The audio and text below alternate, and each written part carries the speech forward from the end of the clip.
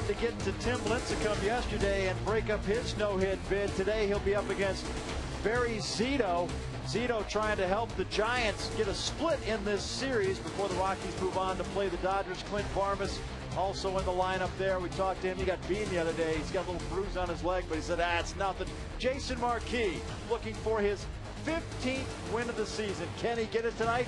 We're about to find out. Hello, everybody. I'm Tom Helmer. Welcome inside Coors Field as the Rockies get set to wrap up this four-game series and put just a little more distance between themselves and the Giants in the wild card race. Right now, I'm going to turn things over to Drew Goodman and George Frazier because we're ready for Rockies baseball.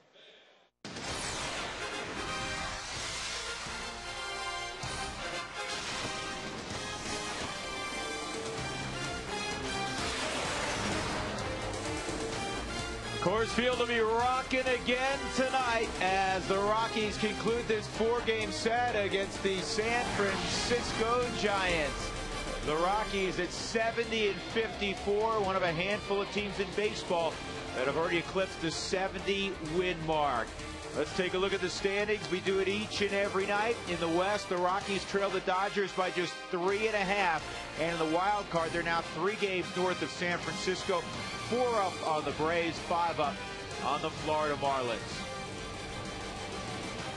Good evening, everybody. Yesterday indeed was big fun, and tonight looks to be more of the same. Jason Marquis and Barry Zito will have more on those guys in a couple of minutes. Yesterday was a sellout crowd here at Coors Field, and just traveling around a little bit after the ball game and all day today. This city is abuzz. You remember October from 2007.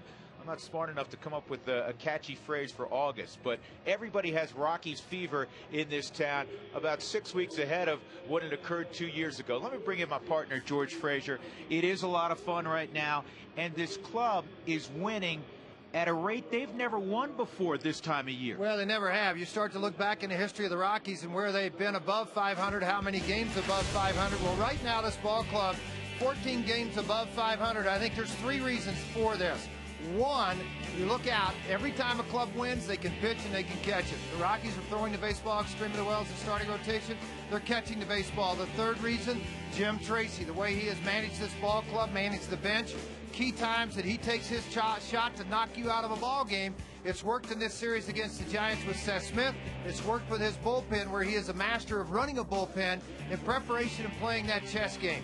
For me, it's Jim Tracy, it's the pitching, it's the defense. Yeah, no question. We haven't talked a lot about it, but they could hand him the National League Manager of the Year right now, as far as I'm concerned. So with a win tonight, the Rockies will be 17 games above 500, the only other time after game 163 a couple of autumns ago. We'll come back. We'll talk pitching next.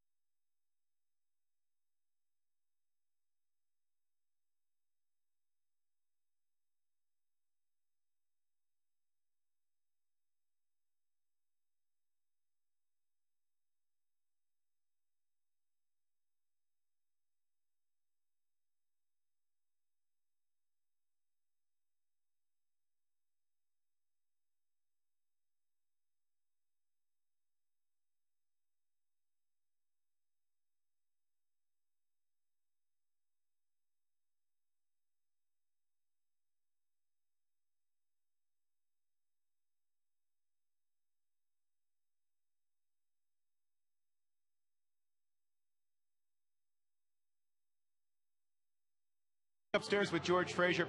I'm Drew Goodman. Very interesting pitching matchup tonight. Barry Zito against Jason Marquis. Marquis going for his 15th.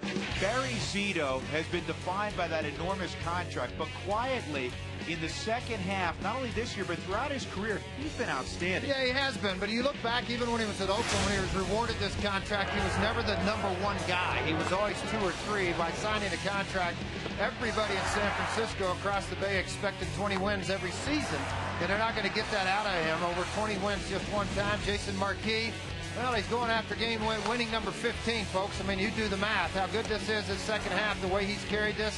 Determination, the utilization of 3 different pitches in his repertoire, and not afraid to throw the ball over the plate and rely on this defense behind him. That, to me, is the biggest plus he has. He's not scared of contact. No, he's not. He has been outstanding all year long. Good pitching matchup. Good matchup overall. It will be another electric atmosphere. The Rockies and the Giants come on back with us.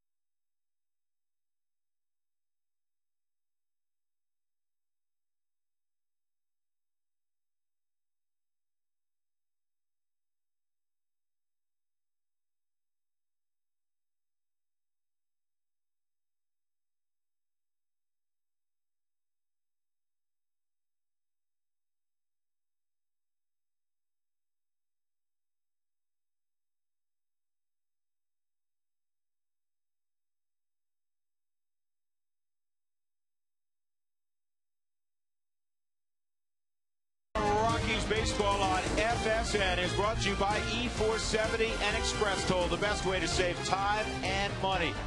By Quest, get 2 free gigs of online backup with Quest high-speed internet. And by Nissan and your Nissan dealer. Well, both teams got in batting practice, and then we had a light shower, and the tarp was put on the field, but they pulled it off about 25 minutes ago. We will start on time. Yesterday, a sellout crowd at Coors Field. It's one of those 4-game carryover series where they play Monday night. San Francisco will finally head back home. It's been a long road trip for Bruce Bochy's club. So far, they're 5-5 on a 3-city tour that began in New York against the Mets, continued through Cincinnati, and finally here in Denver. Here's the lineup again for Bochy.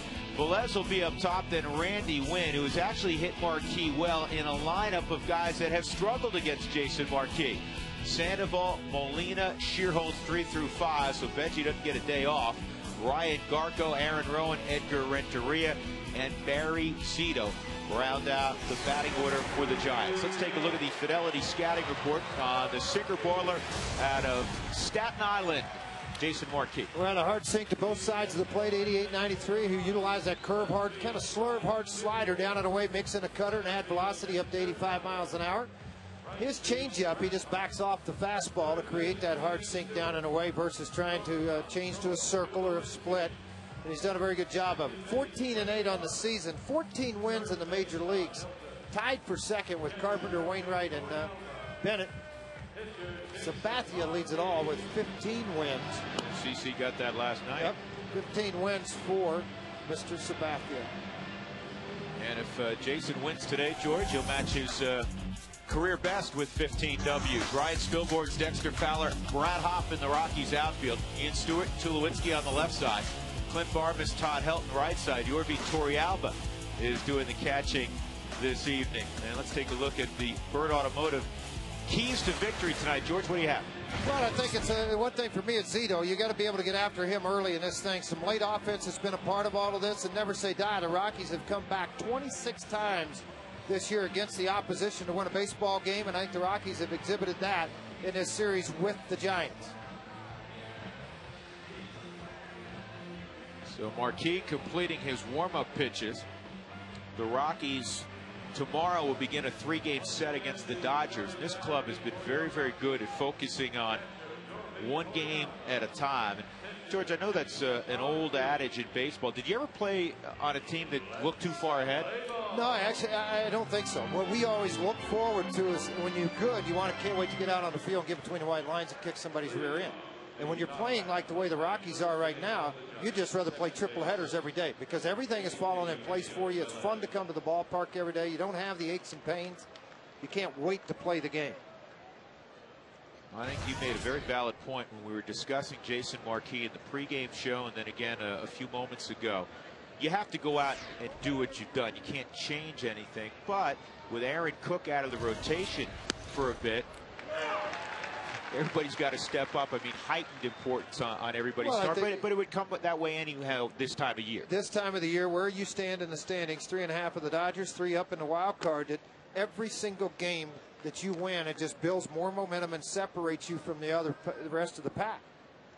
Yesterday's game time temperature was 89 degrees. Tonight under overcast skies, just 70. And a line drive over the head of a limping Clint Barmas. So Velez, look out, that ball got away. And that may have been, you know, we mentioned that it rained. I guarantee you, Brad Hopp picked up a wet baseball. He just sailed that 20 feet over Troy Tulowitzki's head. Fortunately, Ian Stewart was backing up. Well, when a ball's wet like this and you go to grip it, you got to grip it a little bit tighter, make sure the fingers are on top of it, and have good extension to where you're throwing the baseball, or it will sail on you. See him wipe his hand on the backside of his pants after throwing the baseball. Well, you got to be aware of it too. Balls into the gap like that are hit hard on a line, they'll carry and roll and skip a little faster. Randy Wynn, 364 with a couple of home runs in his career matchups with Marquis. And he lays down a bunt, it goes foul.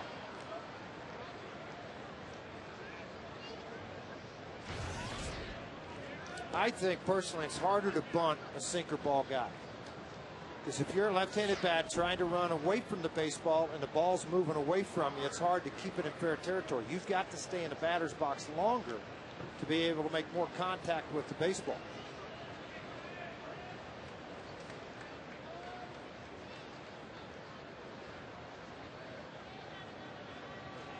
Velez takes off, didn't get a great jump. Here's the throw to second, and still not in time. Well, part of the lateness, I think, of Clint Barmas going to the bag. Bochy has hit and run an awful lot. His offense is struggling to the point where he's going to try to put things in motion. To counter that, Jim Tracy's left his men in a position where he thought they should stay till very late. That's why he saw Barmas on the run trying to catch the baseball. Just the third stolen base for Velez, who spent a good deal of time this year at AAA Fresno. So a runner in scoring position, nobody out, and a 1-1 count on Randy Wynn. That's outside. Home plate umpire is Angel Campos. I've always felt like Campos is a good ball and strike umpire. And at first base, Jim Joyce, second base, Bill Miller, and at third base, Darrell Cousins.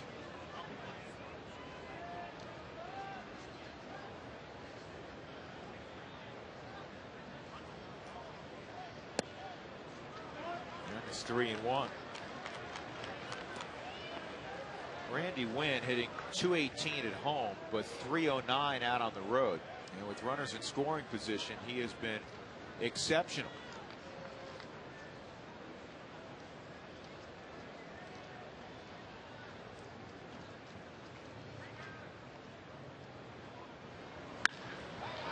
left center field. Long run, Spilborghs. He gets over there. And Velez tags up, and the throw's not going to get there in time. So Velez goes to third with one out.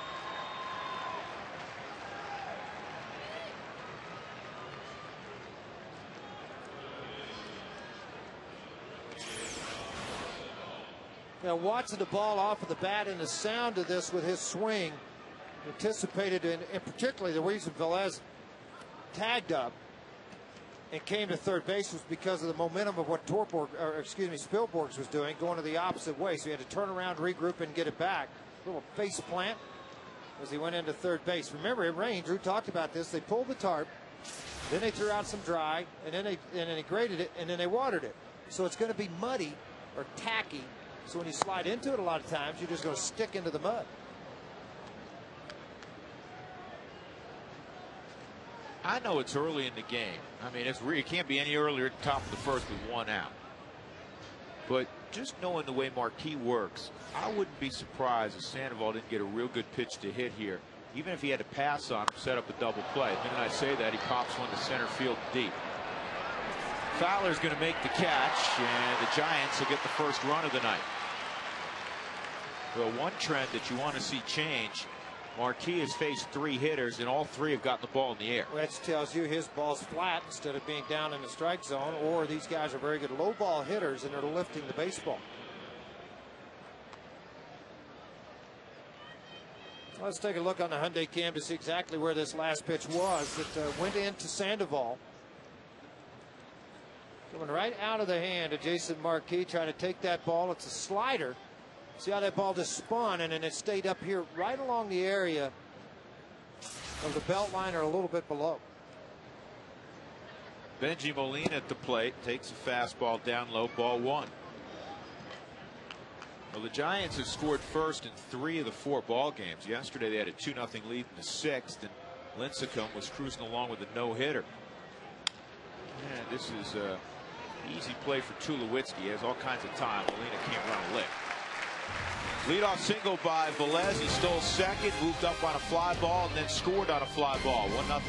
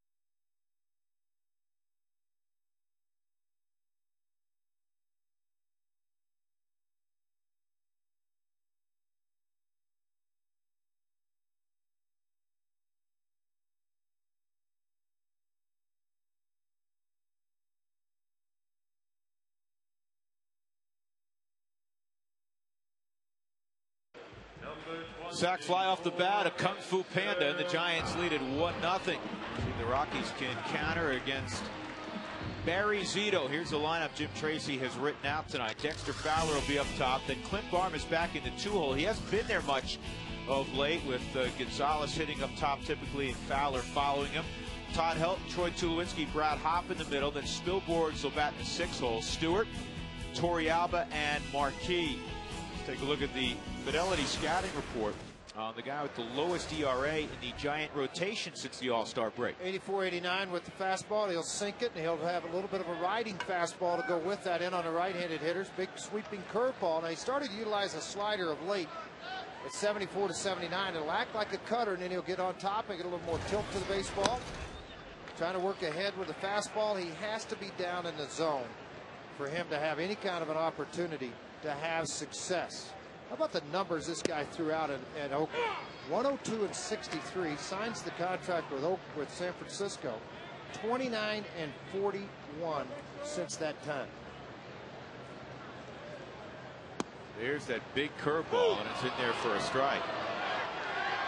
No reaction from Dexter Fowler, but I think he believes it was low. Yeah, from where it was caught, probably, but whenever you have it sit behind this big old breaker ball an awful lot, you'll find that it can have a tendency to break so late and lead tricking umpire as well as a hitter. How about this? The Giants bullpen's earned run average when Zito's on the mound, they keep all stats in, 226, 2.26. That is the lowest for any starter in the game of baseball right now.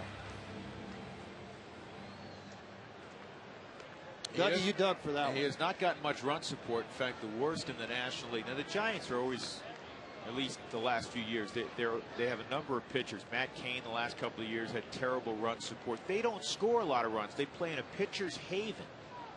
And they don't have, even if they weren't playing in a pitcher's haven, they don't have Barry Bonds anymore. They don't have many bats. 1-0 on Clint Barmas. 2 for 13 lifetime against Zito. Both of the hits were home runs, though. Zito, even though you look at the record in San Francisco and you say it's not very good, he has pitched well against the Rockies. He's 2-2 lifetime, 2.25 ERA in 8 starts. And the Rockies collectively over the years have hit just 187 against Zito. This is a bloop that's going to be tracked down by Renteria, 2 outs. Defensively, the Giants aligned this way. Wynn, Rowan, and Shearholtz left to right. Same outfield as last night. Sandoval, Renteria, Velez, and Garco at first. And Benji Molina is behind the plate. To add on to a little bit about Barry Zito, 73 and 38 in the second half of the season. That fits in, no pun intended, to Moneyball. He is a money pitcher. The guy that you want on the mound in the second half of the season when you put up those kind of numbers. 1-0 on Helt. And that looked like the changeup, and it was in there for a strike, 1-1. Talking to Todd before the ball game, I said, you expect to see that big overhand curveball. He said, you know, he really doesn't throw it to me a lot. It was there and it missed. It's 2-1. He said, you know, it may change tonight, but in the past he hasn't thrown me that very much. One thing about Zito, he's a joy to work behind because he gets it, he throws it. Well, one thing I noticed very quickly, I know Benji Molina has held 2 straight pitches in a row. The curveball and the fastball to the outer half of the plate has not gotten either of those calls for Zito. He gets it here.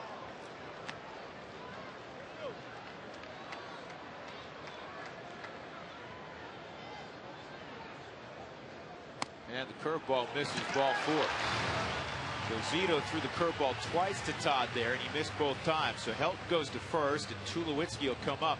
Fans, feed your Rockies fever at Taco Bell. You know the drill. When the Rockies score 7 or more runs during any game, go to participating Colorado Taco Bell locations the next day between 4 and 6. Get 4 tacos for $1.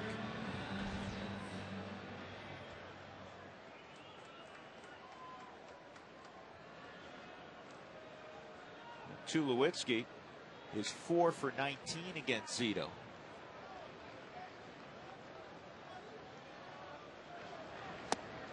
And it's inside.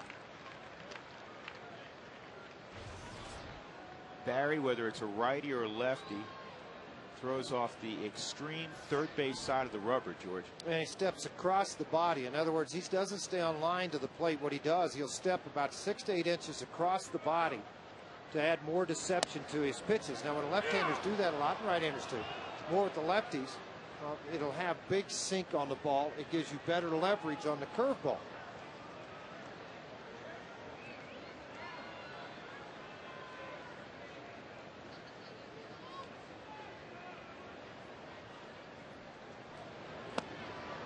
That's a strike also, 1-2.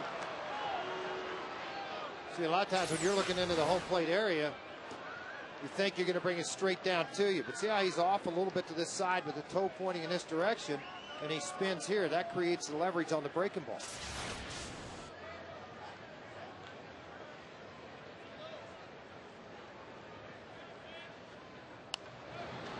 Fouled off. Zito in his last outing against the Reds was very good. He got a no decision in a 1-0 Giants victory. He went 6 innings. Obviously didn't allow any runs. He allowed just 2 hits. Struck out 4 and walked 1. That's a pretty line. This was low scoring. They had to pinch hit for him, and he was gone after 78 pitches. Here's something a little interesting for you, Drew. While at Oakland, when he won those ball games, 131 of them. Strikeout coming back. They averaged almost 6 runs per ball game for him. The Giants, a little under 4. There maybe lies the difference. 1-0 San Francisco.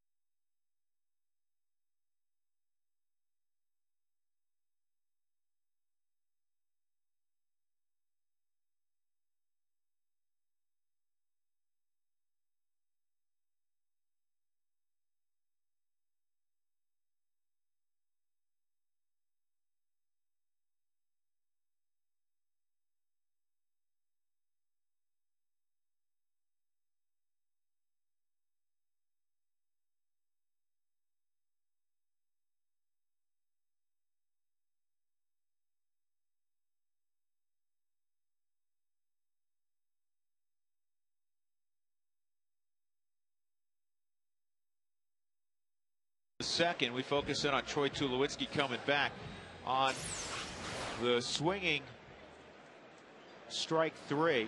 Watch Tulowitzki's feet move around and kind of winces as he walks back to the dugout. And he spent a few moments talking with assistant trainer Scotty Garrett right there in front of the bat rack before walking to the end of the dugout. He grabbed his glove and he did jog onto the field. And he didn't jog with a limp, so hopefully it was something minor. Nate Shearholtz takes ball 1.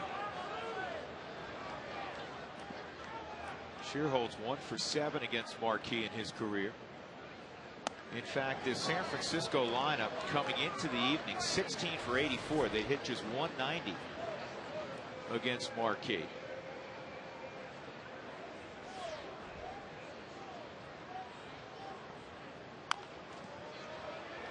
And Jason will jump on this, go underhanded to help. Shearholtz is retired.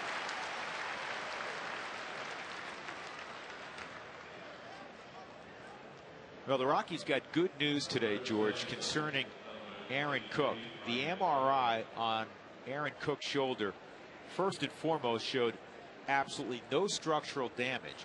It is all muscle related, so much so that they said after this weekend, you know, he's on the disabled list, but after this weekend, when the Rockies are away in San Francisco, once the Rockies get back home, they're going to start a throwing program again with him, and it is the best of all possible news. Yeah, absolutely it is for Aaron Cook to get back and be able to get a part of this rotation. And of course you wonder, well, where do we go get some game action? You can do simulated games, and then on the 19th of September, I mean, that's a long ways away. It should be back before then. You have Instructional League, which is what Aaron did prior to the 07 playoffs and World Series. He went to Instructional League and threw an Instructional League. The minor league seasons end on the 8th, with the exception of Tri-Cities and Casper. They are extended to the 11th of September. The Rockies have 5 of their minor league teams are in the playoffs if it started today. They have a lead. You know, all of the affiliates have done very well. And Garko had that eat up his bat, and he fouled it off his leg. 2 balls, 2 strikes on Ryan Garko. One of those products of Stanford. There's a lot of them out there in the big leagues. Hard swing inside, just ticks the bat and then catches the back leg and thigh. I've only seen that one other time, and that was in a Sunday game last a couple of weeks ago when Boston was in town in New York. Here's the 2-2 to Garko with 1 out, and it's inside 3-2. Jason Marquis, going way back to when he was drafted out of Tottenville High School on Staten Island, has had to reinvent himself a little bit as a pitcher. When he first got drafted, he threw in the upper 90s. Tulowitzki on the move. He does that better than anybody in the game. So effortless as he circles and throws in one motion. Let's check in with Mark Stout with tonight's Mike Shaw Auto Update. Thank you, Drew. Let's talk a little bit about getting hit by pitches. Ryan Garko, by the way, one of the leaders in the major leagues in the National League, certainly. Yesterday, Clint Barmas had his 66th RBI come via the hit by pitch with the bases loaded. Second time it's happened to Barmas this season. He's been hit by a pitch 10 times, as you see what happened yesterday.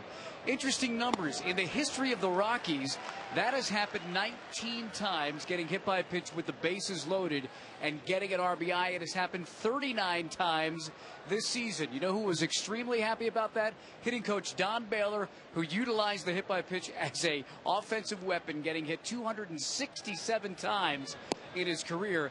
And when I talked to Don Baylor about having that happen with the bases loaded, as Don Baylor would, he said to me, you know what, I think I hit 12 or 13 grand slams, so I didn't want to do it then. But he was happy about what happened with Barmas on Sunday, guys. You know, Barmas has a knack for getting hit, and he's not going to dive out of the way. He never has. And that was a great baseball play yesterday. He gave the Rockies a little insurance. Jason Marquis thought he had struck out Aaron Rowan there.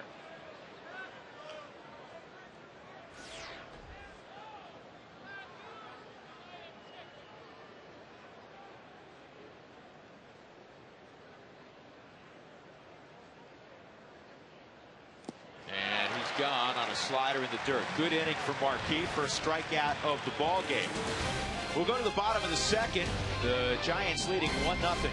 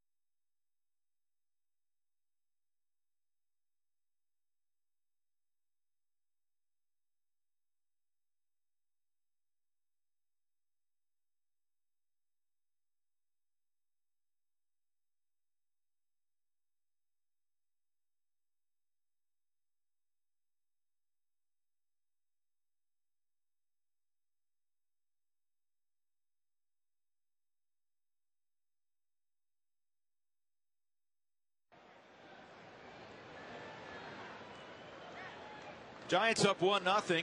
It'll be Brad Hopp, Ryan Spilborghs, and Ian Stewart. And that pitch is hitting the air to left field. And Randy Wing in foul ground makes the catch.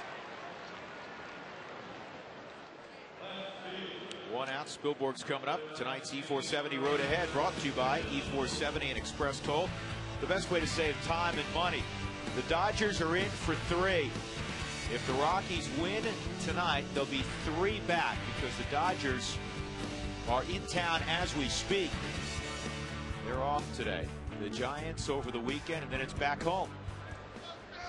So a great stretch for the Rockies. They are outstanding at Coors Field. 14 of their next 17 are right here. I mentioned all those big numbers about Zito in the second half, 73 and 38. Well, this year, 3 and 2, and this coincides with the no run support because he has an earned run average of 2.36 since the All-Star break. Zito with the 2-0 count on Spilboards.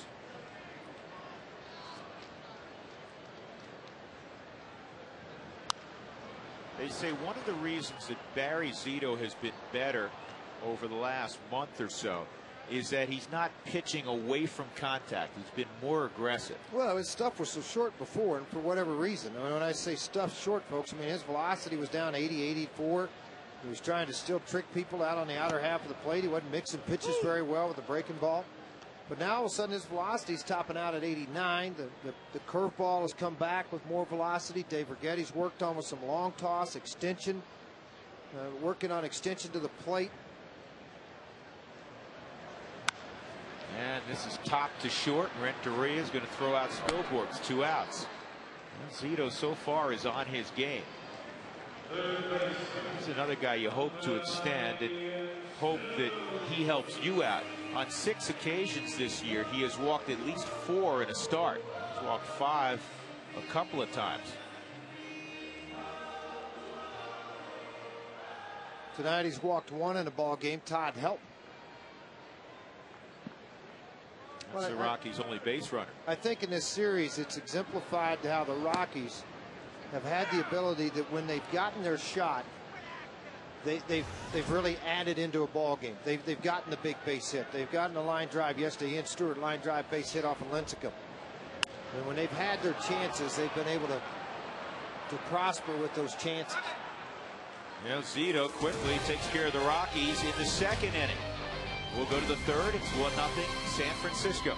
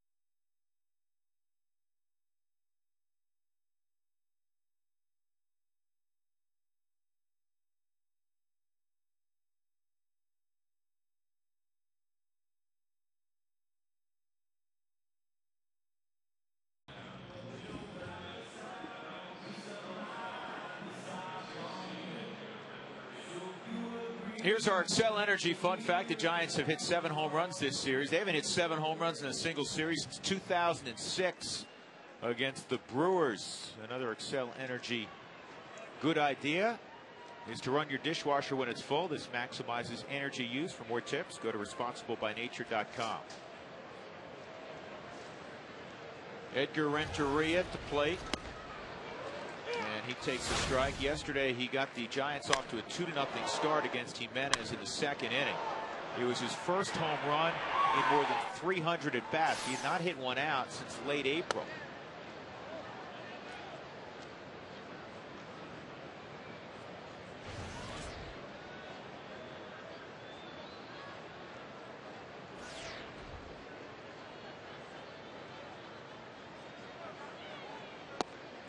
Wants a strike at the knees.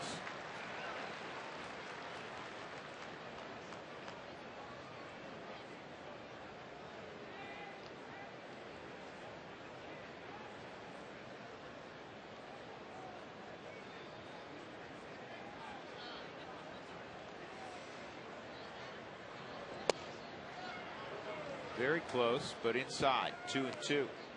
Renteria throughout his career has been a 10 to 15 home run type of player. He's hit 130 home runs in his career.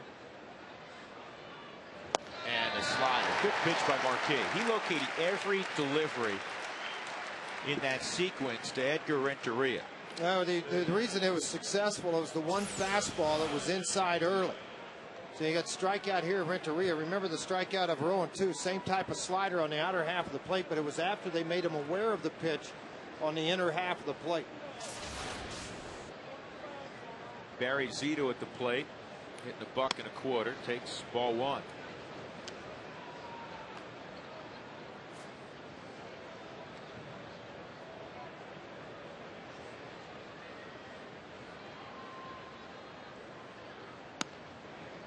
Two and up.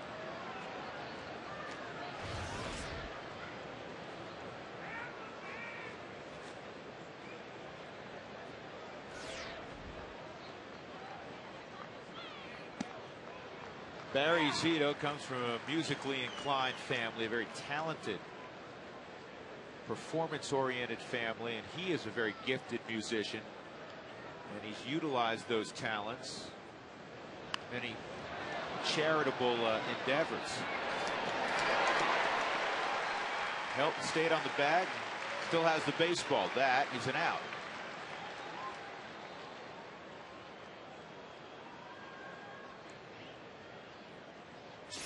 All about placing the baseball in the proper position, pitcher or no pitcher. Zito, pretty good athlete that runs well. Ran it up the third base line, and then the stretch by Helton out to get the throw up the line from Jason Marquis. Let me ask you a question, George. Did he lay down a bunt because he felt like that's his best opportunity to score, or is that from a scouting report? Because Marquis at times, and a couple of others in the Rockies rotation, have had some throwing issues. Well, they have, but I think it was more just to lay the bunt down trying to get on base. I think he looked out at Ian Stewart, saw him at the bagger a little deeper. He thought if he could push it up a little bit farther, maybe to get it more towards the foul side of the line, that he could beat that ball out. I do think when De La Rosa has handled it of late, he hasn't had a lot of throwing errors. There's been 5 or 6 starts, knock on wood, hope it doesn't happen again. But I think he would be one of those guys, the teams that had guys that could really handle the bat and bunt, he'd be a guy you do it to. Sure. Force the issue on him early. Eugenio Velez at the plate. He was 0 for 20 when he came up in the 8th inning yesterday afternoon against Jimenez. It doubled to lead off the inning. Jimenez bore down. That was a tying run and stranded him at third. Velez had a broken bat single his first time up. Count at 2-1 on Velez. 2 outs, nobody on for the Giants in the San Francisco third. Windshield chipped or cracked? Don't wait. Call Colorado's #1 team, Elite Safelite Auto Glass, 303-287-5000, online at safelite.com.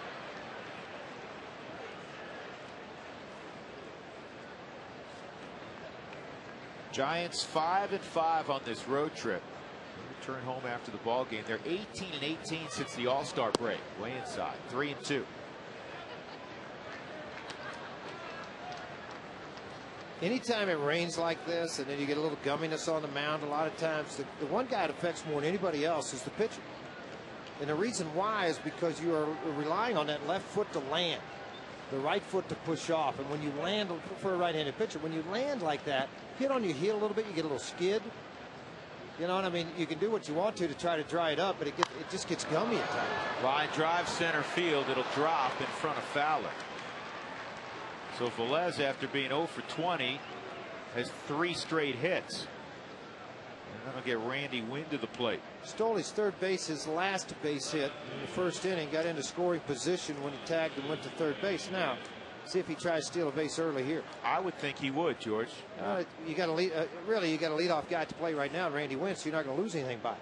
You're not going to lose anything. I think Bruce Bochy wants to remain aggressive. The Rockies have not been real good at holding runners and preventing the stolen base. You know, part of that deal is too, if he can get into scoring position, Randy Wynn has had the ability to drive in runs this year. He's hit 364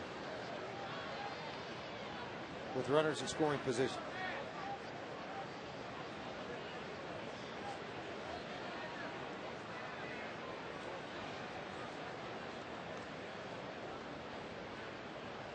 Infield straight up for Wynn, as is the outfield. Velez not going, and that's a strike. 1-1.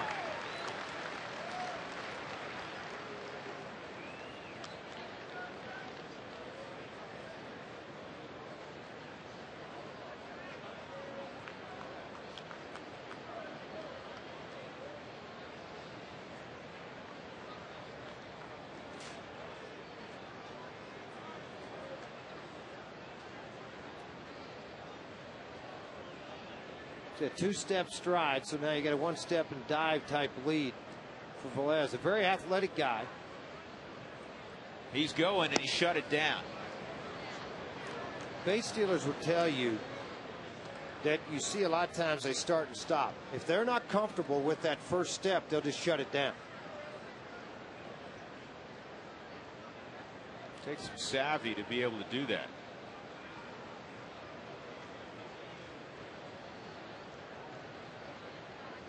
And he got a good jump this time. Throw to second. Safe. Ball came out. So it's 3-1 on Wynn, and Velez has his second bag of the ball game. There's nothing that Torey Alba could have done as a catcher any better than what he did. He put the throw right on the money. A little bit of a higher leg kick and a hole by Marquis. The ball on the inner half of the plate down. He had a backhanded throw right on top of the bat. Head first slide. Going in, reaching out, kind of trying to keep away from doing a face plant as he did earlier. He would have been safe even if the ball was held. Ball 4 on Wynn, and now you have a problem. You have 2 on, and the best hitter by far in the Giant lineup is coming up in Sandoval.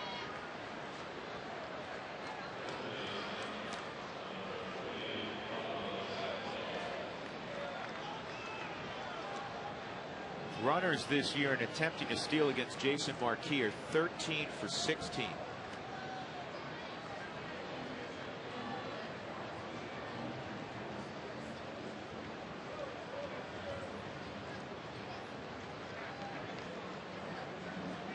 Sandoval hit the ball to the track in deep center field to score Velez in the first inning.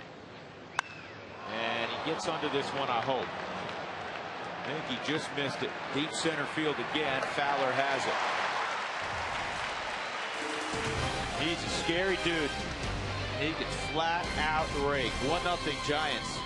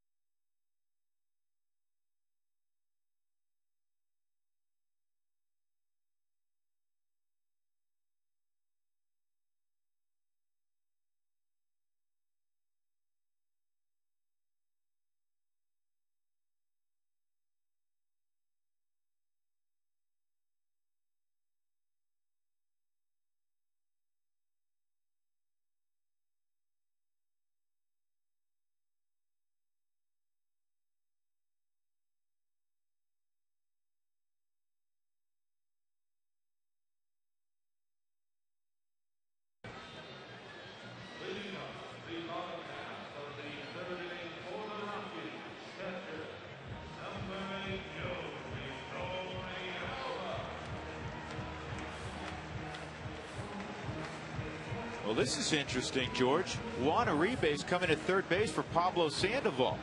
That happened quickly.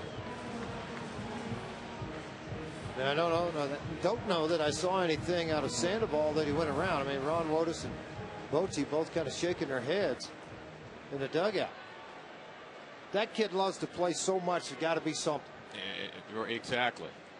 So now they're without their best hitter, and maybe their next best hitter, who they acquired from the Pittsburgh Pirates, hasn't played at all in this series. That is Freddie Sanchez. We haven't even talked about him in a couple days. A shoulder issue that he has now. Doesn't have the ability to swing the bat on the left shoulder. It's taking him some time to recover. Torrealba behind 0-2. Yorvit has a 6-game hitting streak going. You know, he doesn't play every day. Hitting .348 during that stretch.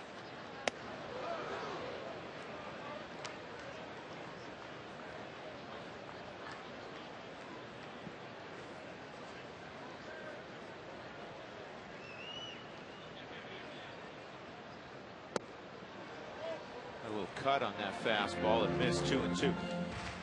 You know, I know the last couple of years, ever since the Giants signed Zito that huge contract, he has not performed anywhere up to expectations. It's a fly ball to center field. And so whenever the Rockies have faced Zito, I think a lot of fans say, oh, you know what, the Rockies will take care of business against Zito. George, every time it seems like we've seen Zito, he's been very good. He's been the guy. Yeah, he's been the guy we saw in Oakland. Exactly. He's been Cy Young-like the whole time. I think that's the one thing that's amazing about him, that he just, for whatever reason, has had the Rockies number. And he has done a good job of throwing the Rockies' timing off through 8 hitters in this game. Nobody's hit the ball hard. Jason Marquis fouls that one off. It's 0-1. Let's watch Pablo Sandoval swing and see if we notice anything. Takes a swing. Oh, you know what? He's got a hitch in his step right there. It's an easy play for Velez.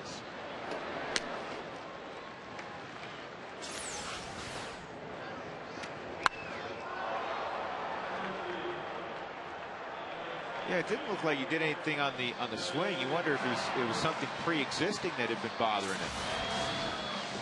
So he's out of the ball game. Juan Uribe is at third base. 2 outs, nobody on. 6 in a row set down by Barry Zito. The only guy to reach Todd Helton a walk with 2 outs in the first inning.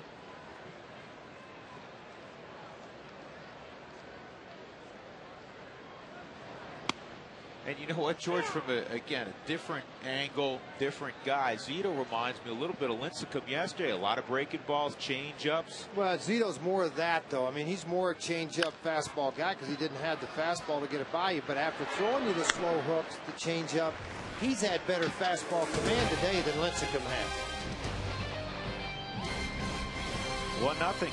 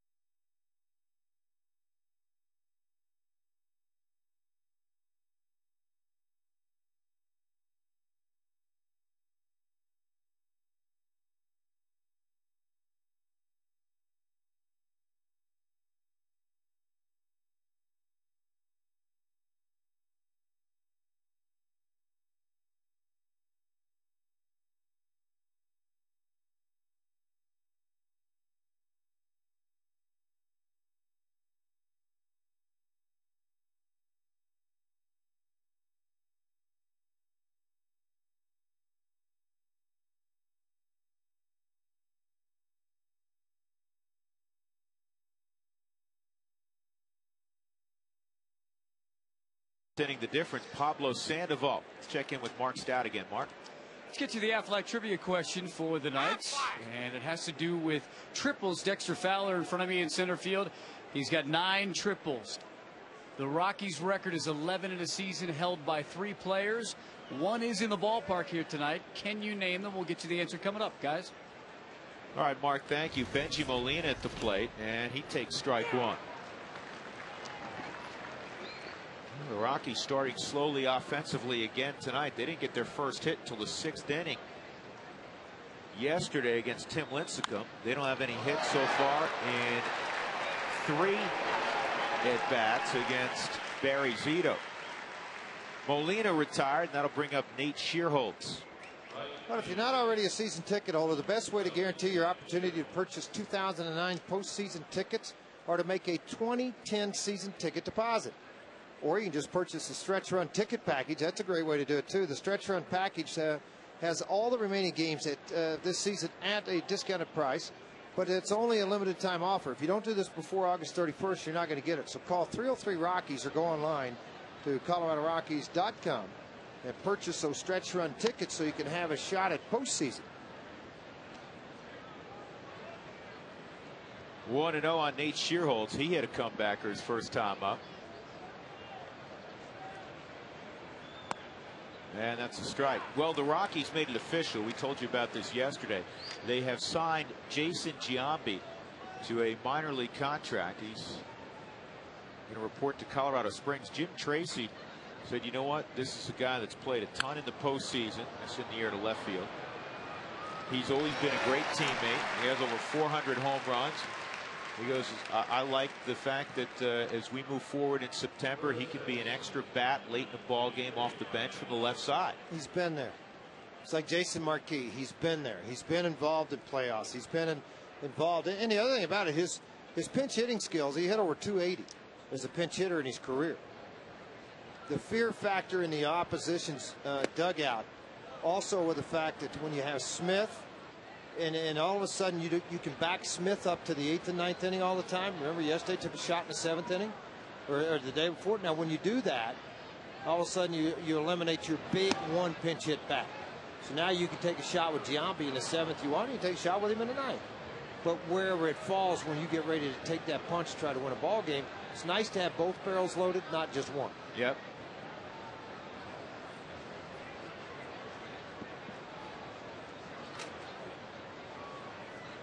If he helps you win 1 ball game down the stretch, helps you come from behind, it's worth it. This is another comebacker. Garco is retired on the flip to first. Yeah, Marquis is settled in. The Giants have the only run as we go to the 4th. Got to figure out Barry Zito.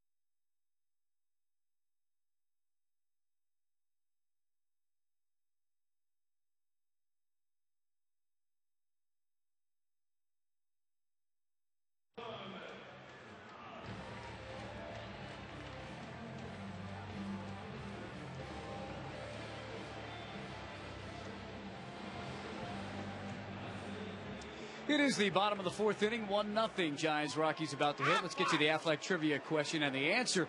Question has to do with triples. Dexter Fowler's been hot. He has 9. The Rockies' record is 11. Those that hold it are 3. Nathan Perez did it twice. Juan Uribe, who's actually in the game now for the Giants, playing third, and Juan Pierre. And I mentioned this, guys, tonight because the Rockies come into play on this Monday leading the National League with 40 triples. Michael Bourne first with 11. Shane Victorino second with 10. Fowler's 9 third, as this is rocketed foul. And Troy Tulowitzki has 8, and he is 4th in the National League. Drew, George? All right, Mark, thanks for that triples update. We also have an update on Pablo Sandoval. He has a tight right calf. That's why he was removed from the ball game. He's been battling off and on a groin injury throughout the season, and there was some thought that maybe it was that, but evidently he has strained a calf. Talking about Barry Zito, I'm going to go back and show you a very quick shot of this first pitch that he threw, and what he did. Look how slow he's way up on top of that baseball. That's the curveball. But what he's working with is 90-degree angles with the baseball. So what you're looking at, and he's going to reach out on this ball. The Clip Barnes will pop out to center field. Velez will get out there and get it. But what's going on? Folks, he's taking this middle finger right here, and he's laying it on this seam. I'm going to do it right hand, obviously. But what he's doing is he's really getting his hand up on top of the ball. Now, see the 90-degree turns? So when he comes forward to you, you see the fingers in the back of the baseball. But as he rotates this forward, it's getting that downward bite on the baseball. And with that high leg kick, it allows his hand to get back quicker, get up on top, keep the 90s, and then pull this thing all the way through down into the strike zone. But he's very careful that he doesn't hang on and get too wide with it. That gets it out of the strike zone.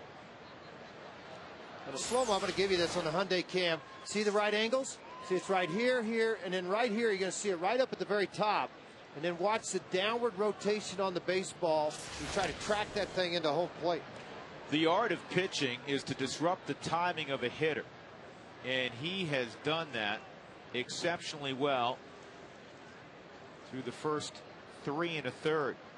Nobody has hit the ball hard, not even close. 2-1 on Helton. Todd, the only base runner for the Rockies. He walked in the first inning. Helton 5 for 13 with a home run in this series against the Giants. 3-1. Looking at the slider on the Exmo, you'll see it here. Now you look at the angle of the hand, how it stays behind the baseball. You don't see a 90-degree turn. What you see is the hand cut across the baseball. Now, the one guy he doesn't want to throw a pitch to is Todd Helton, evidently. He walks again. That'll bring up Tulowitzki, who struck out swinging his first time. If that's the one guy worried about getting beat, what I'm talking about. Remember, we just talked about the curveball and right angles. Now we're talking about on a slider. You think fastball, fastball, fastball. And as you get here, you see the wrist start to turn out front. And then the ball will follow the pattern of the wrist. So when you release the baseball out front, you're coming across it here. And that's what Zito's doing with that slider. And that creates the big move this way versus the loop on the curveball. They didn't lose another one, did they? No, because he's jogging off. I think Ryan Garco needs new leather.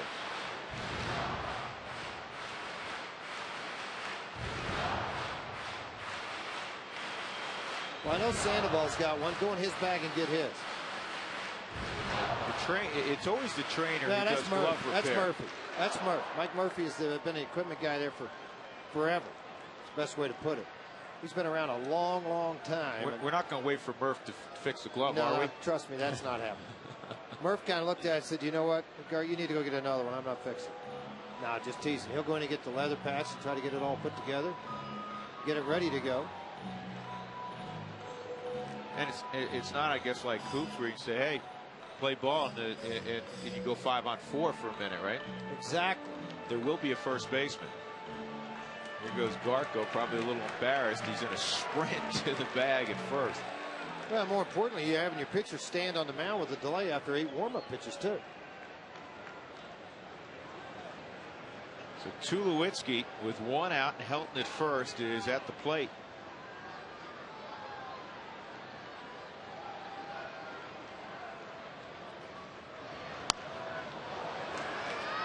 Troy, after a very slow start to the season, has hit a little bit above 300 since the latter part of May after the managerial change. 23 home runs. He's knocked in 67. And he was quoted openly in the USA Today about that managerial change today.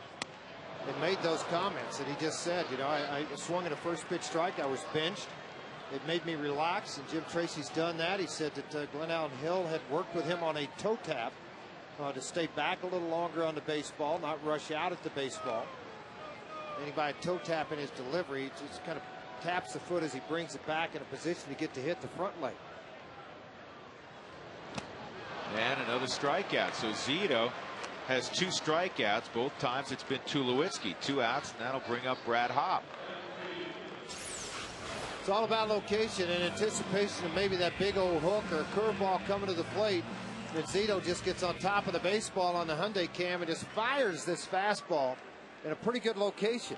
So in other words, he outthought the hitter in what location and where to go with the baseball, and he had the success this time. Hopp hit a foul ball down the left field line that was handled by Wynn. That's in there for a strike. Brad's been very good inside the division 2009. He's hitting .345 against National League West clubs, including 7 home runs. Slugging percentage above .600. 2 outs, Helton at first. Here's the 0-1. And this ball is going to drop. The Rockies' first hit. And Helton's going to go first to third.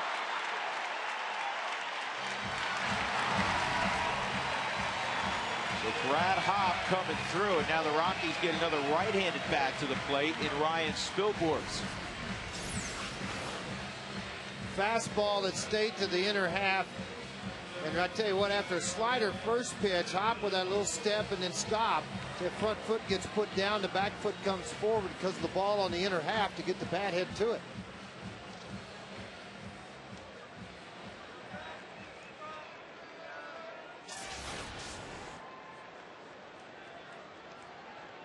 Spilborghs hit a ground ball to short his first time. He's 3 for 17 against Barry Zito. So the way you look at it is he's due.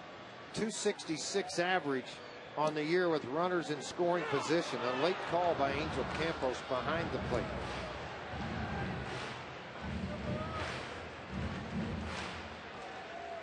Very delayed call by Campos. Ball appeared to be in off of the plate a little bit. It is. Outside 1-1 on Spilborghs.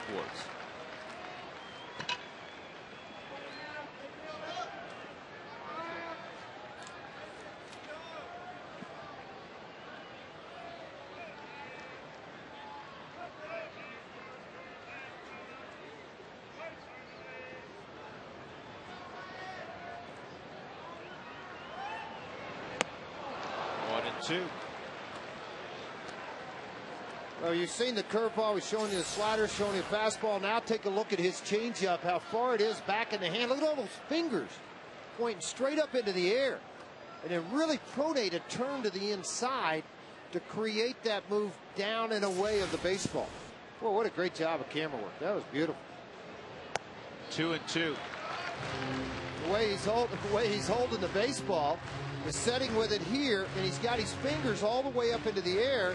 And then when he gets out front, he's rotating and really pronating down to try to get this ball to spin off so it gets that type of action on the baseball. Spilborghs stay back on it and explode to right center with it. Good swing. Hitter pick up on that?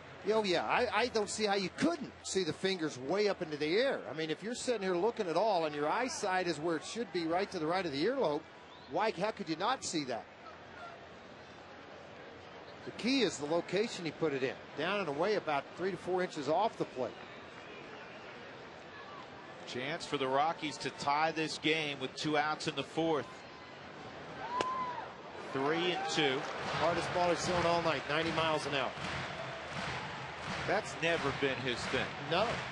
And that's what I'm saying, you know, maybe the ultimate of surprise as he did on Tulowitzki, all those fastballs versus any breaking ball, changeup, slider. He tried to get the punch out right there.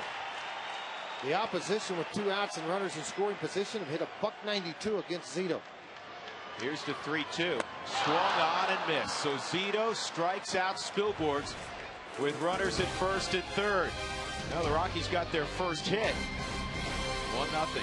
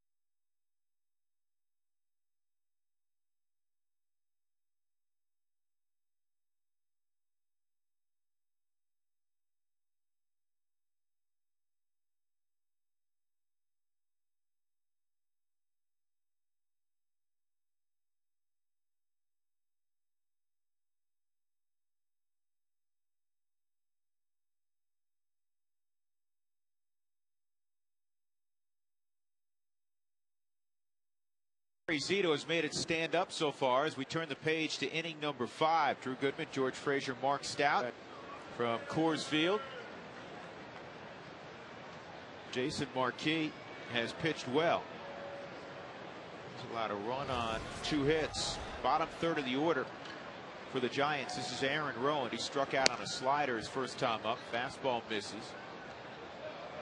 The Giants' 3-hole hitter Pablo Sandoval left after swinging the bat in the 3rd inning and injuring his calf muscle. Juan Uribe's in there now. Carlos Gonzalez before the ball game was out playing catch with Keith Duggar, the Rockies head trainer. That was good. He had the hand still bandaged from where he made the mistake 2 nights ago trying to catch a knife that was falling off his plate. Took 1 stitch. He's hopeful that he'll be ready to swing the bat, be game ready by Wednesday. You know, the Rockies are in a stretch, George, where they're facing a lot of left-handers. 4 out of the next 6 ball games will be against lefties. Well, that's where that right side of the bench, whether you're in the lineup or not, you're going to have to be prepared to play. If you Atkins, or Spielborgs, the right-handed guys on the bench, you're going to have to be ready or prepared late in the ball game and really study what goes on during the course of that ball game. Edgar Renteria coming up as Rowan returns to the dugout. Let's take a look at our Geico quote of the day. This one's a good one. Roger Craig, former pitching coach, former manager. Choo-Choo Coleman would give you the sign and then look down to see what it was. Choo-Choo Coleman was a catcher with the 62 Mets. Roger Craig pitched for the 62 Mets. One of the great things when Roger was managing the San Diego Padres, he wanted to call every single pitch. If you think back, it was nose, chin, forehead, ears, everything was location, what it was. And Gene Tennis was catching, and Bob Shirley was pitching, who's a friend of mine. That's how I know this happened. And Tennis called time and walked to the mound in the 1st inning. Roger Craig walked out, and he goes, "What are you calling time for? What's going on? Is Bob all right?" And he goes, "Yeah. Here's the catcher's mitt. You want to catch it? Because if you're going to call it, you can catch it." He goes, "I get the point. You got 15 years in the big leagues. I'll let you do your job." Turned around, went back to the dugout. Well, George, you bring up something interesting because there's many college programs. I'm talking about major Not college many, programs. All. Where the manager or the pitching coach is calling every pitch. So the catcher just spent, he's got a sore neck at the end of the evening because he keeps looking to his left or his right to get the signal from the dugout. And for me, that catcher who's playing at a very high level, here's the 2-0 to Zito, he never learns, in college at least, if he's fortunate enough to move beyond that, he's got to at some point, he doesn't learn how to call his own game. Well, here's my biggest problem with college baseball today. The games are longer, number one, and we've got 2 outs already. Well, Zito going to get a base hit here to left field.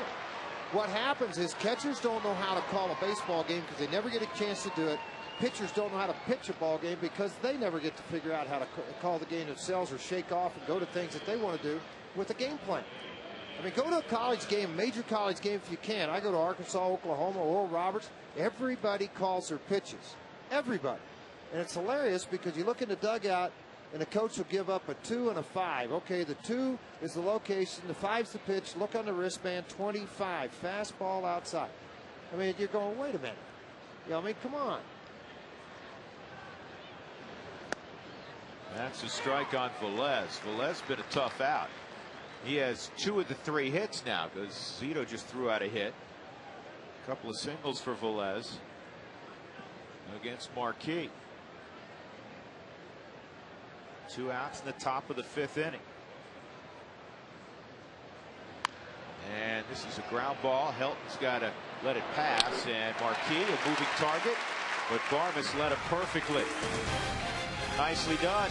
All that spring training work paying off there. 4-1 on the putout.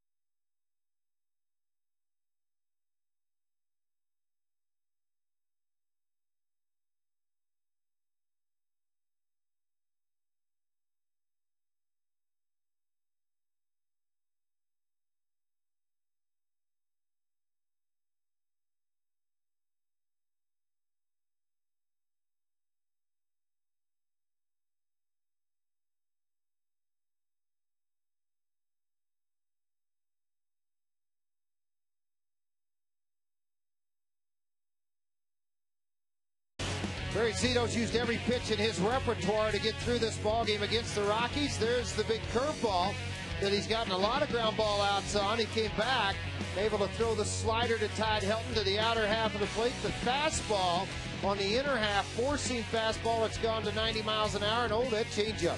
Those fingers stuck straight up into the air, and then really pronate to the inside, create that late sink on the outside corner. Brought to you by Jack in the Box. Right now, try the mini Buffalo Ranch chicken sandwiches, 3 mini home-style chicken fillets on toasted mini buns.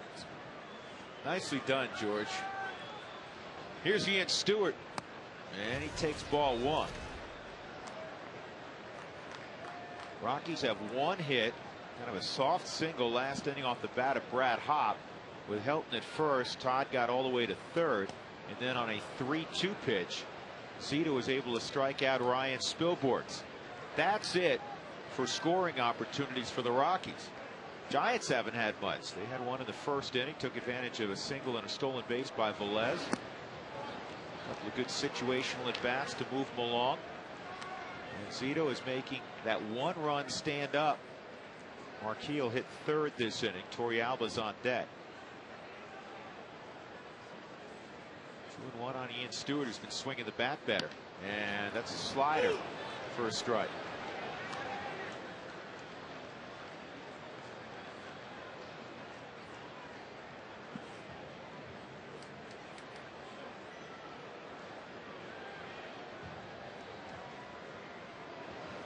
Drew, did you know if you're one of the first 15,000 through the gates on Saturday, September the 5th, you'll receive a knit hat courtesy of King Soopers.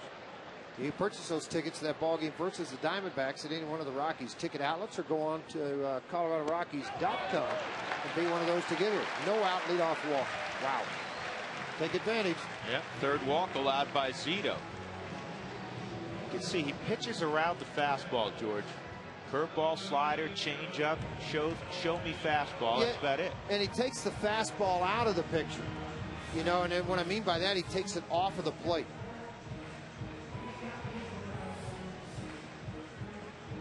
The only 3 fastballs he's throwing for strikes.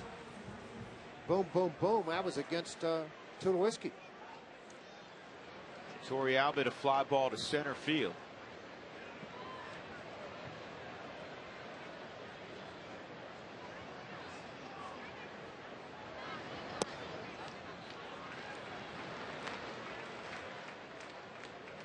Said this the other day. Torrealba in his career has swung the bat well against his former team. He's above 300 lifetime when facing the Giants.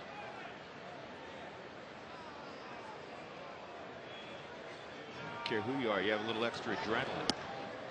That's a strike. And now Torrealba unhappy with Campos. Yeah, before the ball game, George, I said he's a pretty good balls and strikes guy. We've seen him a couple times this year, and I thought he was very consistent. Tonight he hadn't been very consistent with anything on the inside or the outside of the plate. I mean, he hasn't given one side or the other. Most umpires will. 39% of all leadoff walks end up scoring.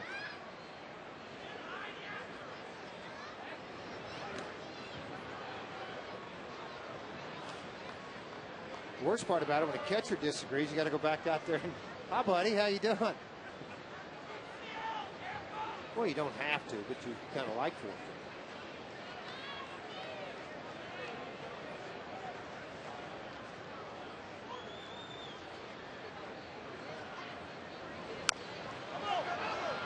It's off the body, a foul ball.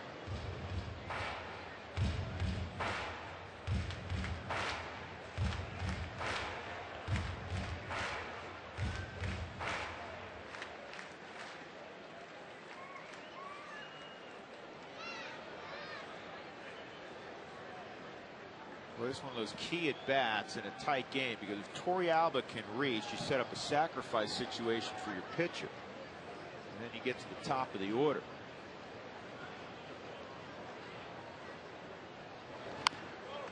And on the ground, Uribe bobbles it. Torrealba's going to be safe at first. And not that it would have been that big of a difference with Sandoval. He has 14 errors on the year, but 10 of those have been throwing the baseball. Just the one thing he was scared of was a double play ball, and you get a high hop like this, and Uribe, who's normally a middle infielder, not a third baseman, tried to short hop this ball and just kind of scoop it. When he did, it just didn't stay into the baseball glove. You know, George, that's what I was thinking. I mean, he fielded that like a middle infielder, and to me, this is a play he should be real comfortable with. Yeah, absolutely. He ought to be able to stay down on the baseball, and he didn't stay down on it at all. Now Marquis will try to move both runners along. Uribe shortens up at third. See if the wheel plays on. It is not. And the bunt goes to third. And the throw to first is in time. So a great job by Marquis. Make the third baseman field it. And now the Rockies have 2 shots at driving in a couple of runs. And they're at the top of the order with Dexter Fowler. Take advantage. Good teams do that. They take advantage of bad baseball. Uribe made a bad error. Now see if the Rockies can capitalize. Oh, absolutely, because that was a double play ball. Ball was hit hard enough, and Stewart wasn't on the move. You take that ball and flip it to second, get 2, you capitalize on their errors. This is what the Rockies have done. Fowler has popped out and grounded to second. The infield's back up the middle, conceding the run. And they actually tightened up a little bit into the middle, pinching the middle. And this is deep in the hole. And they got Stewart hung up. He slid in. He's out. You know, if he keeps coming on that, George, I think he's out. You still think he's out? Yeah, you think Renteria was going to throw it? He's shortstop, strong enough arm. If it would have been hit to the right side, I don't think then they have the play on him. But because it was on the left side, very strong arm in Renteria, I don't think he was far enough down the line to be safe. Once you commit, you got to go. See, it's a line drive. That's what hung him up. It froze. See, he froze. He's only about halfway down the line. When he saw that ball on the line, he didn't know how close it was to Uribe, so he froze. Then he started to go again.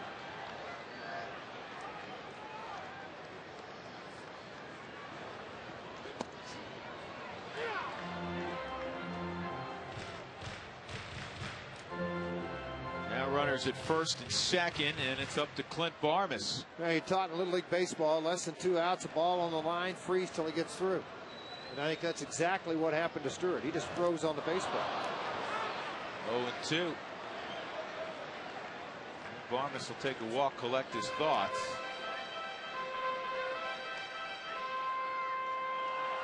That's a bad break, because if it's a ground ball, clearly a ground ball, Stewart's going to score.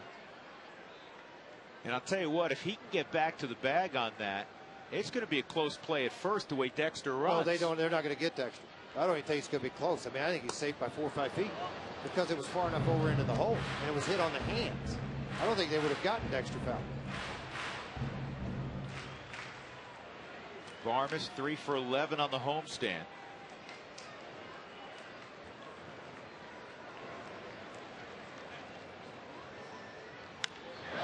Out in front. See, that's what he's wanting you to do. He's going to hit the gas pedal a little bit, and he's going to slam on the brakes. You put on the gas pedal, slam on the brakes, and change the location of it. You know, instead of he wants this ball down on the ground. It hung up for Barmes, but because it's 73 miles an hour, it's tough for a hitter to keep the head back and wait on that breaking ball, because then it'll break out of the zone, and you swing and miss or catch the top of it. It's just good pitching by Zito. It remains 1-2 on Barmes. Torrealba's at second, Fowler at first. You know, the one thing you brought up is he's living off of the off-speed stuff. On top of that, I haven't seen him go back to the same location twice more than one time.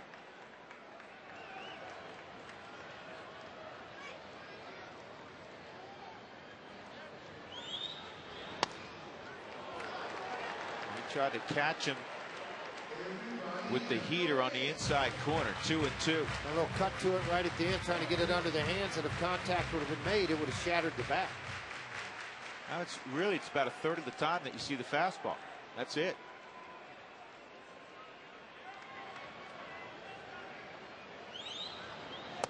Three and 2.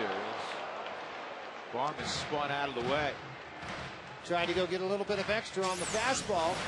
Tried to get it to that inner half, hung on to it just a little bit long, trying to get it on the inside, spun him around. Now with Spilborg's 3-2, he went breaking pitch. I don't think Barmes is going to see a fastball here. Well, I wouldn't think so.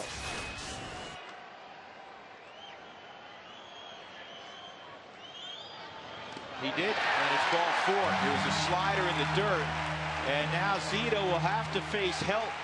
And if you base the matchup on the first 2 at-bats, he doesn't like throwing at Todd. I don't know who does. Well, I mean, it doesn't matter left or right. It's not a pleasant thing with Todd Helton up and the bases loaded. 321 average, 12 home runs, 68 RBIs for Todd Helton. He's walked twice in this ball game. Torrealba, Fowler, and Barmes. Bases loaded for the Rockies. Helton at the plate, 5th in the league in hitting. 625, 5 for 8 with the bases loaded. And the beauty of Helton, and there are a number of beautiful things about his offensive approach. He will work a count, and he does it better than anybody in the game. 9 times out of 10, he is going to find a way to get a pitch he can handle.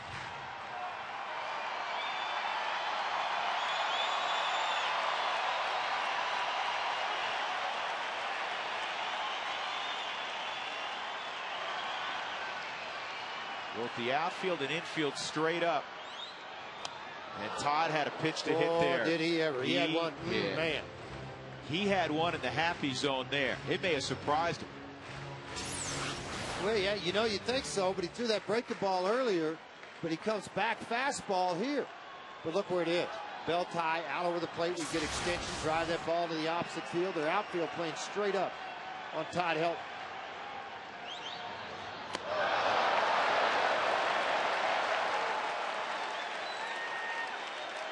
Benji's about 5'11", George. If he's 5'9", he may not have caught that. No, because you know he can't jump. No, he can't. He can't jump, he can't run. He can hit, though. That just totally flipped out of the hands. That's outside. It's 3-1. And all the heat right now is on number 75. 1-0 San Francisco. Bases loaded, 2 outs in the 5th.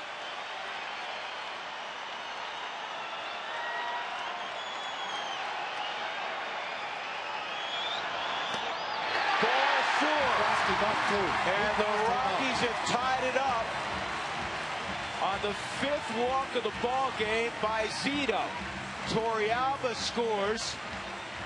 It's 1-1. The Rockies still have 1 hit.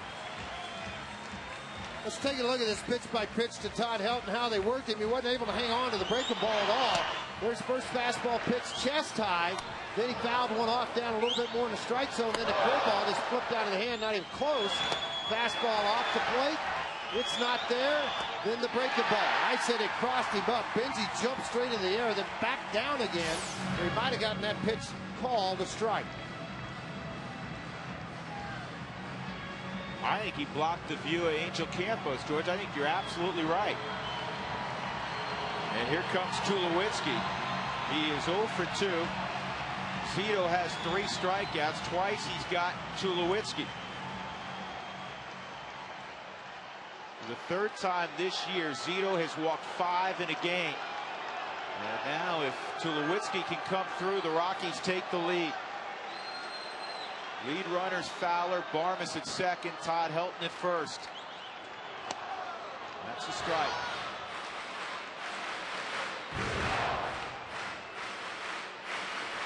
And here comes that great crowd once again at Coors Field. Yeah, they're going to have to get involved in this at bat with Tulowitzki because with the bases loaded in 09, they're 1 for 13 against Zito.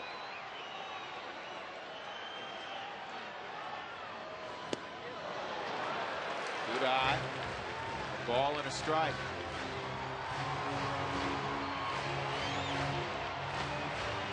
Think back at home to April and May and how over anxious in most every at bat Troy Tulowitzki was. And now you think over the last 3 months he's been the exact opposite.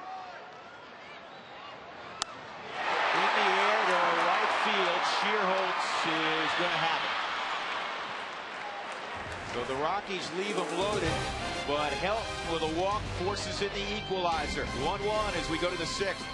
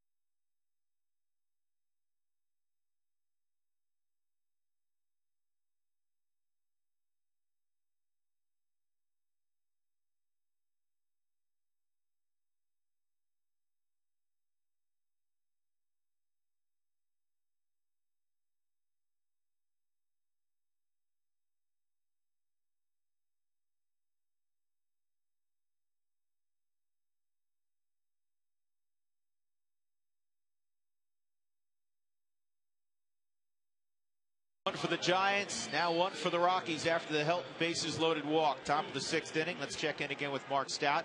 He has tonight's great Colorado Payback Sideline Report. All right, Drew, the Rockies didn't get a sac fly in that last inning. They didn't exactly have the situation, but they lead the National League in sac flies with 50 at the start of this week. Now, the National League individual leader is Benji Molina, due to hit this inning for the Giants with 11. He led the league last year with David Wright with 11 each. The interesting thing about the Rockies, and they're doing things the way you're supposed to do in baseball, every position player except for Omar Quintanilla has not one but at least 2 sacrifice flies this season, and the 50 total comes with 1 from Aaron Cook. So they lead the league in triples, as I mentioned earlier, with 40 and sac flies, with 50 doing the little things to win ball games, guys. And what a contrast to a year ago, when it wasn't until the latter part of April that they produced their first sac fly. In fact, if my recollection is accurate, every team in baseball had at least 2 sac flies before the Rockies got their first. Here's the 0-2 on Wynn, and a ground ball to Barmes. Tough hop, quick hands. Yeah, he got rid of that baseball, George, once he fielded it. Well, absolutely he did, because he knows he's got left-handed speed coming up the baseline with Randy Wynn, so he's got to get himself in a position. The important thing, look how balanced he is. See how balanced he is on his feet. Everything up underneath of him allowed him to catch the ball. It was like turning a double play ball. See, when he catches this ball, it's the quickness of the hands, and it's all one big motion over to the plate. Very athletic arm and a strike. This is the first at bat for Juan Uribe, who stepped into the ball game in the bottom of the 3rd inning after an injury to Pablo Sandoval. So Sandoval had the first 2 at bats in the 3-hole. It's now Uribe. And Juan has put together a very nice career, both offensively and defensively. He's got a lot of power. He is not the hitter that Pablo Sandoval is right now. Here's the 2-0. That's in there, 2-1.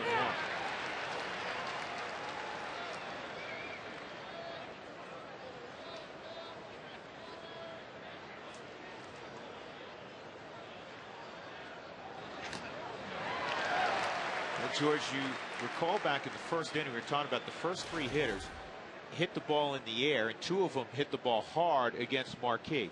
Since that time, he's been getting the sinker down. 2 fly balls. I mean, a little one to second base, I don't count it. 2 fly balls to the outfield since the inning you talked about. And he's got the strikeout on a slider that if he did make contact, George, he was going to hit a bunch of worms. Well, what's great about what Marquee has done this inning, attack, ground ball, strikeout. Your club just put a run on the board. Get it fresh in the minds to get right back after him again. You got Hop, Spielberg, and Stewart coming up. Here's that hard slider right on the outer half of the plate. To a hitter, that appears it's going to be right center cut, about thigh high. And because of the good arm action of what Marquee's doing with that slider, he's getting that late movement on it and dive at the very end.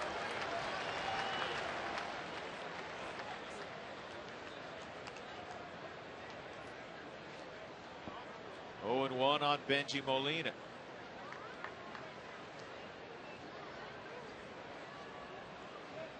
Benji, Jose, and Yadier could all end up in the postseason this year, as the Rockies hope that Benji stays home. 0-2. Jose with the Yankees, backing up Posada. They look like a lock to be in the postseason. And Yadier with the St. Louis Cardinals, and right now they look like a lock to win the Central. Still a lot of baseball left, but the Cards are a pretty good baseball team. How about John Smoltz debut last night? No runs, 5 innings, 9 strikeouts, 7 in a row at one time.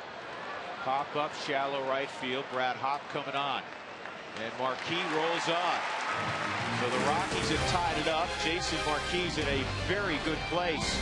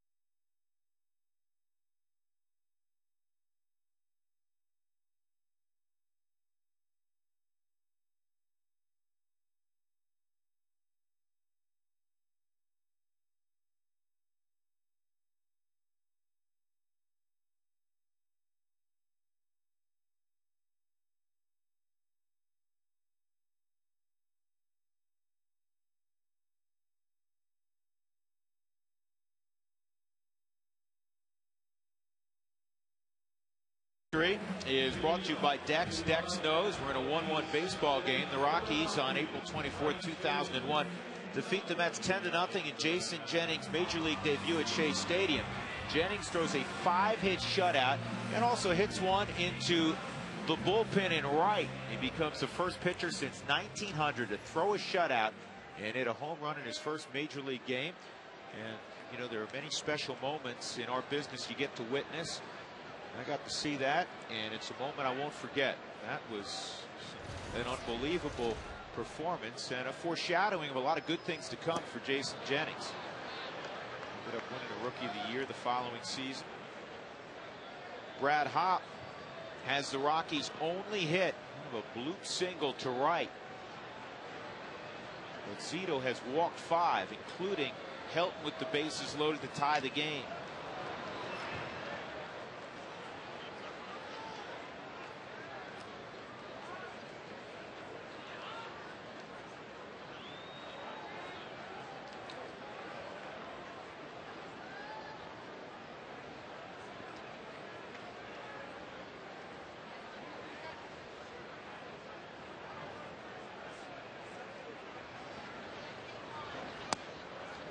Just missed 1 and 2.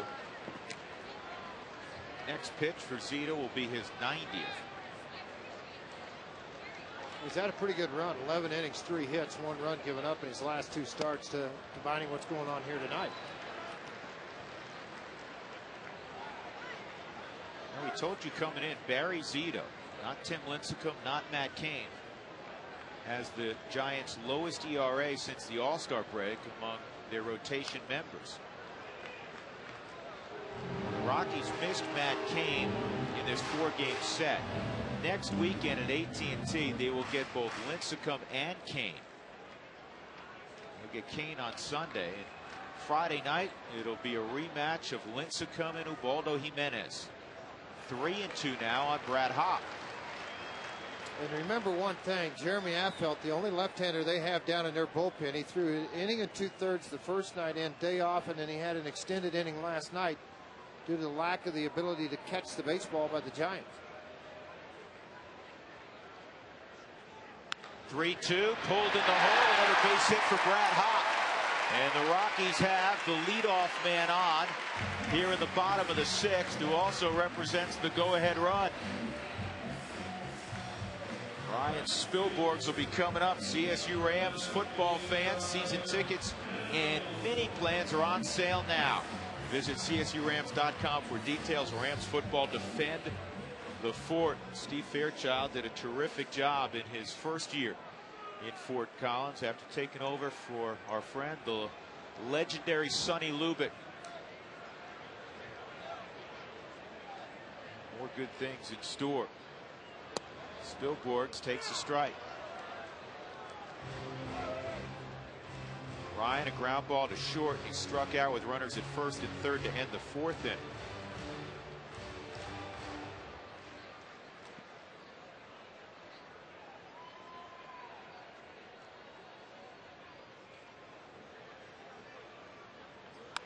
And there's a base hit to right.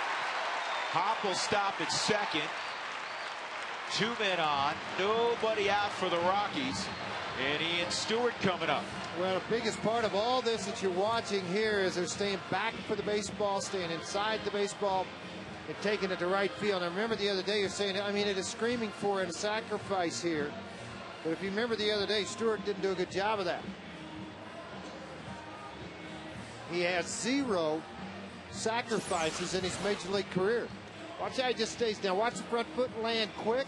Stays back. Now see the big weight shift that came out here into this area, so the hands can stay back, see the ball a little longer, go to inside out, move everything to the right side of the infield. Good job of hitting by Ryan Spilborghs. Got a couple of guys on, nobody out. Infield up, trying to figure out how they're going to play this, because A, Garco's over at first, not a lot of time with his ball club. B, Velez at second base, he's more of an outfielder. More of an infielder, but he's been playing the outfield with Freddie Sanchez acquisition. Freddie's out, so he's in. And you got a third baseman that typically is playing at second or short. So it's like kind of a mixed match infield right now for the Giants. Ian Stewart popped out and then drew a walk in the 5th inning. Zito's had to throw a lot of pitches the last inning plus. He's got that breaking ball over. It's 0-1. See if the Rockies start to lock in on a pattern with Zito. He's been very effective. His problem has been the error tonight and 5 walks. The run last inning was unearned. 2 on and nobody out. And this is a bullet to second. They're going to get 1 and 2. Good play by Renteria off the bat. You thought that was hunting center field. Instead, it turns into a 6-4-3. What I think really helped him be able to feel this ball, because off the bat it sounded like it was hit extremely hard, but it's off the end of the bat. But he was moving to the bag when he got there, and he was deep behind second base and allowed the ball to travel a little deeper for him and able to flip it over and turn to double play. I think that's an accurate description. Off the bat, trajectory-wise, you thought it was ripped. You know, with Marquis on deck and first base open, they're going to pass on Torrealba. Makes sense. That's the right baseball move. Well, Marquis is a very good hitter. There's no question about that. But it's left on left. Marquis does not handle the breaking ball well. He sacrificed 5-3 and a ground ball to second base. I mean, this is the right baseball move. You're in a tied ball game. Probably, guessing, but probably the last inning for Zito. Well, here's something that supports your statement, George. He has thrown over 100 pitches only 5 times in his last 15 starts. Unlike Tim Lincecum, who yesterday, he typically works 110 plus, Zito does not. Wasn't it his 116th pitch yesterday that Smith hit out of the ballpark? He worked a little deeper, even beyond what he normally does, talking about Lincecum. And right now, Zito, Drew just mentioned, not many times over that 100 pitch mark. He's there at 101 already. So it's Zito against Marquis, one of the better hitting pitchers in the game. First and third, 2 outs. And that was not a pretty swing, as Jason that time really stepped in the bucket. Nasty slider. Added a little bit of velocity, shortened the breakup at 82 miles an hour.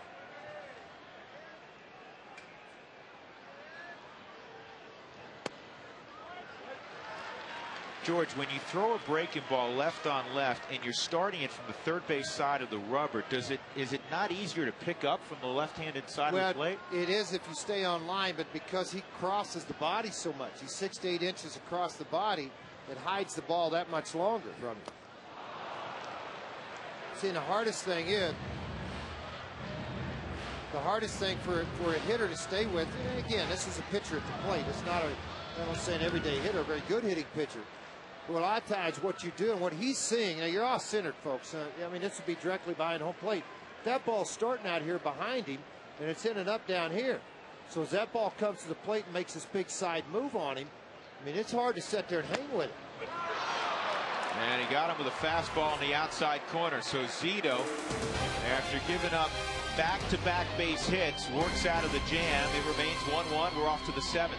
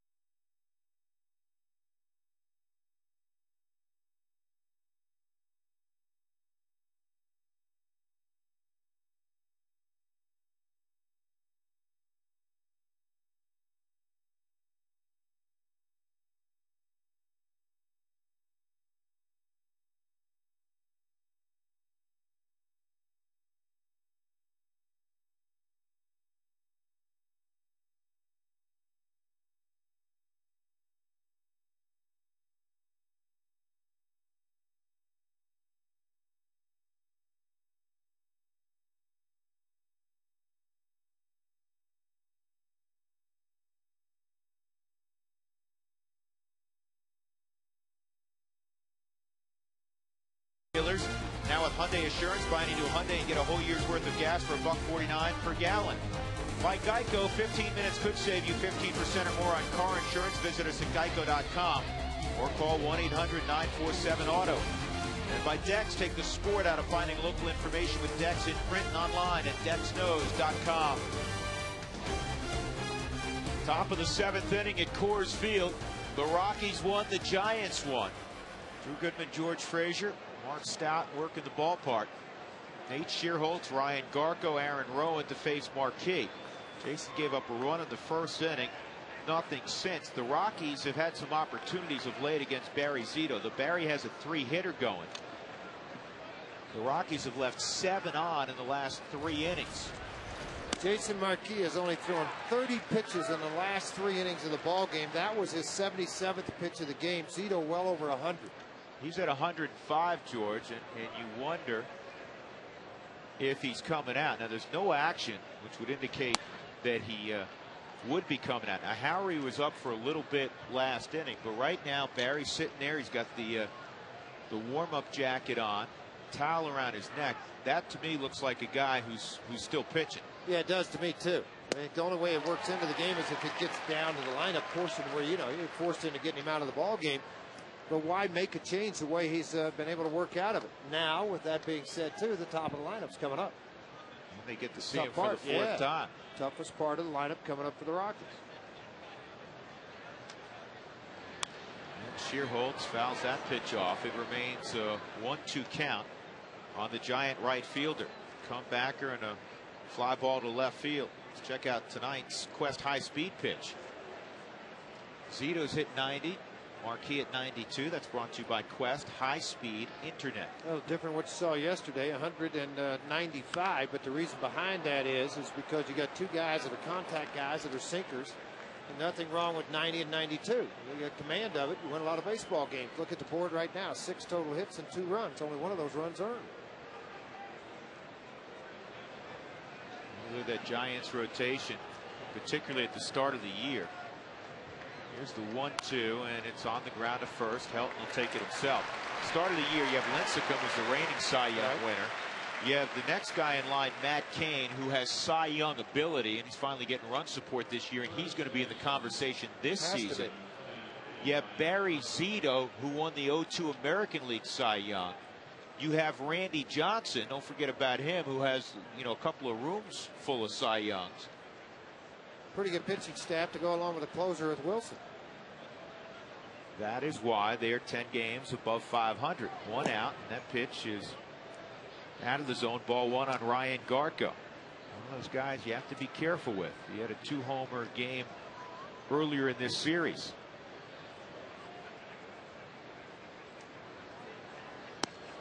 Well, purchase a green pack and help out the environment while enjoying a day at the ballpark. You get 2 tickets for $20, and a $5 of each pack sold goes to our Wood for Wood tree planting program.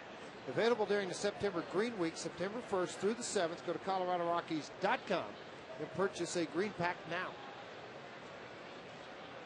By the way, Marquee, 10 ground ball outs so far, only 6 fly ball outs. I think 2 of those 6 came early in the game. So he's settled in, obviously, to the point of where he's commanding his fastball down in the strike zone. He's fallen behind 3-0 on Garko. He probably has the green light here. He didn't offer at it. 3-1.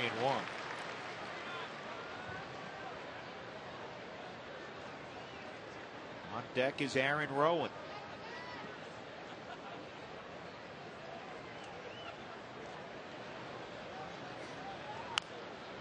Three and 2. Well, think about this. With 1 out in the 7th inning, since Randy Wynn walked with 2 outs in the 3rd, there's been only 1 base runner for the Giants. That was Barry Zito with a single to left with 2 outs in the 5th.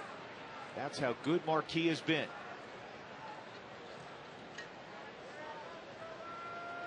The 3-2. He's got him with a slider. He came all the way back. Well, their confidence and ability to be able to throw the breaking ball when you're behind in the count only just gives you that ability to work out of innings and pitches and at bats like this when you fall behind. So on the Hyundai cam, you get another great look at that slider that he's utilized to strike out Rowan tonight. He struck out Garco with it tonight. He's had a nice slider. Uribe in his first at bat of the ball game, back in the 6th. Here's punch out. Here's Aaron Rowan, and a bullet back up the middle, a base hit. 4 strikeouts in the game for Marquis, and he has, to me, George, a little bit of Houston streak slider tonight. He does. It's very short, very tight extension as Houston prepares his night down in the bullpen. Anytime you see Houston Street, he'll start to kind of mosey away when it becomes that safe situation. The 7th, 8th, and 9th inning, particularly in the 8th, you'll see him mosey away, start to do exercises in between innings, getting his arm loose. He'll use the bands.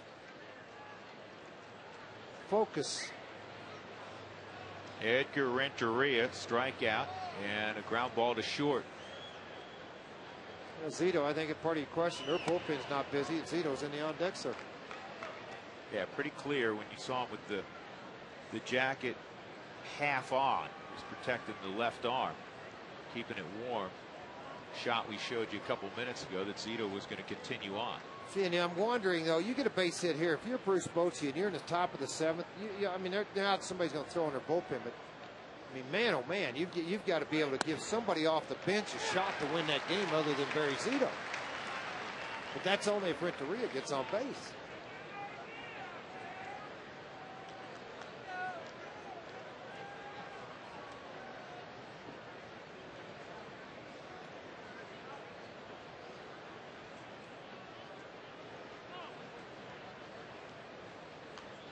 .91 pitches in for Marquis. Rockies in the bottom of the 7th inning will have the top of the order: Fowler, Barmes, and Helton. And this is a base hit to center field. And Rowan's going to go first to third. And the ball gets away for a moment. And there's no way that Renteria was going to chance it. Zito will not hit now. It's going to be Fred Lewis. I didn't really understand how they would have the chance to put Zito up there with a man in scoring position. There's just no way you can do it. Zito's had a good night tonight. I mean, he ends up giving up 3 hits to the Rockies and 1 unearned run. So, you know, this is where you take your shot. Bochy's going to do it, and he's going to let Lewis come off the bench to be the pinch hitter to do this. The left-handed hitting Lewis on the season has pinch hit 22 times with 8 hits. He's been good. 3 RBIs. He's been very good. He's adapted, I'm sure, to a disappointing role in that he was a starter and he's still a young player, but you don't see him get many starts anymore. But to his credit, he has handled the role of late game pinch hitter very well. 92 pitches in for Marquis, and he's got to bear down here and get the kid from Mississippi, Fred Lewis. And Lewis has not had a lot of success. You look at Romo throwing down in the bullpen with 2 outs and runners in scoring position. 4 for 27, a .148 average.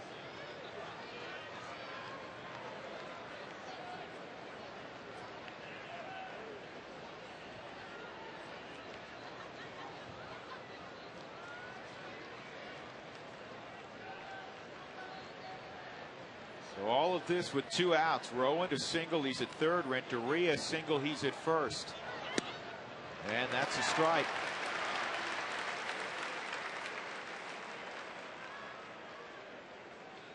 And Lewis 5 for 12. Very good numbers against Marquis. Zito's evening done. He was outstanding. Swung on and missed. It's 0-2.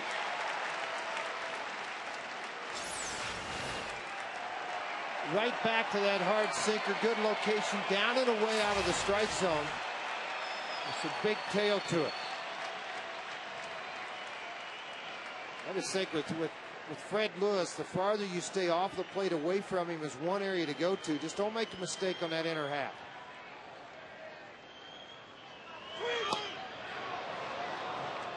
Typical of a lot of young left-handed hitters, you can have the ability to snap that hard slider on the back foot and get them out with that. The danger is, late in the game, arm a little bit tired, maybe you work under and leave it up, and you slow it down to their bat speed. 1-2 on Lewis. Marquis just missed there. It's 2-2. That was hold your breath time at your Fred Lewis.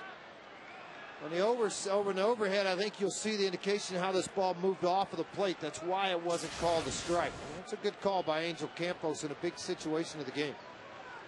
And he got it. Looked like a changeup. Maybe it was a slider. But Marquis fans the pinch hitter Lewis. 2 left on base. Stretch time at Coors Field. 1 apiece.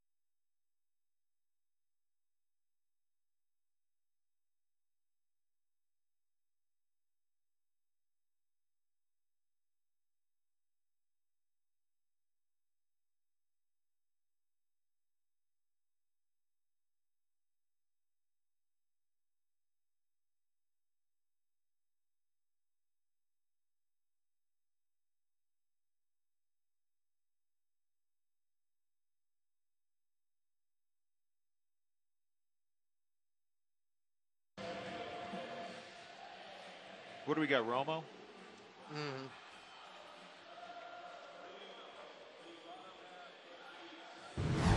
Welcome back to the 7th inning. It's time for the Coors Light freeze cam. Let's go back to that changeup of what Zito threw earlier, that grip. If you look there, it comes through little fingers pointed straight in the air, pressure by the thumb, pushing it against the ball of the hand.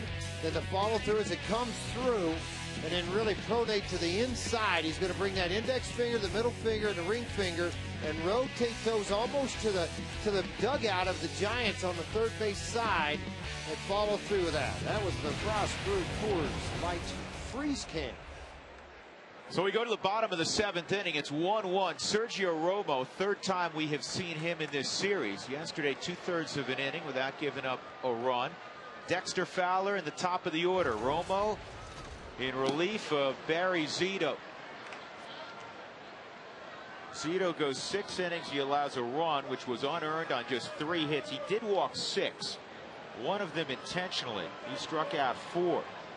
Now, Romo yesterday had difficulty hanging on to the slider because he'll work underneath it and try to flip it, take a little bit of velocity off of it. There's the backdoor slider at 77 miles an hour. But when he worked behind that at Coors Field, anytime you get to altitude and you work around the baseball, you're going to have a tendency not to be able to grip it, and it'll slip out of the hand. That's what happened yesterday to Romo, to Clint Barnes with the bases loaded.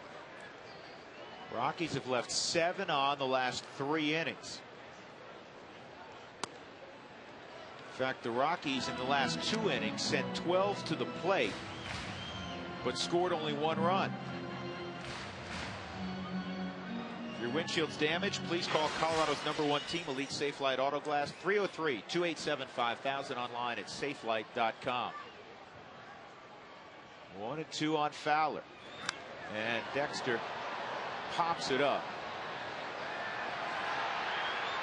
Eugenio Velez makes the catch. 1 out.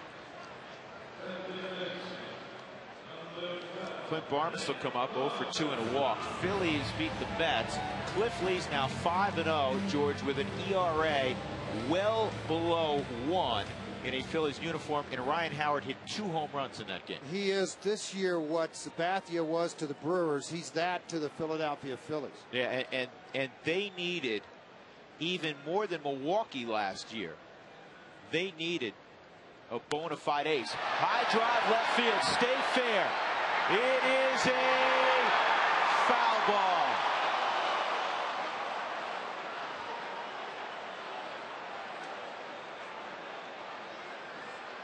If you were sleeping in this ballpark or on your couch at home, you just woke up. That ball was close to putting the Rockies ahead 2-1. Look at this ball just at the last second. Curve foul into the seats. It would have been number 21. He said, I'm not throwing another fastball in. He went slider away. What is it with the little patch thing on the chins this year? Ryan Franklin's got one of those. Romo, you going to get one of those? No, I can assure you I will not. Ryan Franklin, that thing, like a billy goat, huh? Yeah, it doesn't do it for me. 2-1. I have this theory, George, and I know you wore the mustache. I have this theory that relievers think that it intimidates the hitters or something, that they have a lot of facial hair. No, that most of them are just really ugly and you try to cover part of it up. Well, maybe that's it.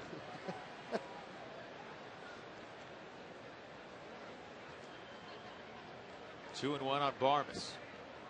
3-1 off Barmes. Hilton's on deck. Halfelt not up in their bullpen. Helton left-handed, Hop left-handed, Stewart with two right-handers in between.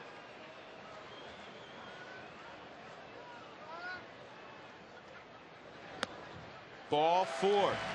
So Barmes, who doesn't walk that frequently, walks here. And now you have speed aboard. You don't have the left-handed move to deal with. And you have Helton at the plate, which is less desirable for a catcher to throw. And look and see now if he tries to go backdoor slider to Helton or sinker down and away. I trust you, it's not going to be anything on the inside half. You know, those walks, George, in this game starting to mount. Now you got 7. Seven walks. Freebies. You got to win a ball game if the opposition's going to put 7 on free of charge for you. And Romo gets the first pitch over.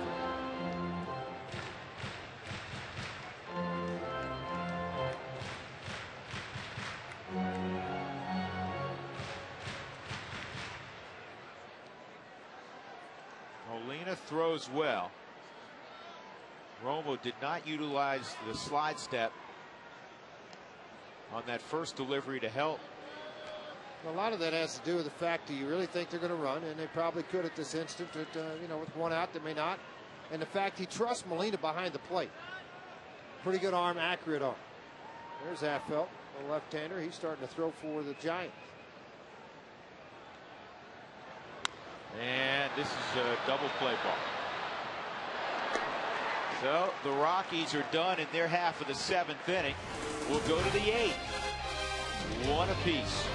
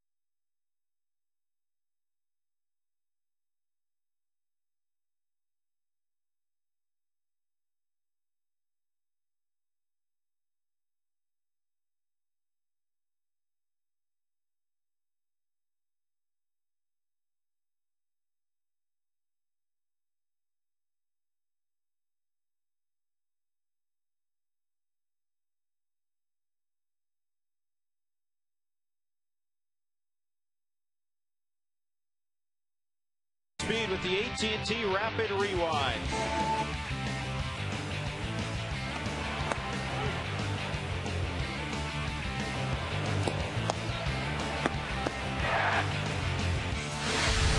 AT&T, the nation's fastest 3G network. AT&T, your world delivered. Fouled off by Velez. It's 0-1. Marquis working in the 8th inning. He's worked at least 6 in 22 out of 25 starts this year. And what a job again yesterday by Ubaldo Jimenez, out-dueling Tim Lincecum.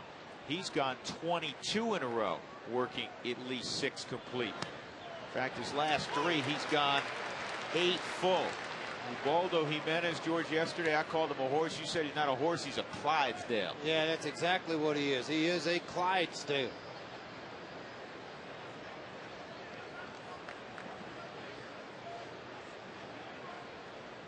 Two-strike count on Velez. A couple of hits tonight, 1 and 2. Velez, Randy Wynn, Juan Uribe against Jason Marquis. Marquis' last delivery was pitch number 100. 61 in the strike zone, 39 out of the strike zone. 1 run, 5 hits for the Giants. 1 run, just 3 hits for the Rockies. Marquis upset with himself, so much so he didn't want to catch that baseball. See that reaction? I mean, Jason was so angry at himself. Watch the throwback from Torrealba. He's mad. For a second, I think he thought about catching it with his bare hand.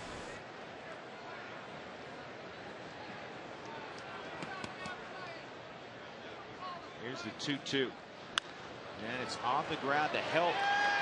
And Todd sprints to the bag. Well, you have to respect the speed of Velez, because that's what he does. A couple of hits in the ball game, a couple of stolen bases into the ball game. He scored the only run for the Giants in the ball game. So Helton respects that, sees that, and makes a play on it.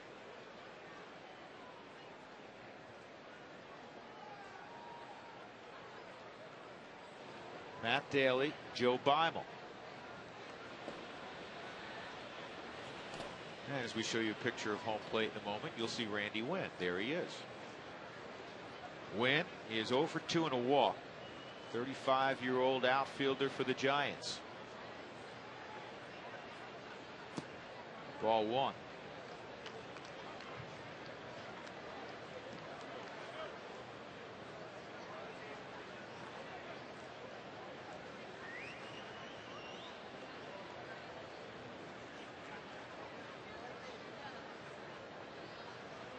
Two and 0.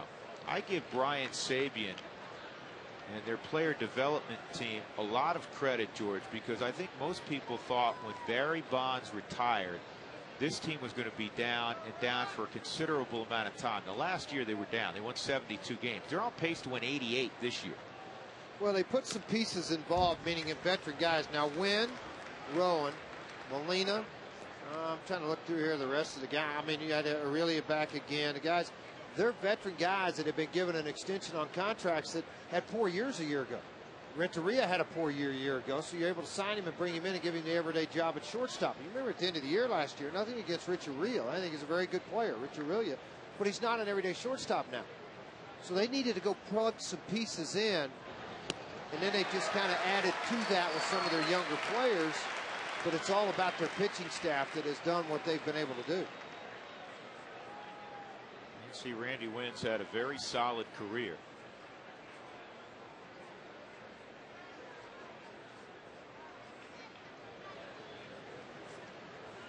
Word has it they will not bring up the former Florida State All-American Buster Posey this year. But they may bring Baumgartner, their top pitching prospect. That wouldn't surprise me one bit, to have the additional left-hander in the bullpen late in the ball games or in the 7th inning, so you could use Felton in the 8th inning. This kid has big-time stuff. 92 to 96 mile-an-hour fastball, big, strong kid, very good curveball slider. Was their first-round draft pick in 07. 3-2 on Wynn. And this ball is hit well to center field. Fowler going back, and it'll short hop the wall. And Randy Wynn is into second with a 1-out double. Well, this is some of the hardest decisions for a manager. Pitch count is at 107 for Marquis. You want to give him every opportunity to win this ball game. You're in a part of the lineup where he handled Uribe back in the sixth. He struck him out. Molina has flown out, struck out, and grounded out. And you want to give him the chance to get the win in the bottom of the eighth inning when your team hits. Yeah, but you got to be smart with what you do too when the pitch count is where it is, and you're in the middle of their lineup. Grant you, Uribe's not Pablo Sandoval, but he still possesses a 270 average. 6 home runs, 28 RBIs. I thought for a moment he would just match up, go Daly here, and then Beimel against Shearholtz. But instead, he's showing trust, and Marquis has earned that trust. Jim Tracy will stick with Marquis, 1-0 on Uribe. Marquis struck out Uribe in his first at bat in the sixth inning. Again, he's in the ball game for Sandoval, who was removed with a strained calf. And it's a bouncer to third. Tough hop. Boy, that was good. You talk about concentration by Ian Stewart on the backhand of this baseball. Watch where his eyes are when he catches this ball. Watch the backhand of Ian Stewart, because you realize when you know the field you're playing on too, this really helps. He charges and then stays right on the baseball, but he watched it into the glove. It wasn't an old leg type backhand. It was more of a fielded ball and concentration of watching the ball and making sure it got leather. Then the arm strength just threw him out, didn't hurt. Bob Apodaca's gone out. Let me correct something I said. I was looking too quickly at my book. Yet Uribe, Benji Molina before Shearholtz. So you hope not to even have to deal with Shearholtz here. Benji Molina in the game's 0 for 3. I was with you if he brought Daly in. He had the 2 right hands. Yeah. Uribe and then Molina. But this is the one guy in their bat right now in their lineup. You know, you say 259 average, but he's got 64 RBIs. He's a tough guy to strike out. You have good speed out at second base. You just don't want to make a mistake with a pitch here and allow him to bloop something into the outfield. So here we go. Win at second, 2 outs. Molina at the plate, and the slider misses.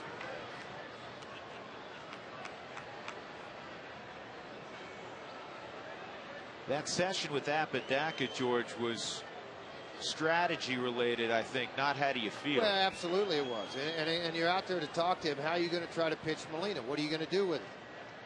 You know, if it's all sliders, and that's what it appears to be here, 2 in a row. I tell you right now, when Marquis went out for the 8th, he let him know how he felt. And the velocity, location of what's going on in the game, that lets a manager know how he feels.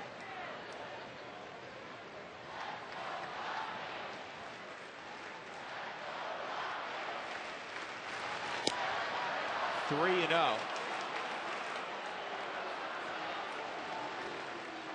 And if you pass on Molina, do you go get Beimel to face Shearholtz? Well, you almost force yourself into doing that.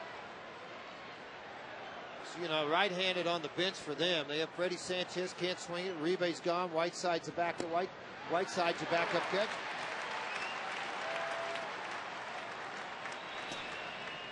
You got the 3-0 in there, 3-1.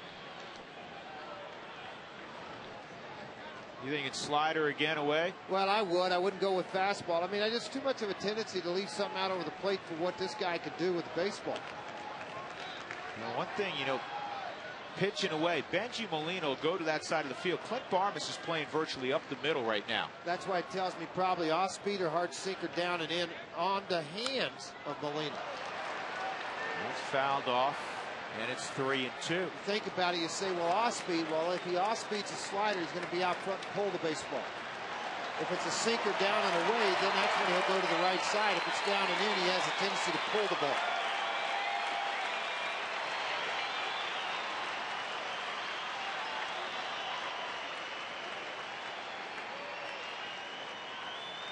Barm is trying to maximize his range against a guy who can't run. He's a couple of steps out onto the outfield grass.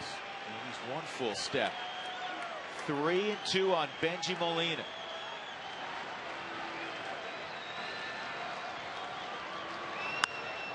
Pulled foul. She has a hanging slider. I think. I mean, whatever it was up in the strike zone. It wasn't down. Coming right out of the hand of Jason Marquis. It is that slider. See that little red dot? It backed up. That's what happened to it. It backed up instead of getting that extension out front. His hand right out at the release point. The fingers worked under the baseball. Scherls is 1 for 10 against Marquis, 2 for 3 against Bynum.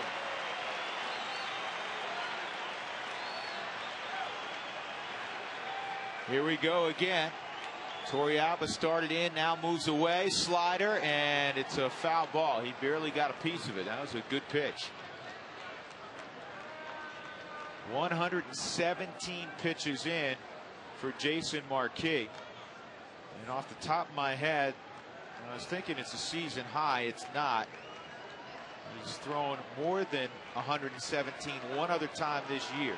That was in Pittsburgh, when he went 8 2/3 and threw 125 and beating the Pirates 7-3.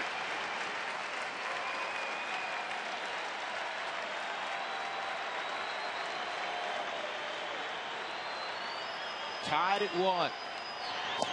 And Molina stayed off it. And I'm guessing that'll be all for Marquis. We'll see, because George just mentioned the numbers. Scherholz is 1 for 10. And he's 0 for 3 tonight. Well, this whole crowd kind of just whoop. You hear Needle, a pin drop in here right now. I think he's going to leave it the way it is and let the numbers speak for themselves. Bob Apodaca's on the phone checking. You know what? And I agree with this. And the reason I say that, this guy's pitched his rear end off. Give him a chance to win the game. Well, you know what? Yes, I agree with it for the numbers purposes, George, and it 1 for 10.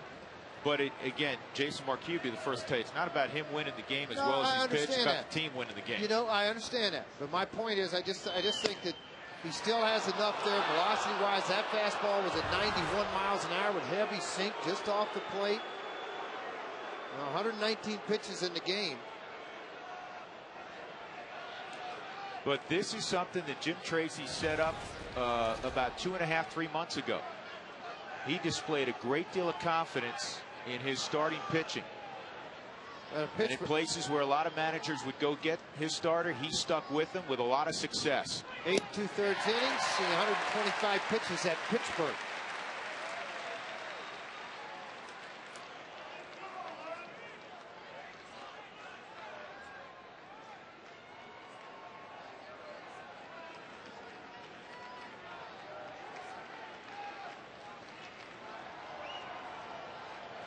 One and one on Scherholz. Now Marquis works ahead 1 and 2.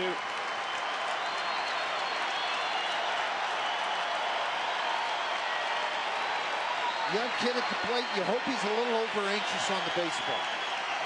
Trying to win this game so hard for his ball club that maybe you get him out there a little quick.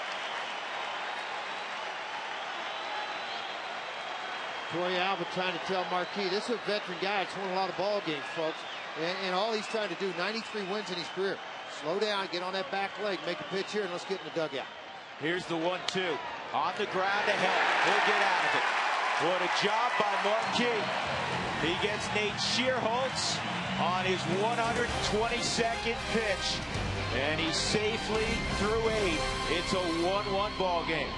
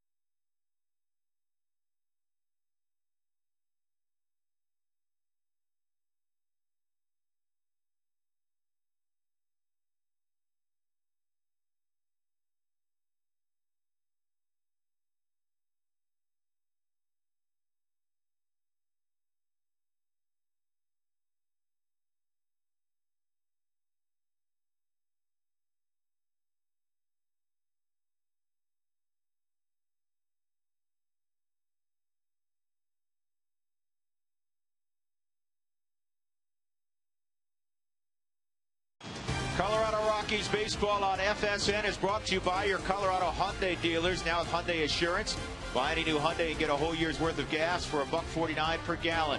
By the Great Colorado Payback, reuniting you with your money. By Dex, take the sport out of finding local information with Dex and print online at dexknows.com. And by Bird Auto, to find great deals on used cars, visit coloradowheelsonline.com or pick up a magazine at over 200 locations. Jason Marquis was fabulous again. He allows 1 run in 8 innings on 6 hits, and he got some enormous outs in the last couple of innings. And Yorvi Torrealba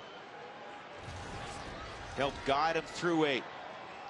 And the first pitch from Romo is a slider in there for a strike on Tulowitzki. Rockies cleanup hitter is 0 for 3. Hit a fly ball to right field this last time up with the bases loaded.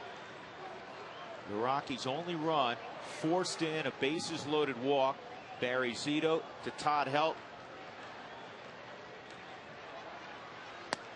1-1. Romo hasn't shown the ability yet to me to throw his fastball consistently on the outside corner. It's been sliders that he can put out there, but when he wants to go with the fastball away, and he did that to Clint Barmes, he walked him after being ahead in the count. I mean, it just throwing that slider he seems comfortable with. This is a high fly ball to deep left field. Did he get it? Nope. He came up about a quarter shy. So Randy Wynn in the middle of the track makes the catch. Where were the Cub fans when you needed them? Who'd they get? Victorino with the beer? Oh, he still made the catch, though. Just kidding, fans. Now Brad Hopp due up. Bruce Bochy is not going to allow Romo to face Hopp. He's going to bring in Jeremy Affeldt. It'll be the 3rd time we've seen Affeldt in this series.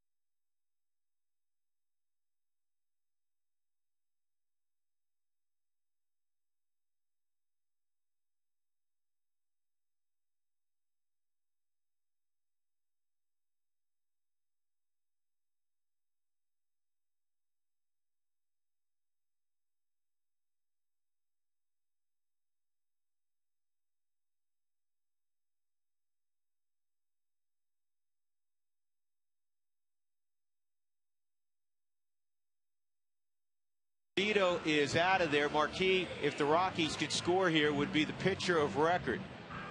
Well, you've heard me talking about College Invest and their $529 college savings plans, but everybody wonders where they find the extra money to save for their kids. Well, here's an idea. Think about this. When your toddler moves from full-time daycare to kindergarten, take the money you were spending on daycare or preschool and put it into a $529 college savings plan for them. You're already used to budgeting that money, and by opening a savings account, you're still spending it on their welfare, their future welfare. So get started saving for college today by visiting collegeinvest.org. It has served us well so far. Jeremy Affeldt will face Brad Hopp with 1 out, nobody on in the Rockies' 8th. This call to the bullpen is brought to you by Comcast Digital Home Phone Service. Warm up to unlimited local and long distance. Call 800-COMCAST. 57th appearance for Jeremy Affeldt, 191 earned run average. Pitched well enough yesterday. Unfortunately, they couldn't catch the baseball for Jeremy Affeldt when he was on the mound.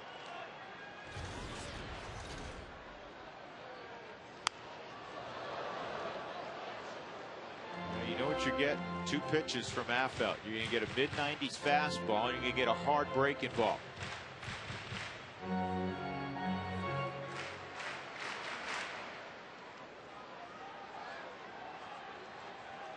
Lefties hitting just 217. Righties 200 against Affel. That was a tough pitch to handle. 95 and a great location. Very good location. This is what you hope to have. I mean, down like that with that kind of movement in the zone. Hop, a very good low ball hitter. Remember against Zito, he got a ball on the inner half twice, pulled it for base hits. A little different velocity though at 88 to 90 than there is at 95. You know, one of the interesting things in looking at Affel's numbers, George, and they're very, very good. But he's retired the leadoff man 62% of the time. You would think it would be much higher than that. In fact, it's the worst of any pitcher on their staff. Well, and that's the thing that kind of bothers you as a manager when it comes time to start an inning for him. When you send him out to start an inning, then you got an opportunity.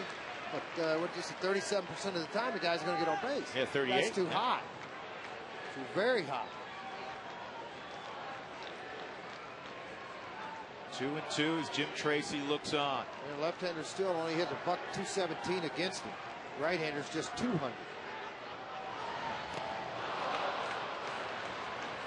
And Molina will get the out at first base on the punch out. So Hop is gone. That'll bring up Ryan Spilborghs. 73% of the inherited runners, though, have not scored when Affel's come in, and he's inherited as many or more than anybody on the Giant bullpen. 44. That ties with Miller coming out of the bullpen.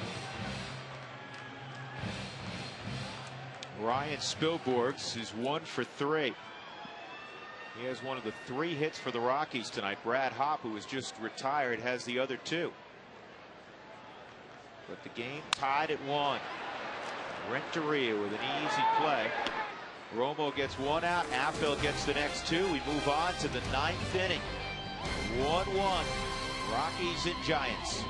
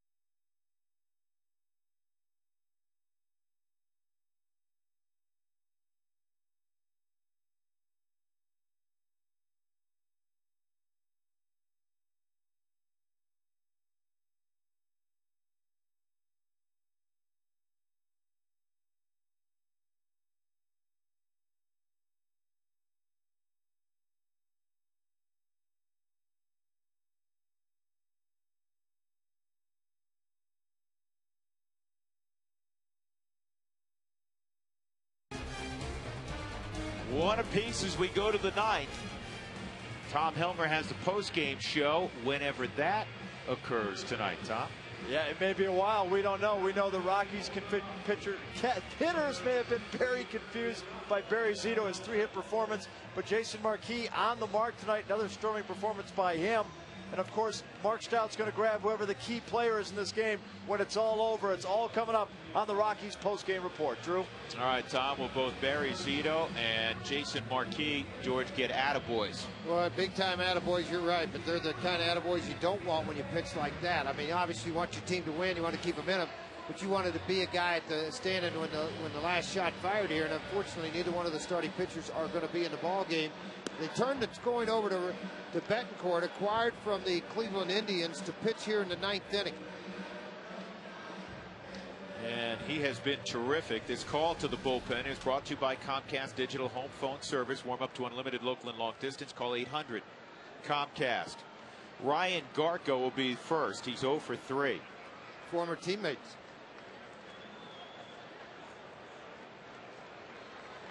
Cleveland Indians, so the familiarity should be there. The one thing Betancourt has done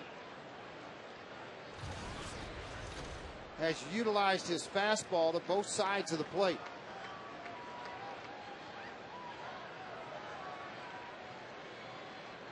So the two former Indians, Garco and Betancourt. Betancourt says, Garco's watched me too many times. Start out with that four-seam fastball so he gets a slider. At 82 miles an hour. His fastball will range from 89 to 94. Very good control, both sides of the plate with it.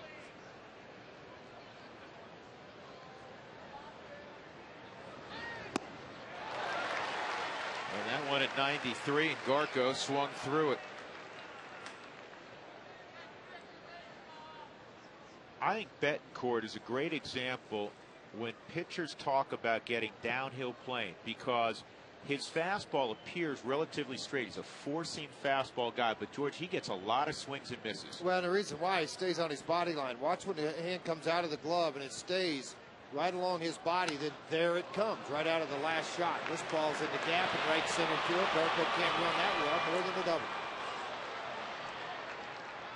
So the Giants have the go-ahead run at second base with nobody out.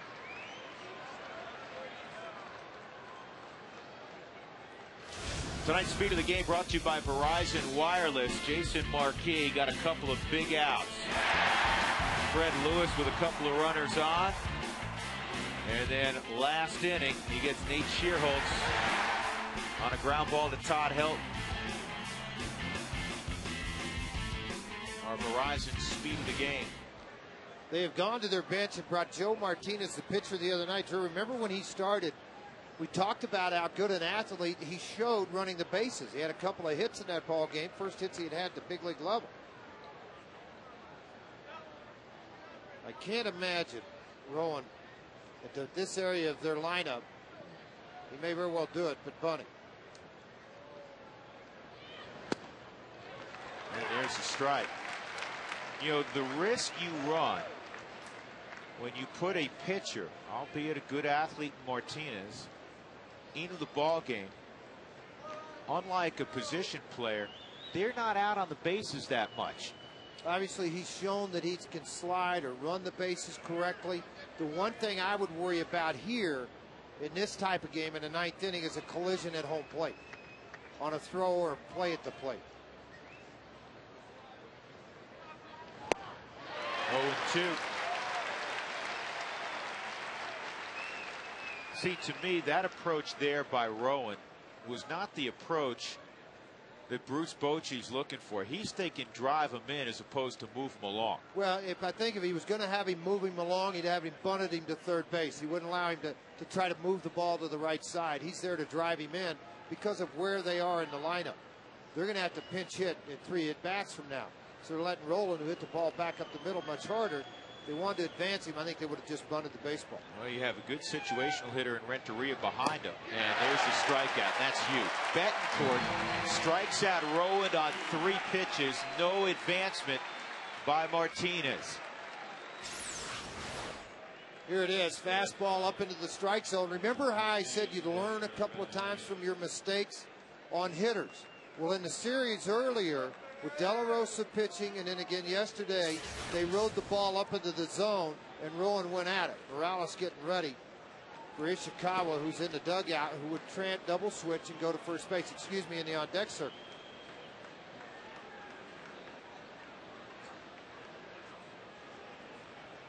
Renteria tonight is 1 for 3. 2-run home run last night. There's a strike. By the way, Rowan has not had a sacrifice bunt in the last 2 years. Maybe it's not something he's real good at. That's why Boats let him try to knock it in. It didn't work out. Renteria with a couple of outs and runners in scoring position. 1 out, 250. Will have to be 2 outs. It jumps to 340.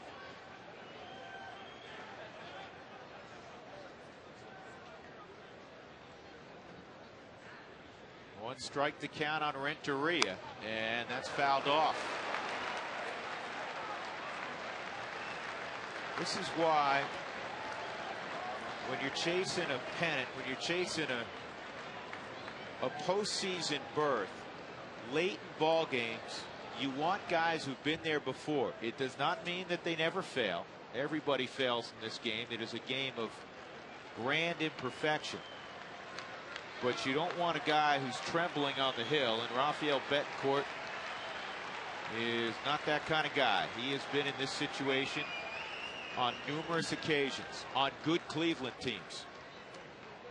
0-2 on Renteria, tied at 1.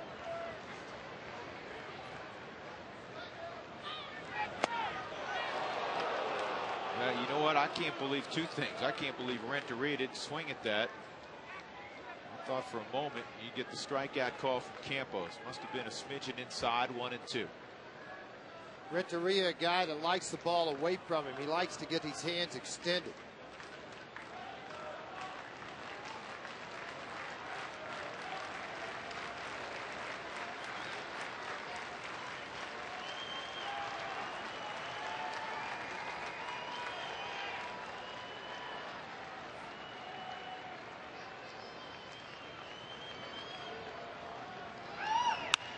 Pulled to third.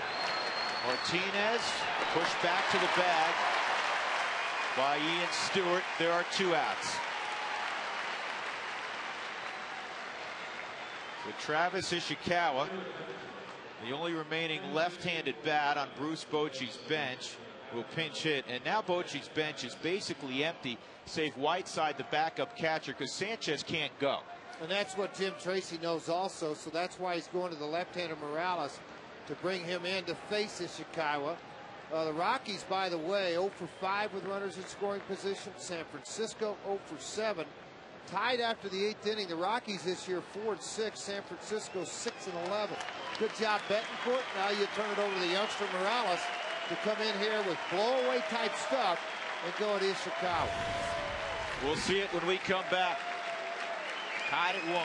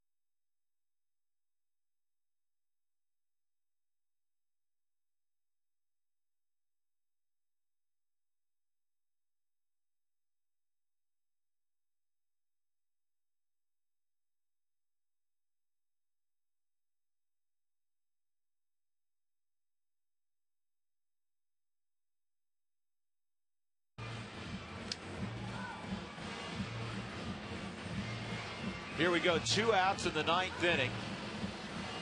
Franklin Morales has been summoned to face Travis Ishikawa. Now, Ishikawa, left on left, has done a pretty good job this year. In 28 at-bats, he has 9 hits, a .321 average. He doesn't get many opportunities. This isn't any old lefty coming in. This is the Rockies' version of Jeremy Affeldt. Not the experience of Affeldt, but the mid-90s fastball and the hard breaking ball. Ishikawa has really struggled in the month of August. I mean, you look at his number, 172, 5 for 29. With runners in scoring position, it doesn't get any better. I mean, he has struggled at times, and here he's going to come up with a chance for their ball club. 2 outs and a runner in scoring position, though. He's hit .375. All those numbers brought to you by the Hippie. Joe Martinez pinch running for Ryan Garco, who doubled to begin the inning. He's at second base. And the slider misses ball one on Ishikawa.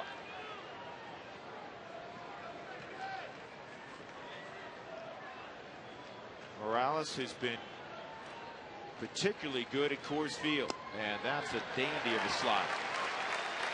Thinking ahead in the lineup, Jim Tracy looks also. Velez has hit a .171 against left-handed pitching. So, I mean, he's looking not just at Ishikawa, he's also looking at being able to utilize Morales against him. Randy Wynn has struggled right-handed also. 2-1 on Ishikawa.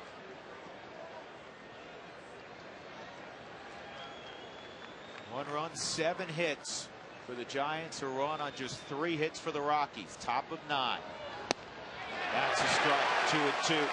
That's Payne at 96 out here on the scoreboard, and we're done at Coors Field. And where this ball landed and where it was, this is a heck of a pitch. On the knees, on the black for strike 2. Look at the eyes of Morales. Look at, here comes Pop. You got no shot. Enjoy the day. Shattered bat on one hop. Vargas to first. Morales pounds his glove. He got his man. We'll go to the bottom of the ninth. The Rockies a chance to be walk-off winners. We're tied at 1.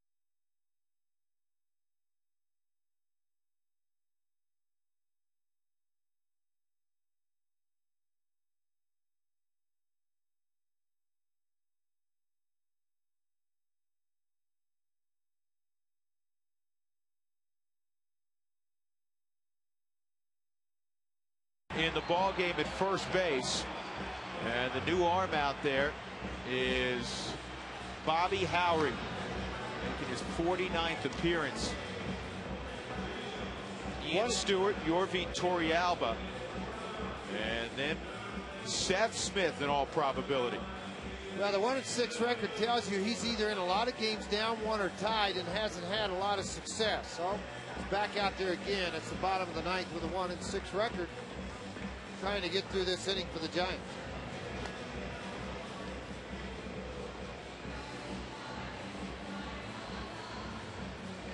Here's Seth Smith getting ready to go.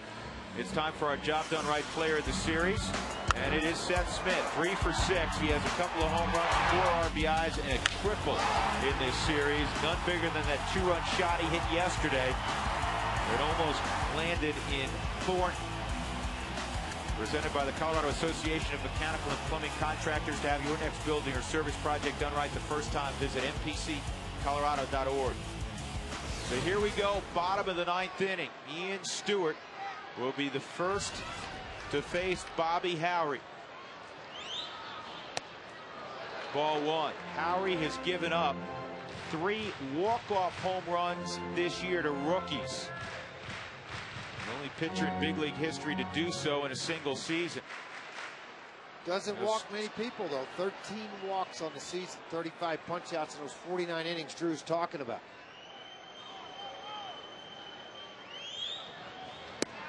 Two 2-0 on Stewart, who drew a walk back in the 5th inning.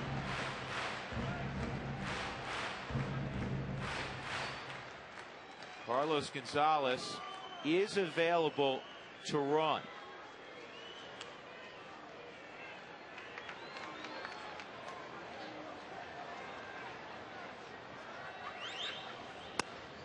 That's outside. It's 3-0.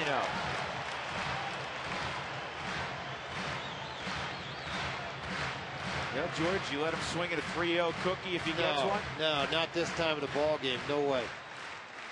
You're looking for base runners.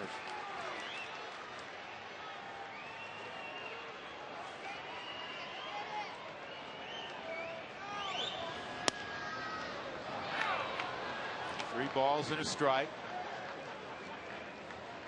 Because if you swung at that pitch on a 3-0 counter, committed to it thinking it's going to be a strike, sink down and away, a difficult pitch to lift and get through the infield. I mean, that was a tough pitch by Howery on a 3-0 count.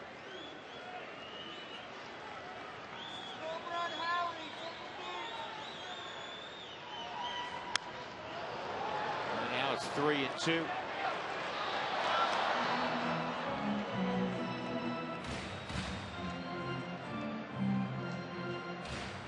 Torrealba's on deck.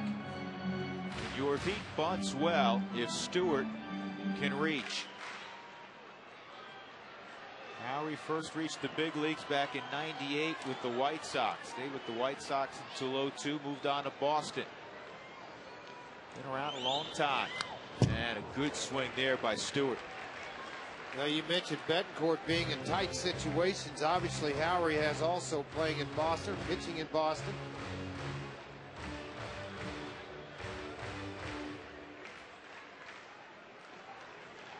Good numbers versus the Rockies in 16 games, 2-0 with a 3.94 earned run average. Outfield extremely deep. Ball 4. And the leadoff man reaches, despite the numbers that George related to you a moment ago. Howery issues the walk. 39% of leadoff walks scored.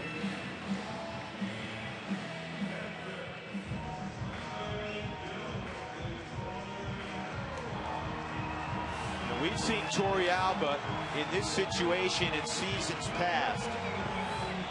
He typically has the ability to get the bunt down. He's done it a couple times this year. And there is Mr. Late Night. Wouldn't you know he's on deck?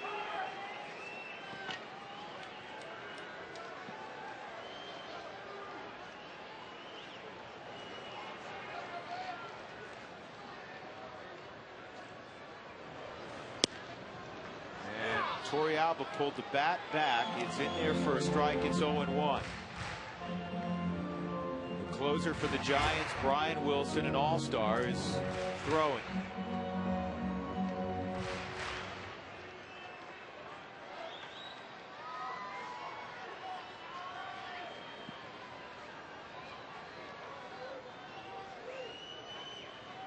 Uribe on the grass at third. Ishikawa looking to charge.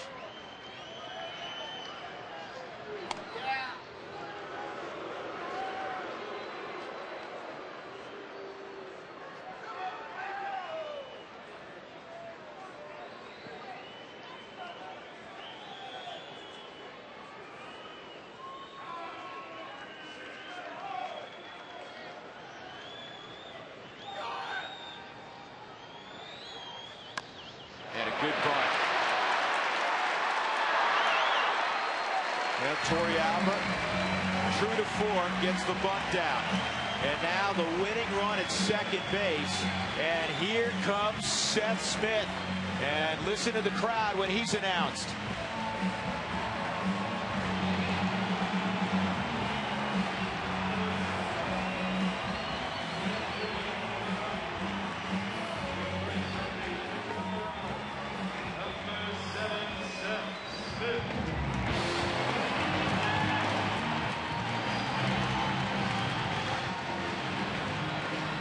So here he is in the pinch at 469.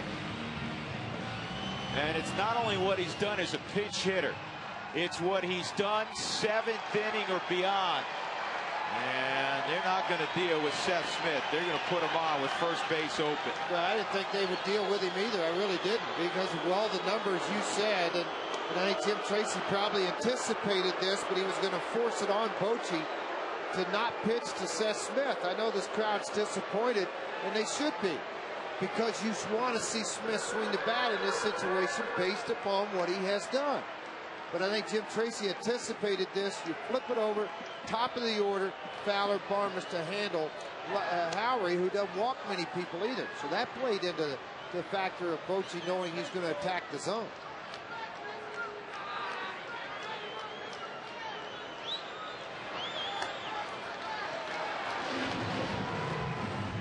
So Smith to first. He's going to his closer. Bochy's jumped out of the bull dugout, and he's going to the closer. It's that time of year, isn't it? It sure is. He knows how the importance of this ball game, down 3 in the wild card. He doesn't want to walk out of here down 4. So Wilson will be summoned in a situation ordinarily on the road where you not go to your closer.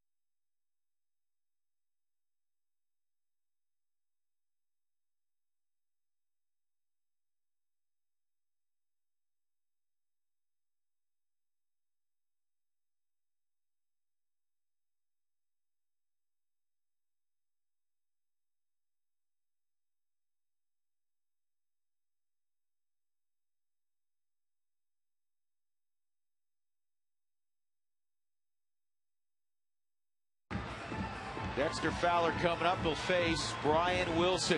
This copyrighted telecast is presented by authority of the Colorado Rockies and may not be reproduced or retransmitted in any form. And the accounts and descriptions for this game may not be disseminated without the express written consent of the Colorado Rockies.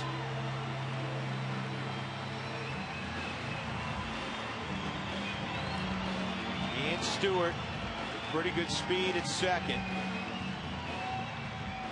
There's a force all the way around with the walk to Seth Smith. So Wilson, who throws in the high 90s against Fowler.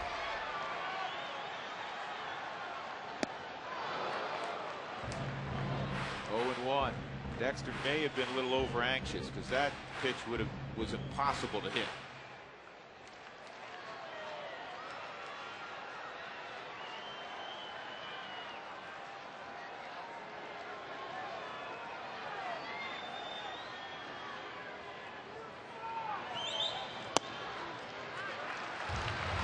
.97 with that fastball. I'm watching Ishikawa at first base defensively. He's playing kind of behind Smith. You know, he's like halfway. What difference would it make? Wouldn't you play a little bit deeper and on the line to give you a chance to handle the ground ball down the line? That's a meaningless guy at first base. Right, exactly. I agree with you. Fowler slowly hit the first. They'll go to second for one. That's all. And it'll come down to Clint Barmes against Brian Wilson.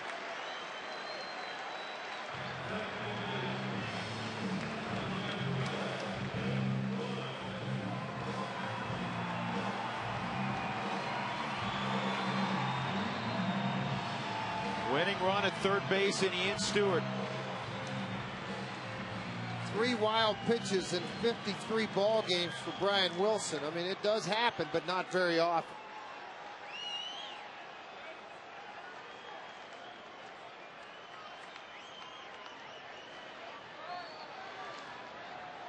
Clint 1 for 4 against Wilson in their matchups in the history. Yeah, we've seen some dramatic moments from Clint Barmas with the bat. Let's see where they go with him. It went slider with the first pitch for a strike.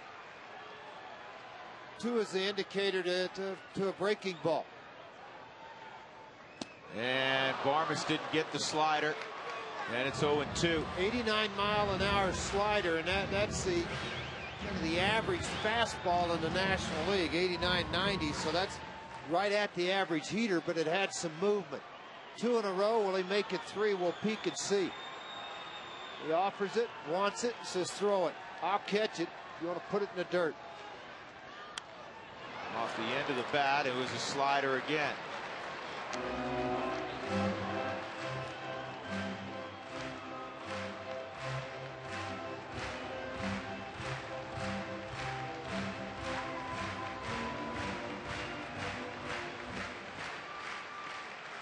Giants led 1-0 after 1. The Rockies tied it in the bottom of the 5th. That's where we're still locked up. Swung on and missed, and Wilson comes aboard, and he gets Fowler and then Barmas. We will go extra frames at Coors Field.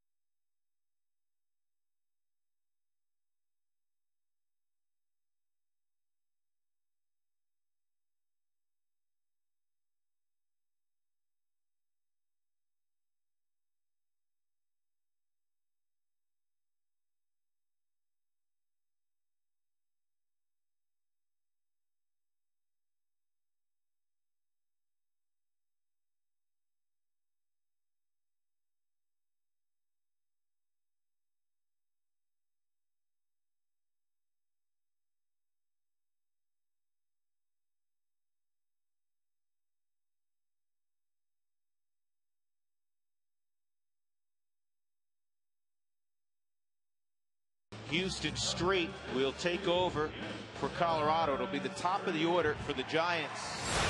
Velez, Gwynn, and Uribe. First inning with a runner at third.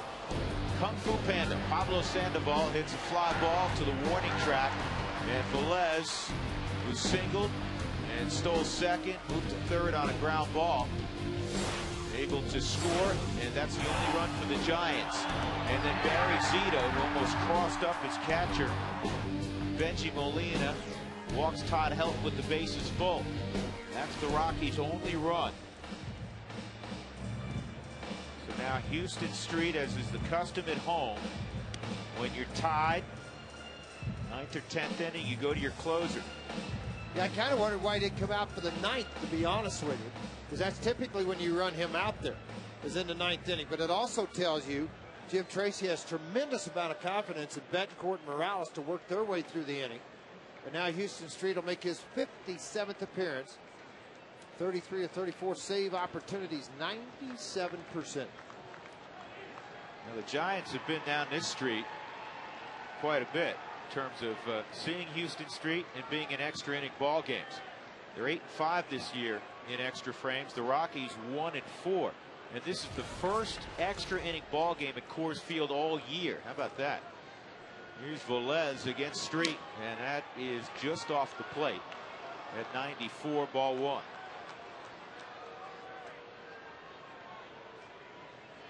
Street picked off his 33rd save last night.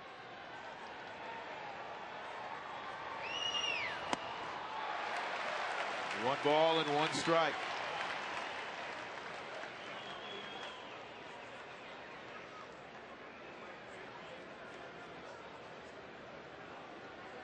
The Rockies have received 9 free passes tonight. That is normally a recipe for success for the team getting the walks and disaster for the team giving them away. That ball clipped the home plate umpire, Angel Campos. 1-2.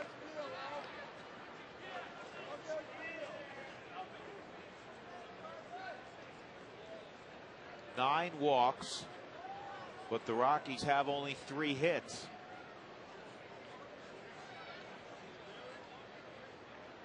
The Giants are run on 7 hits. If the Rockies can win this baseball game, they'll not only move 4 games up on the Giants, they'll have taken 3 of 4 from San Francisco, and they'll move within 3 of the Dodgers, who are already in town, waiting to begin a 3-game set tomorrow.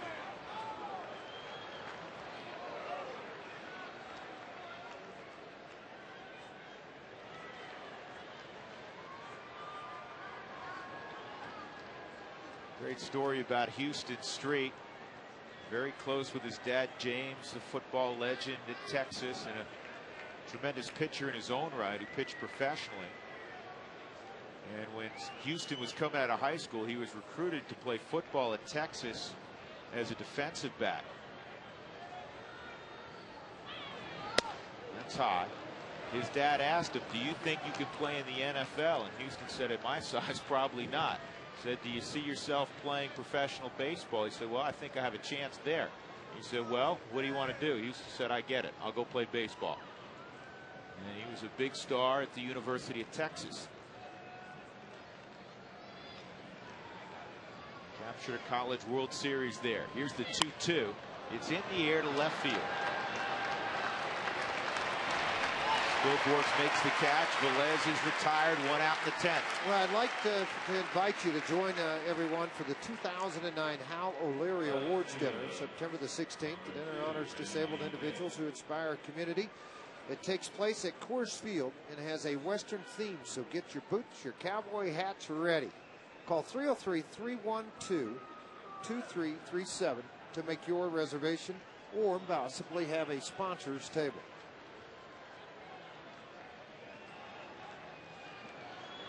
Randy Wynn doubled to deep center his last time up. He's 1 for 3 and a walk tonight. And a diving stop by Tulowitzki. Cut it out. Oh, what a play by Troy Tulowitzki. When you make the dive to go get that baseball, you hope it just meets up with some leather. It helps when you're 6'3" and you have range. Not your typical 5'11" shortstop. Boy, I tell you, Street stuck his bare hand out too on that baseball. Glad it didn't get it.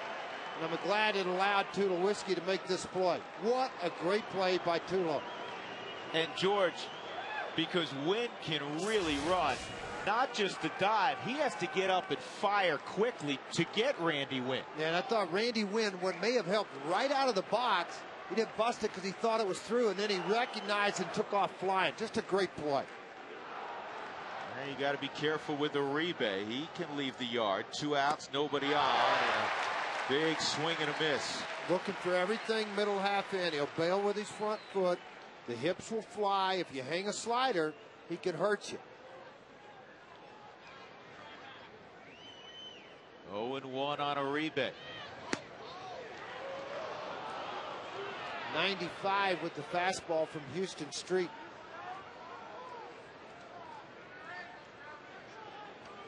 Jim Tracy awaits in the 9th. He still has Atkins, Iannetta, Quintanilla, 10th inning. Quintanilla and Gonzalez on his bench. Gonzalez is not ready to swing a bat yet. Yeah, you could use him to sacrifice or pinch run if you get someone of lesser speed and scoring position. But you're a ways away from needing somebody off the bench. You're in the middle of the Rockies order in the bottom of the 10th, beginning with Helton. Here's the 1-2 on Uribe. He's got him. What a job by Houston Street. A little help from one of the top gloves and shortstop in the game. What a great play by Tulowitzki. Help, Tulowitzki, and Hop due up.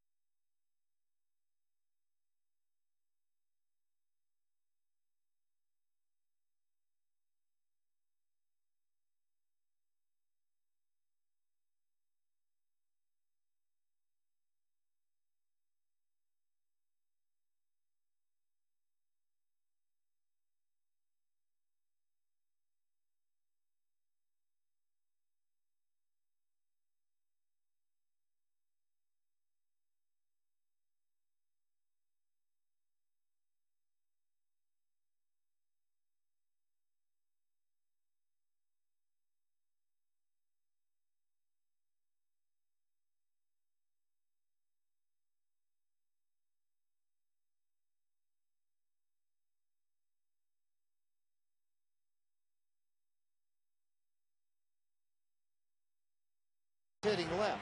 Yeah. Pitching 160 for some pop.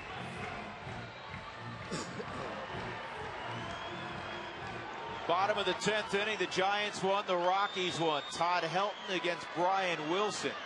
And this may surprise you, as long as Wilson's been around, as long as Helton's been around. They've matched up only 4 times. Todd 1 for 4. The only guy who owned a home run against Wilson struck out to end the 9th inning. That was Clint Barmas. Well, it's easier. I say easier. You know what's coming with Wilson. It's hard. It's going to be hard. It's going to be 89-mile slider. It's going to be a 95 to 100-mile-an-hour fastball. You just know you got to start things a little quicker to have success against it.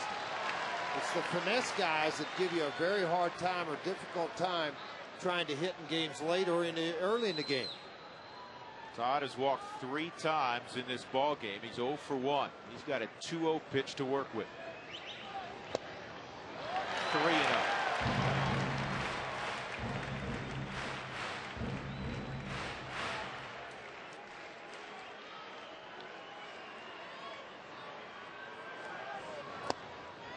There's a strike. 3-1. I got an interesting question for you, George.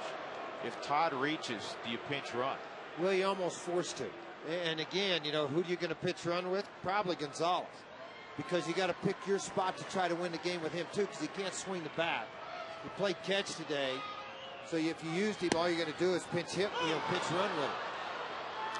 You still have Atkins. You can do some switching around, flipping if you need to.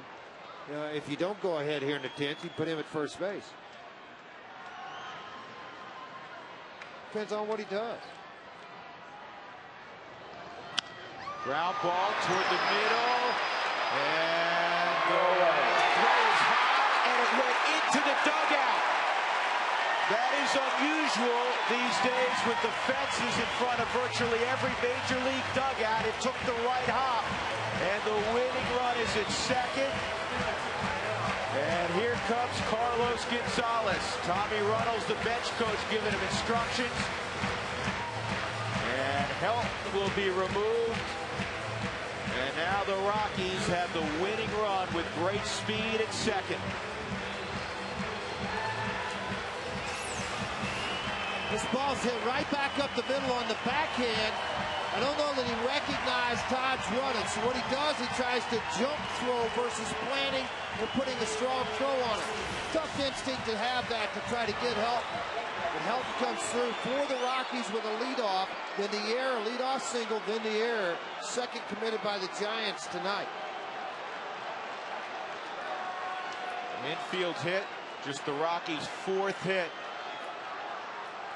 Nobody out. Tulowitzki at the plate. He takes ball one. Best arm in the outfield. Possessed by Nate Shearholtz in right. Accurate arm in center and rolling, but does not have the arm strength of what Nate Shearholtz has in right. 2-0. Randy Wynn with average arm strength in left.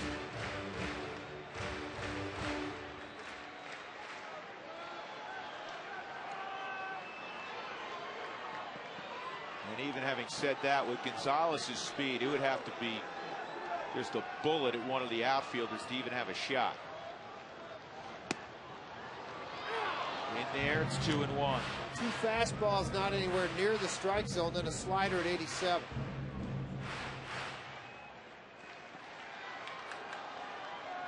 Tulowitzki 0 for 4 tonight. He can erase those memories very quickly.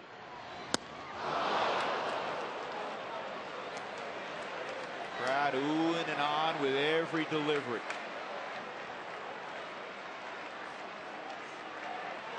$27,670 tonight after a sellout of nearly $49,000 yesterday.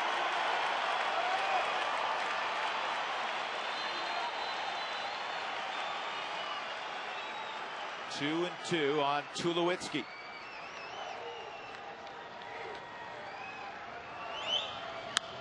Base hit to right. Shearholtz coming hard. Gonzalez will be held at third, and now they have Tulowitzki hung up.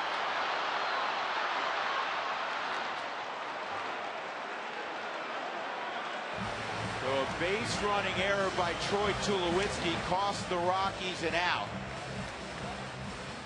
Brad Hopp will approach the plate.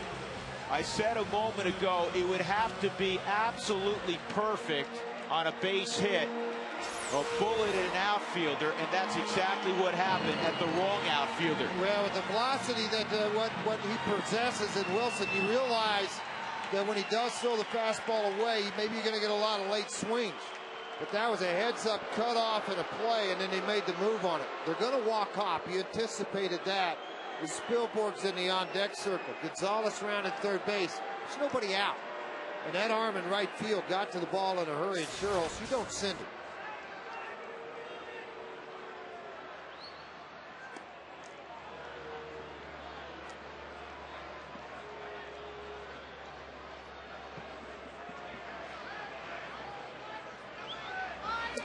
Yeah, this does a couple of things. Obviously, they don't want to have Hopp beat them.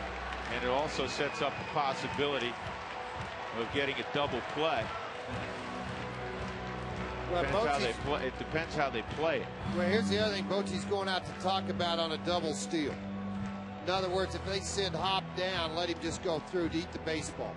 Let it go there. If that happens, we'll deal with it. But let's minimize throws, minimize an opportunity for failure and a chance to lose this ball game.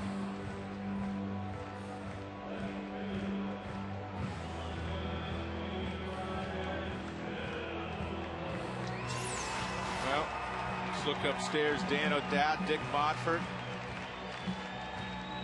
Bill Guyvette looking on, and Richie Dower did the right thing. No question he did the right thing. You know they're going to have to make the throw there, but you realize you'd had to hold him up. There's nobody out, and a runner at third base should have been. Tulo with the base hit to right. The infield up the middle, set halfway. In other words, if it's hit hard enough, they're going to try to turn two.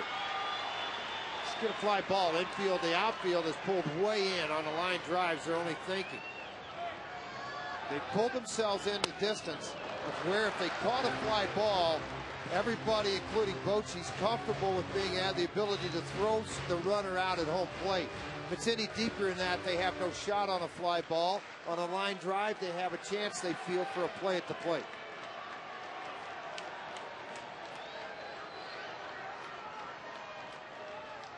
Here's the 1-0. Spilborg's on the ground to short. He's got to get up the line. Nope. And it's not going to happen. The Rockies had a marvelous opportunity, and Brian Wilson turned them away. We'll go to the 11th.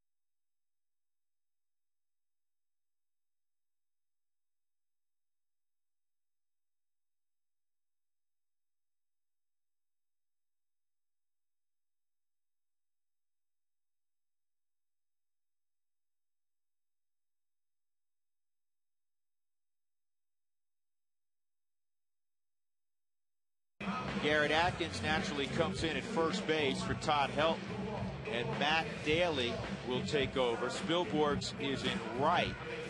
So Brad Hopp has come out of the ball game.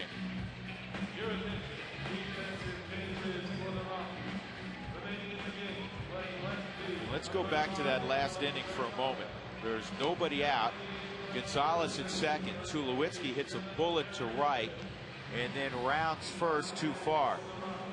George, his run is completely he can't score.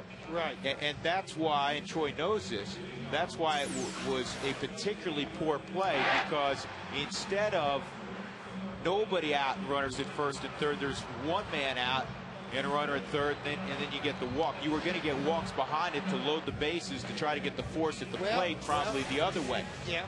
But Tulowitzki, who cares if he gets to second base? Right. I mean, that's just, now you just, and the thing is, first, third, no out, you're not going to walk Hopp. You're going to have to face him. And if they do walk him, his base is loaded, everybody's swinging away. I mean, just stop at first base.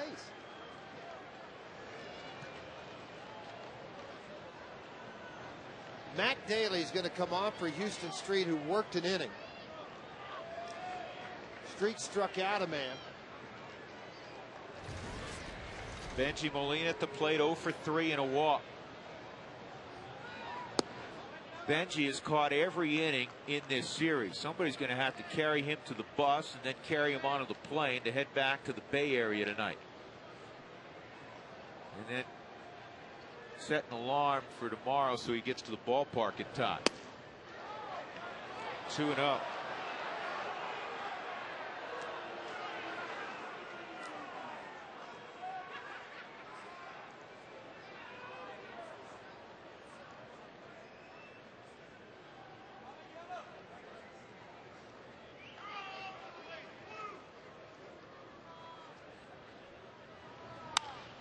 And this is a flare to right, and it's going to drop. Spilborghs thought about throwing a first because Molina was running, but he didn't have a play. So a bloop single. Lincecum will come on and run. This is very surprising because with Pablo Sandoval out of the ball game, they don't have another catcher other than Whiteside, who's coming out in the on-deck circle. That's it.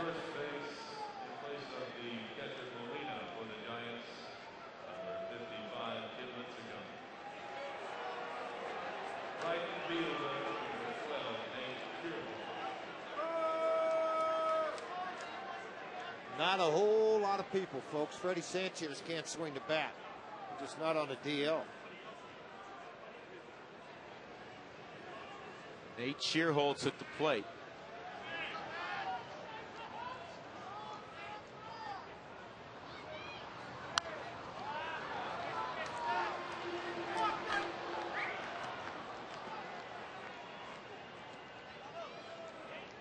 And he's studying Tim Flannery.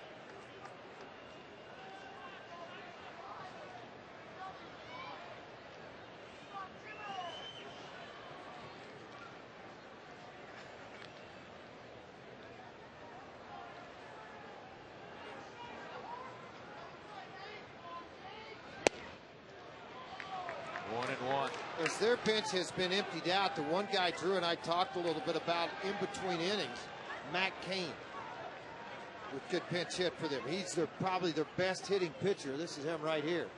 Best hitting pitcher left in their dugout. He's also scheduled to start tomorrow.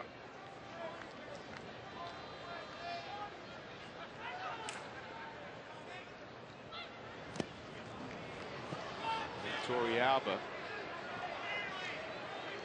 able to keep that in front with the leather.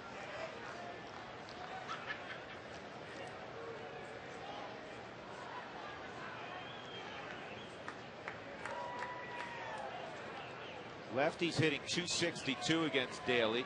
Righty's just .185.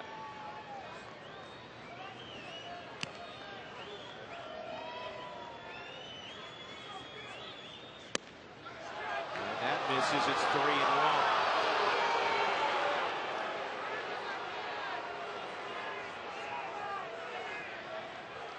Joe Beimel up. Second time he's been up in the ball game.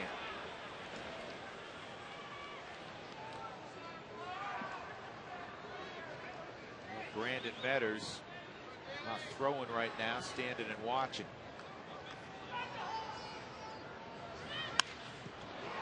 In the air toward Gonzalez and shallow left. 1 out.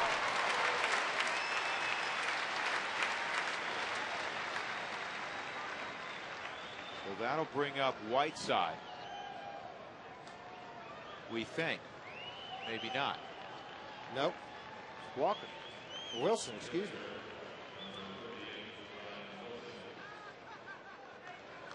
Well, if he's sending Wilson up, it's the bunt.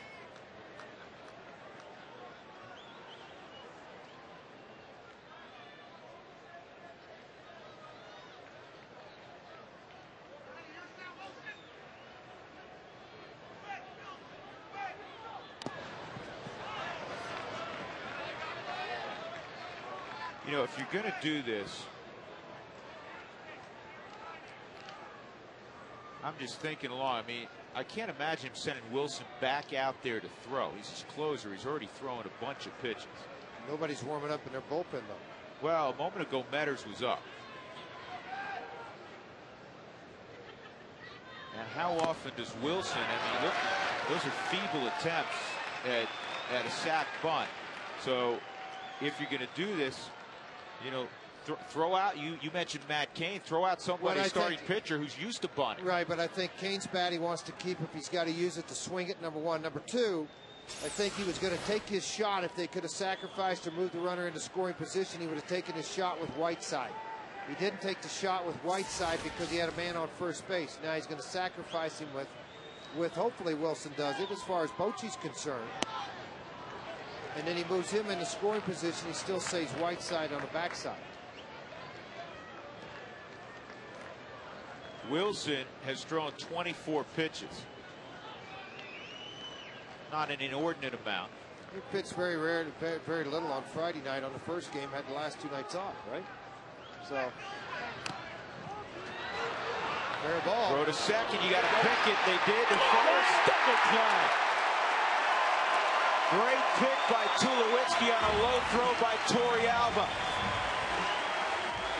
So Bochy gambles. He sends Wilson up to bunt, something that's pretty foreign to him since he's a relief pitcher, and it backfired.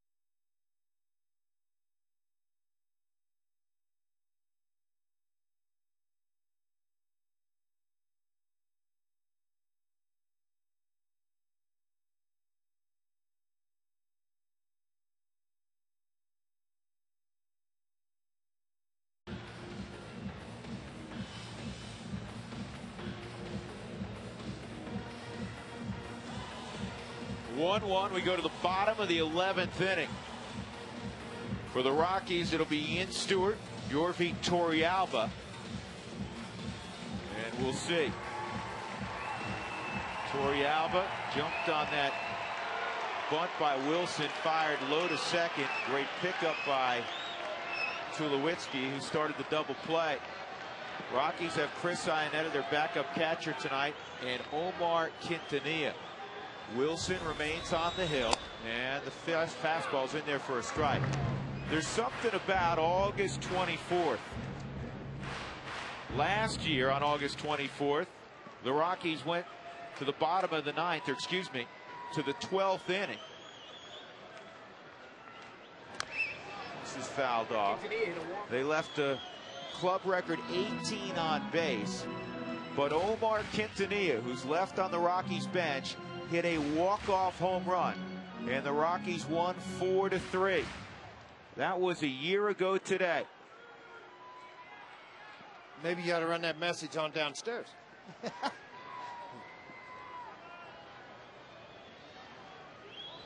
0-2-1-2. 2 years ago on this date, right here at Coors Field, the Rockies go to the bottom of the ninth, trailing the Nationals 5-1. But they greet closer Chad Cordero with 4 straight hits en route to 5 runs in the ninth and a 6-5 victory. Not this time for Stewart. 1 out.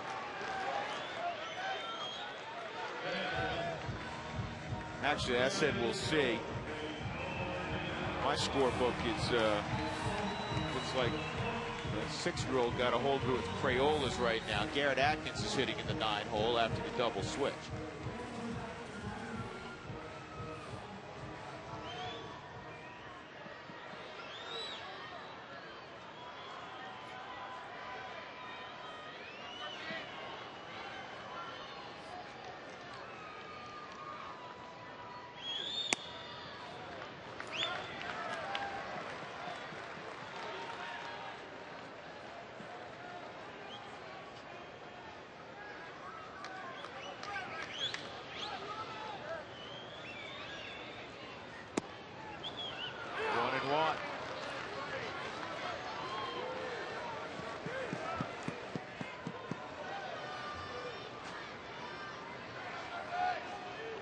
Wilson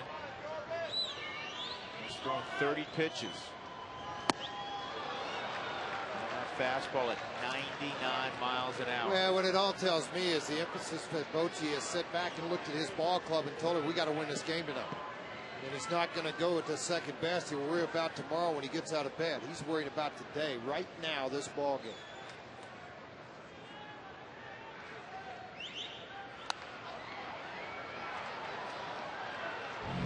Rockies with a tremendous opportunity to win it in the bottom of the 10th inning. Helton had a leadoff infield hit, and then Velez trying to throw out Helton at first, threw it away. Helton went to second. The Rockies pinch hit Gonzalez. Tulowitzki hit a bullet to right for a base hit so hard that Richie Dower had to hold up Gonzalez. Ground ball through the middle, a base hit for Torrealba.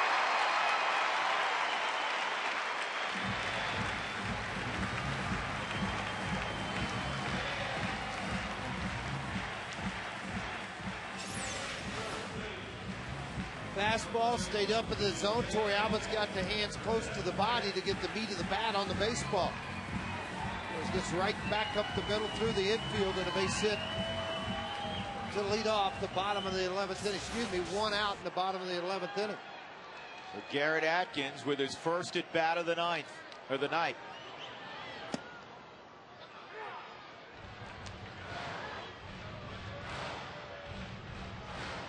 Strike 1 on Atkins.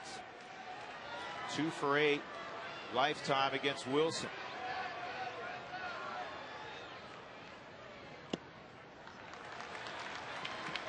Outfield playing no doubles. Center fielder Aaron Rowan very deep. Randy Wynn a couple feet from the track.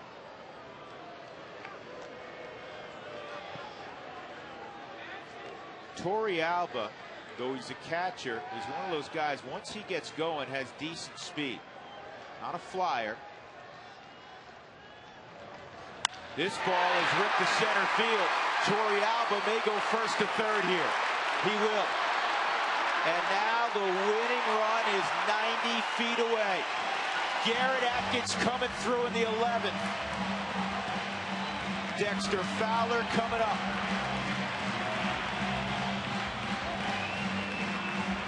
Because the outfield phrase is so deep, it allowed Torrealba to get to third. Absolutely it did. That's where Rowan made the smart choice when he got to the baseball, throw it to second base.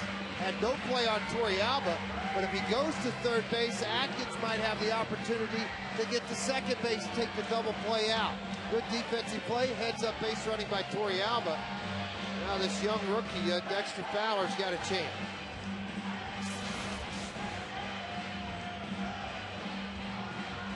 The Rockies on the night, 1 for 9 with men in scoring position. San Francisco 0 for 8.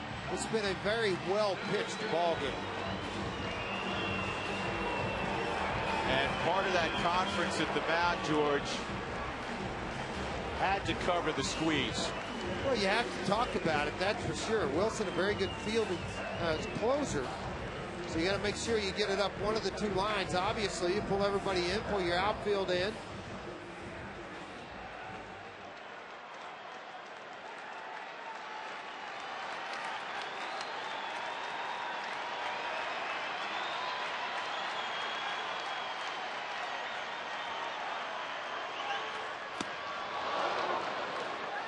Fowler laid on a 99-mile-an-hour fastball. This is his adopted side.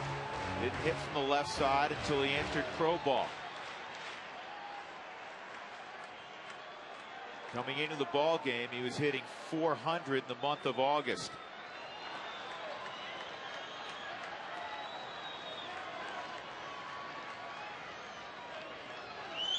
There's a bunt attempt, and it goes foul.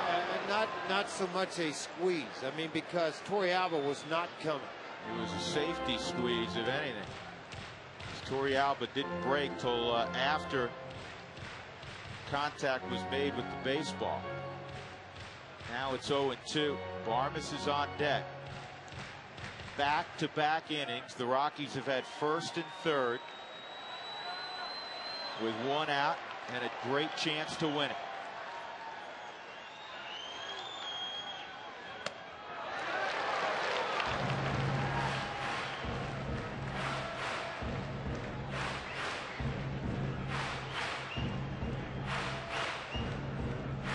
Last inning, Spilborgh's hit into a 6-4-3 double play. If Dexter gets it in play, especially from the left side, much more difficult double play proposition.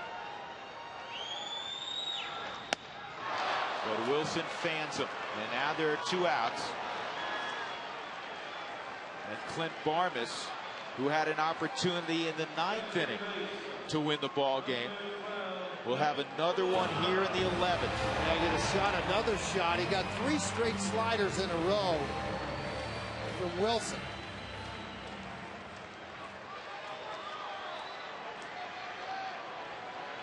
See if he goes back. Molina was catching then. Called for a fastball away. Vince shoots it inside. In the air to center field. Easy play for Rowan. And the Giants work out of another mess. And we play on. 1-1, we head to the 12th.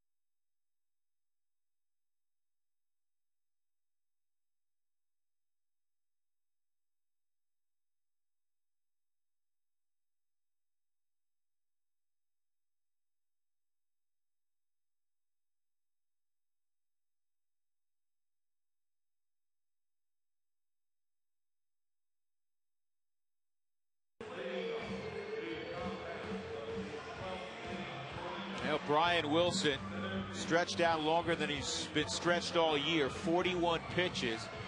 He's gone 2 2/3, and he's gotten them out of 3 straight jams. In the 9th one, he didn't create, and then in the 10th one, he created, and in the 11th one, he created. So in the 12th inning, Matt Daly, in his 2nd inning of work, will begin with Aaron Rowan. He'll be followed by Edgar Renteria and Travis Ishikawa. It's been 1-1 since the 5th inning. Rowan is 1 for 4 tonight.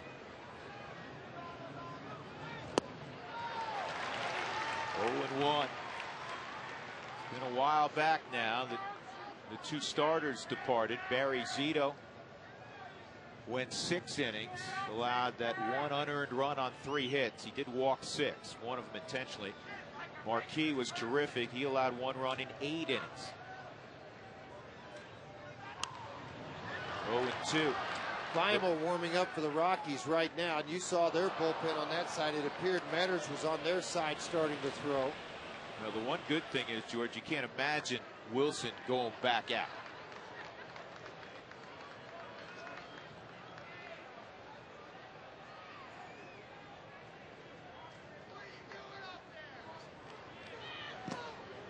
One and 2.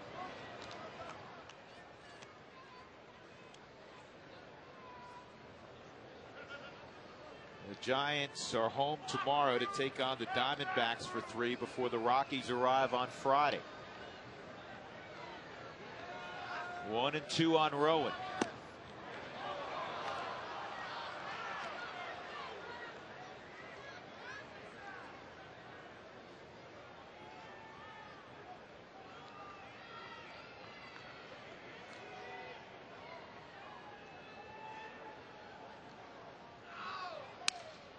And softly hit, a broken bat floater that Tulowitzki grabs, 1 out.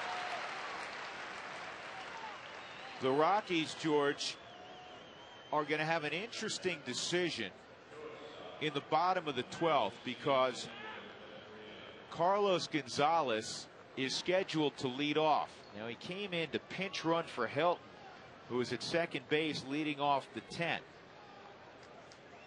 He has the puncture wound and the stitch in his hand, and we were told before the ball game, and he did not take batting practice, that he would not start swinging a bat until tomorrow. They wanted to heal that bandaged left hand. He did throw before the ball game.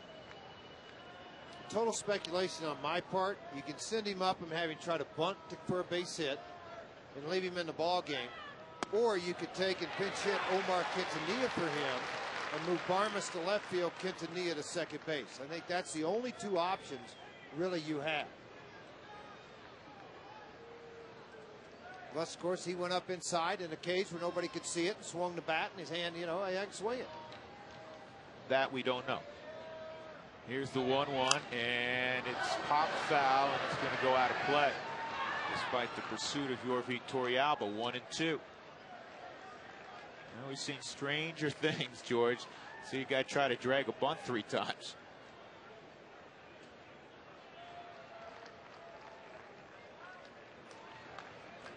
And if you're curious about Barmas in the outfield, he has done that before. In fact, last year he was doing that some when he, for a while there, became more of a super utility player. He's played center field.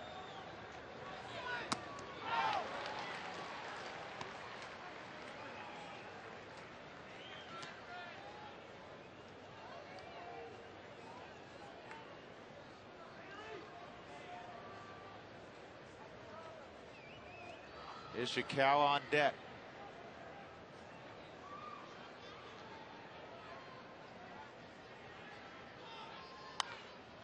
That's a good pitch, and it's going to be back about 8-9 rows. Well, our great staff picked this off for us last half inning.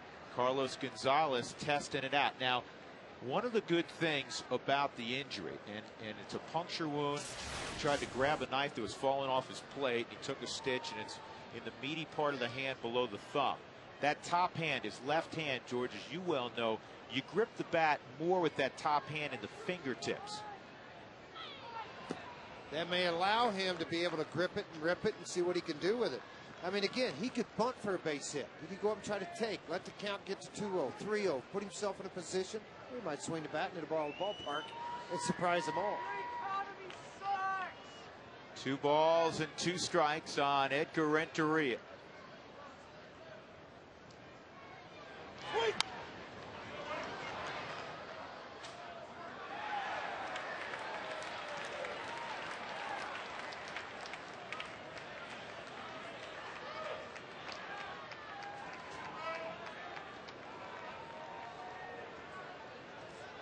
Every one of these ball games with the Giants has had a playoff atmosphere. This one no different, as we're playing in the 12th, and it's punched foul.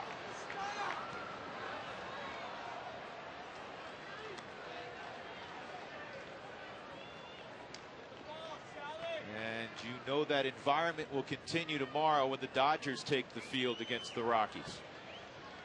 The Rockies win, they move within 3 games of LA.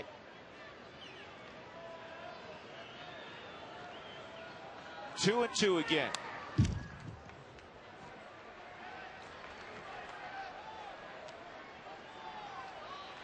Matt Daly, a wonderful story. A walk-on at Bucknell University. Undrafted after both his junior and senior year. His invitation to pro ball was a plane ticket. And here he is in the big leagues, and he's been successful. He got him with a slider. 2 outs in the 12th. Well, this is an excellent slider down and on the outer half of the plate. They've had Joe Beimel up and going. Jim Tracy, yep, got to go to him in a hurry. You get another look at this Hyundai Cam slider on that slow slider down and away under the bat. Total bail, way out in front, unorthodox, unbalanced swing. So Jim Tracy's going to go to the matchup with nobody left on Bruce Bochy's bench to play first or get into the ball game. He'll take the matchup of Beimel and Ishikawa.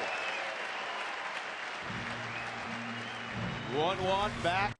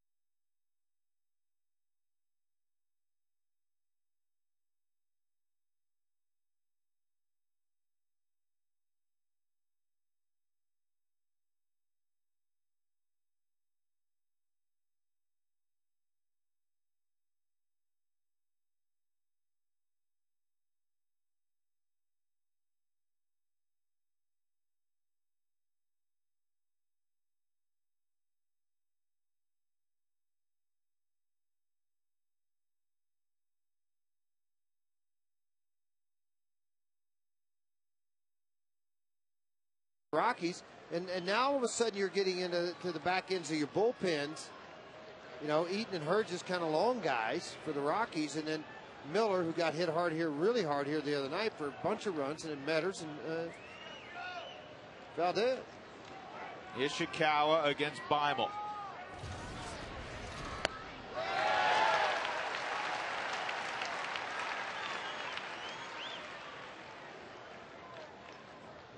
in the bottom of the 12th inning as Adam Eaton is up. We talked about Gonzalez scheduled to lead off, but he's got the hand injury. Tulowitzki to follow, and then the pitcher's spot.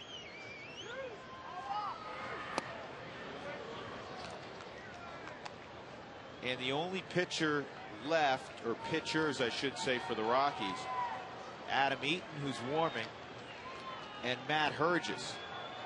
Josh Fogg is going to make the start Wednesday in place of Aaron Cook, who's on the DL, 2-1.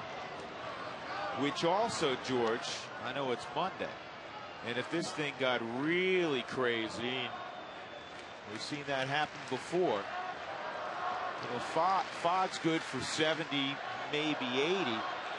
They were looking for Eaton probably behind Fogg on Wednesday. Well, he could be, yeah, exactly. I mean, you hope he'd work deeper in the ball game a little bit. Didn't happen there, obviously. But you know, if he can get into that ball game, I thought you were getting ready to say, well, what do you do if this thing keeps going and going? Well, Fogg, go get cleats on.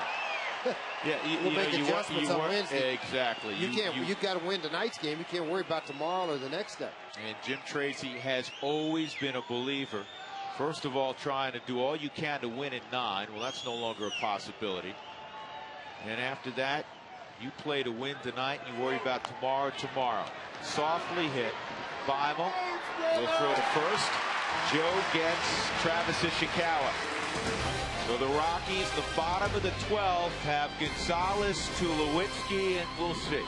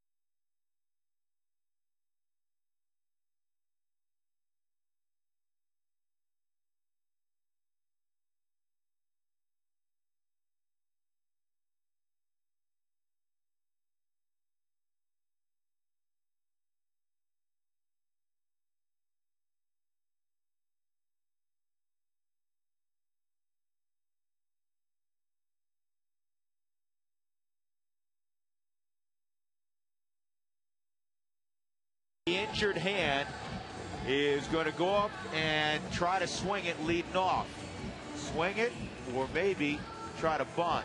And I guarantee you, because secrets are hard to keep in baseball, I guarantee you Juan Uribe has been told to cheat in for the possibility of a bunt. Brandon Metters has replaced Brian Wilson. Wilson went 2 2/3. He threw 41 pitches. And Uribe is in on the grass. He's way in. Ishikawa at first is inside the bag. And there's the drag attempt. And fortunately, it goes foul. Now, typically, in this situation, after one attempt, infielders, the corner infielders would drop back. Juan Uribe's 60 feet away.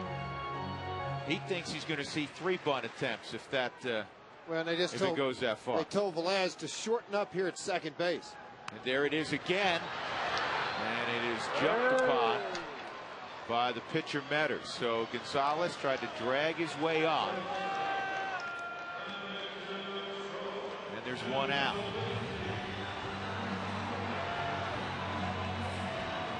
One out, Troy Tulowitzki at the plate.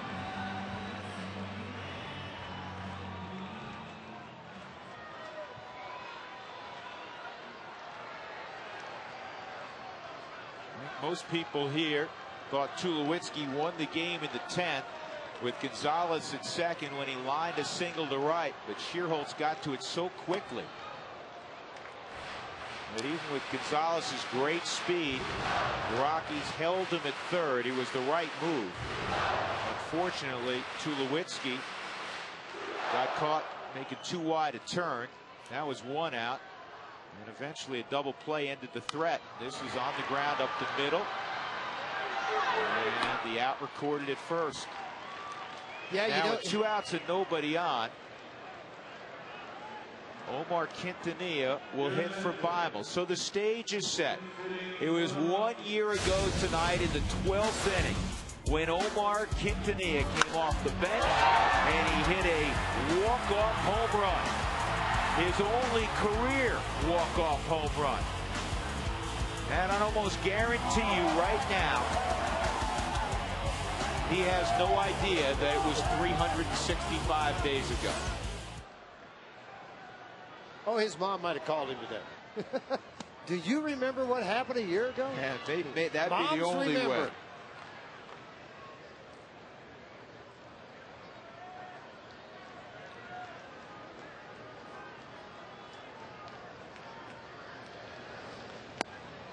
That's a strike, 1-1 on the seldom used Quintanilla, who, despite only 48 at-bats this year, he's been on the roster every day, works his tail off every day.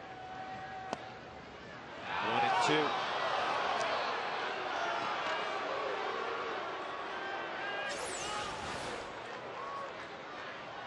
Wow.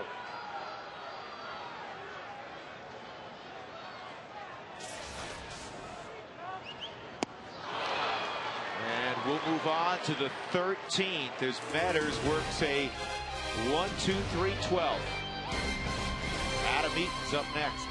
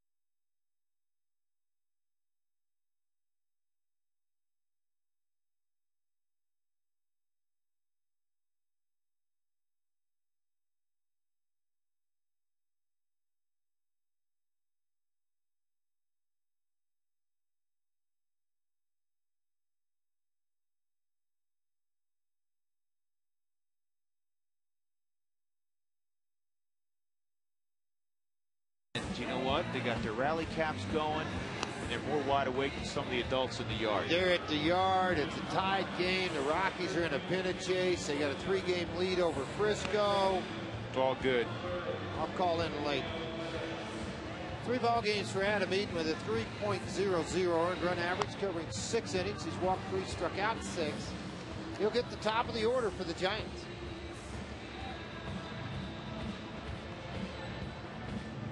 First extra inning game at Coors Field this year, and we go to the top of the 13th. Velez, Wynn, and Uribe.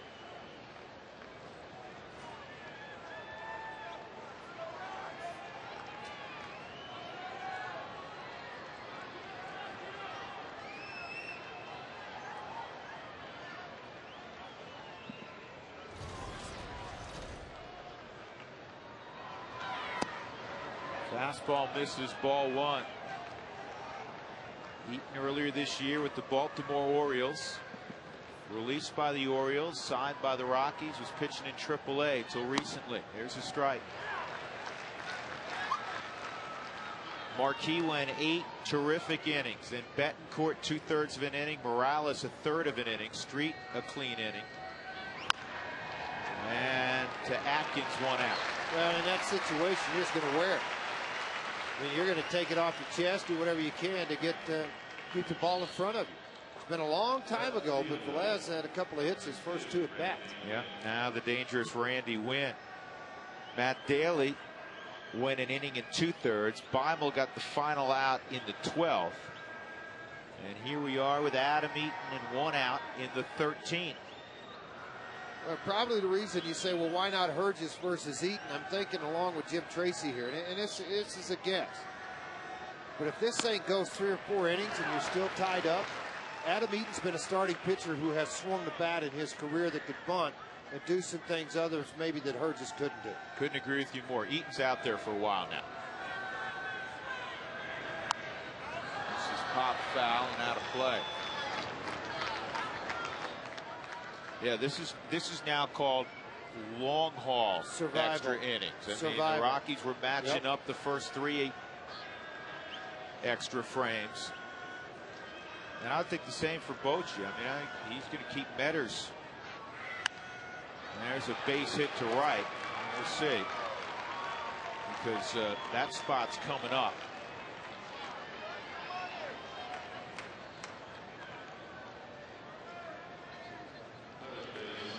Three down the line with that base hit by Wynn. Uribe, Whiteside, Schuerholz, and then Metters.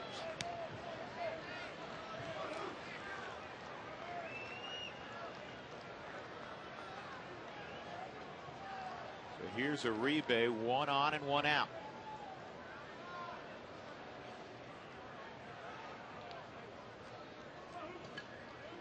Wynn this year has 10 stolen bases. He's been caught twice.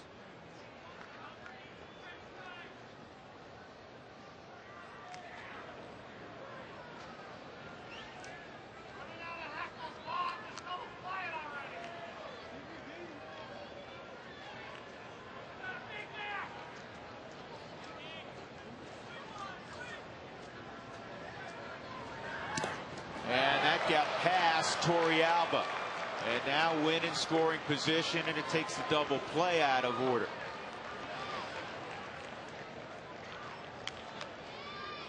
That appeared to cross Torrealba up, and they're walking back to the mound talking right now. I mean, because you know this ball's in air all the way to the plate. I mean, it appeared to me hard slider. See Torrealba, he thinks that ball's away, and then goes down to get it, just whiffs on it, and it hits the shin guard.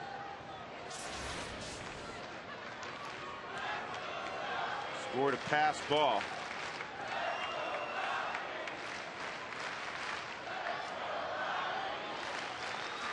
Yep, go ahead and walk him, set up, there's 1 out. Walk Uribe, set up your double play.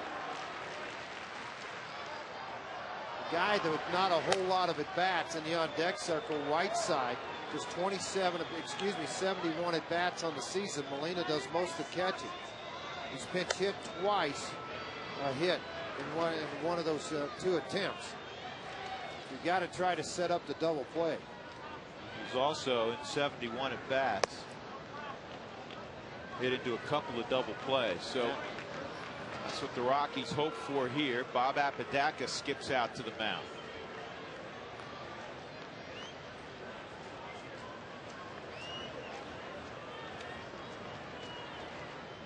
Metters follows Whiteside. Their bench is empty save for Freddie Sanchez, but he has a shoulder injury.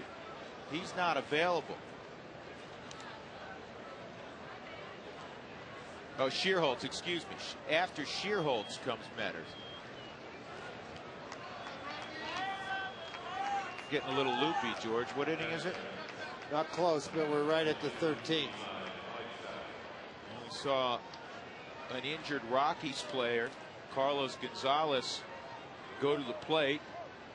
And he was going to try to drag a bunt 3 times. On his second, he got it in play and was thrown out. Now Sanchez taking off the warm-up top, and he's putting on his hit gear.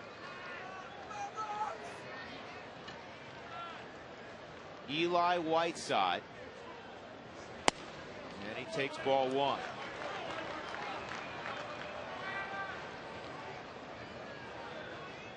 The Rockies, George, not once, not twice, but 3 times had tremendous opportunities to win this ball game. 9th, 10th, and 11th. This is slowly hit, but you have a catcher running. There's one on the first, safe.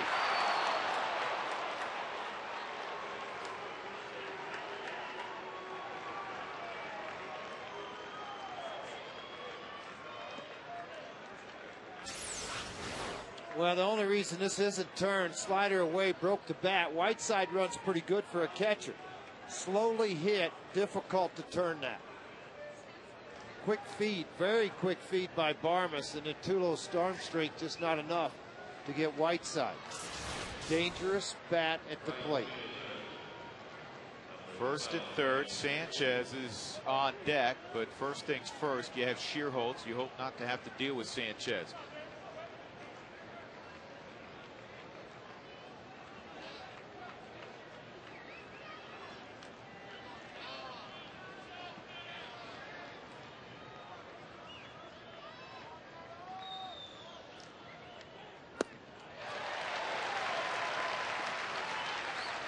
Shearholtz is 0 for 5. And one thing has been consistent, though. If the ball's out over the plate, Shearholtz can be impressive. He really has a large hole down and in, George. Yeah, it sits right in here. If you could get it down into that area, he has difficult handling the pitch down and in. They go there again. It's ripped foul. It's 0-2. That ball was elevated. It was a fastball, and it was belt high. That ball wasn't down. He doesn't have a hole up there. Unfortunately, he got it in enough. Yeah, he sure did. Pulled the trigger on it right here. But, I mean, that's not an area you want to visit with him.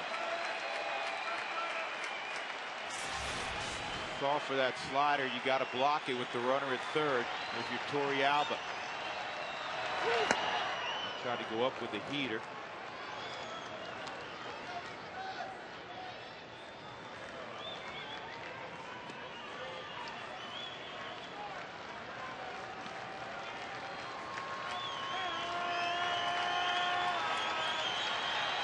One, two, 2-2.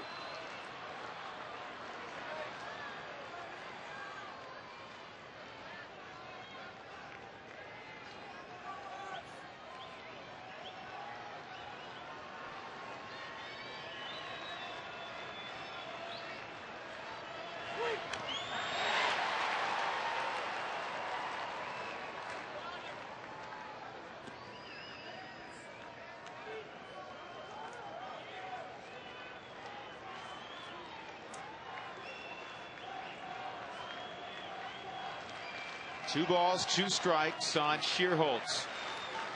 2 outs in the 13th.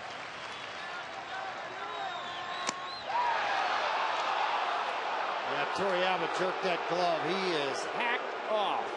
And Jim Tracy not pleased with Angel Campos right now. Look again. You know what? That was high. That's a high pitch. Watch him jerk it right there. Not happy with it on overhead. It's really going to show it. Well, Torrealba's reaction, you know, he's mad that it didn't get called.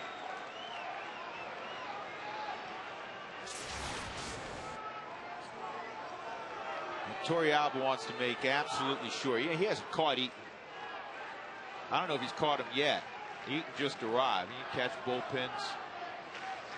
Well, the one pitch that you know, Torrealba likes to call is the backdoor slider. In other words, on the outer half of the plate away from a left-handed hitter. You got to find out if Adam Eaton is comfortable throwing that pitch to Shearholtz, or do you want to go back foot slider? Where would you like to go? It's his ball game. Line drive foul.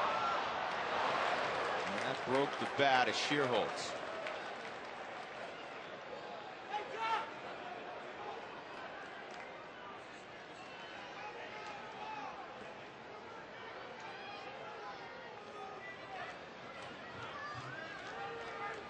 This is the first significant threat for San Francisco since a leadoff double by Garco in the 9th inning.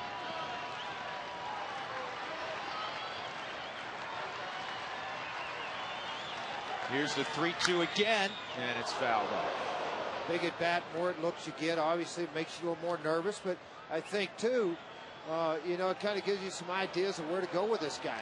And I just bury that slider down and in and make sure it's at the knees and down. This will be the 9th pitch coming, ninth pitch coming to Sherholt.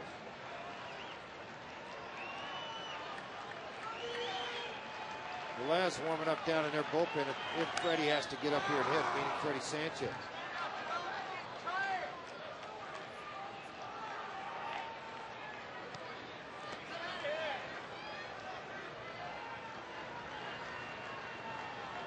Yeah, it does come to that. I mean, you really wonder. I've been watching him in the on-deck circle. He's swung the bat on occasion. You wonder, I mean, he hasn't been taking batting practice much. Ball 4. Well, Sanchez will come up with the bases loaded. Or will he? Nope, he was out there. It's a bluff. He can't swing the bat. He cannot swing the bat. It's going to be Brandon Metters. George, that's what I'm thinking. You know, it's a poker game, but if Freddie Sanchez could in any way, shape, or form have swung the bat, we would have seen him either earlier today or yesterday at the very least. I'm still thinking in my mind, I know it's Metters, you got Velez out there and you got one swing with it, but I mean, I don't understand. I'd run Matt Cain out there to see what happens because Metters is going to be taken. I'll assure you of that. Well, line drive. Wow. By Stewart. He wasn't taken. Yeah, he was hacking. Well, bases loaded, you work out of it. Hopefully it gives you a little momentum to go into the bottom of the 13th. Good thing Ian Stewart wasn't taking a nap. Man.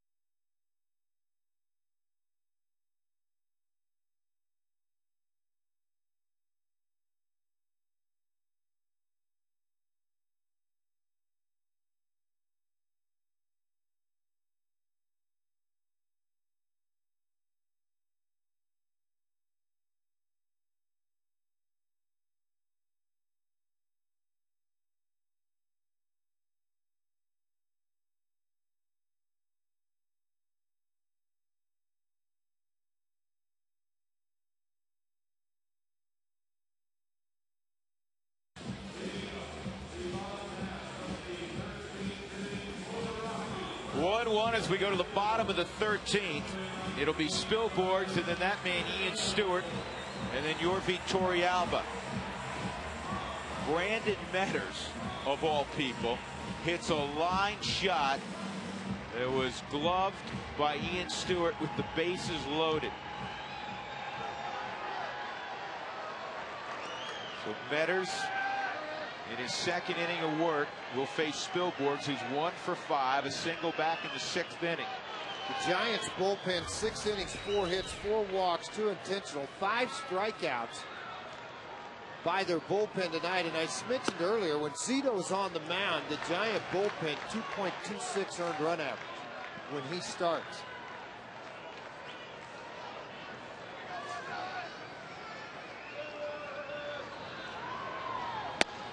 2-0. I'll tell you something interesting, George. Listen to this.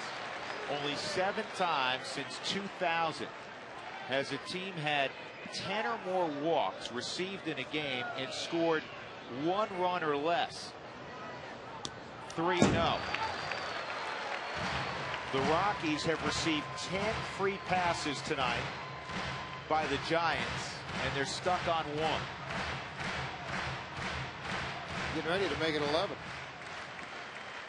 Still, Borgs will be taken the whole way. He could rest the bat on the ground right now. 3-1. Spilborgh's had a great opportunity to win it in the 10th inning, 1st and 3rd, with 1 out, and he hit into a 6-4-3 double play. He had a little tilt in that swing. 3-2.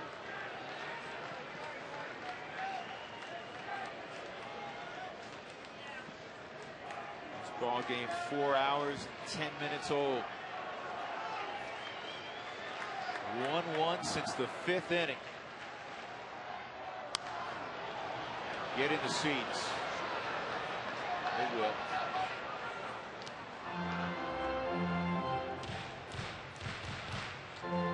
And even the scoreboard can't show you every inning. They start in the 5th inning. Bottom of 13.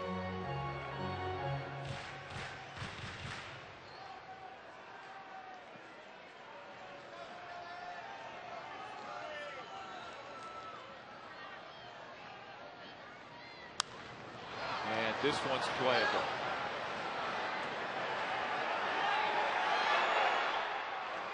Ishikawa makes the catch, 1 out, and that'll bring up Stewart.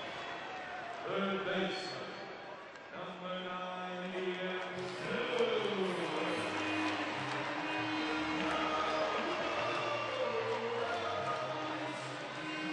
The Rockies in the bottom of the 9th, the bottom of the 10th, and the bottom of the 11th had a runner to third base in each of those innings with less than 2 outs and could not score. Strike 1 on Stewart. In tonight, 0 for 3, 2 walks. He has 19 home runs. He's driven in 59.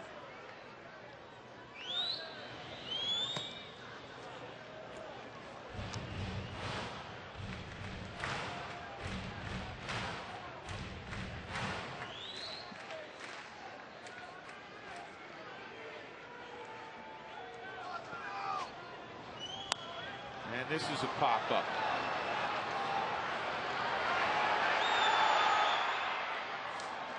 Now Renteria. Where are y'all, you guys standing there with me? What's going on? He's even got a little smile on his face.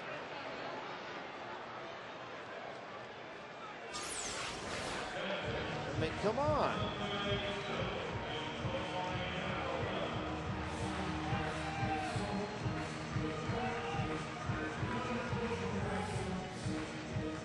Well, the Dodgers sitting in their hotel rooms enjoying this because they know they're getting. They say, hey, play 20. Keep going. Bullpens, keep working. Don't worry about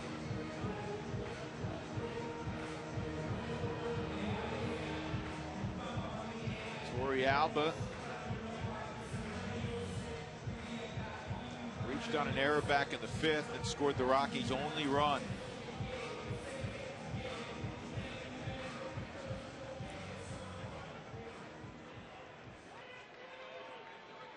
Garrett Atkins on deck if Jorvik could reach.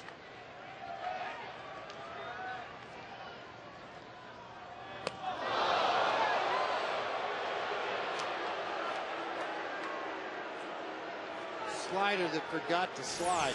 80 miles an hour. Slipped totally out of the hand of Brandon Metters and almost caught Torrealba. Ducks, leans, get it out of the way of it. 2-0. Another one. Yeah, you looked at his hand right after. Trust me, it's not humid here. 10 dozen baseballs rubbed up prior to the game. As much as umpires toss them out, foul balls into the seats, extra innings. A lot of times you got to go in and get more balls out and give to the umpires and reload the bags.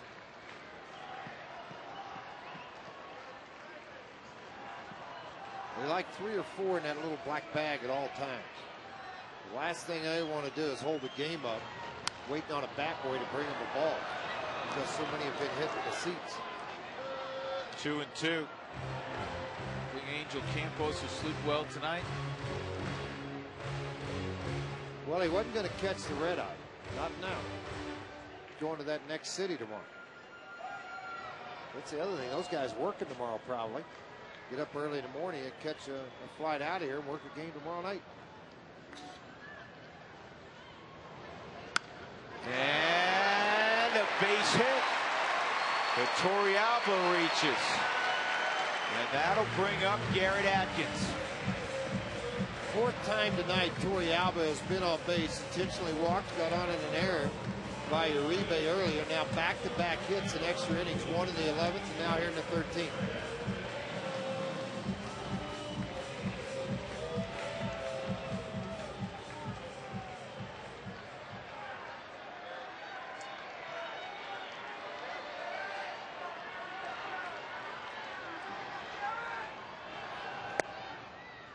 Ball 1 on Garrett. He ripped a single to center off Brian Wilson in his first plate appearance in the 11th. That pushed Torrealba, who had singled in the 11th, to third with 1 out. The Fowler struck out and Barmes hit a fly ball to center. 2-0.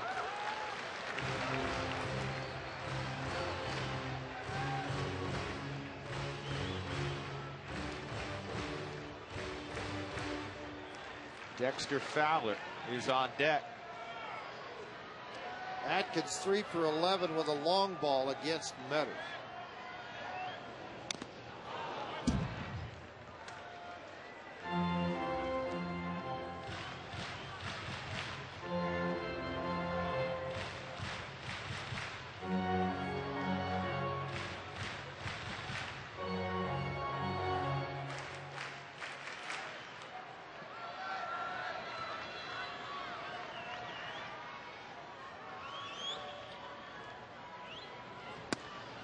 Strike 2.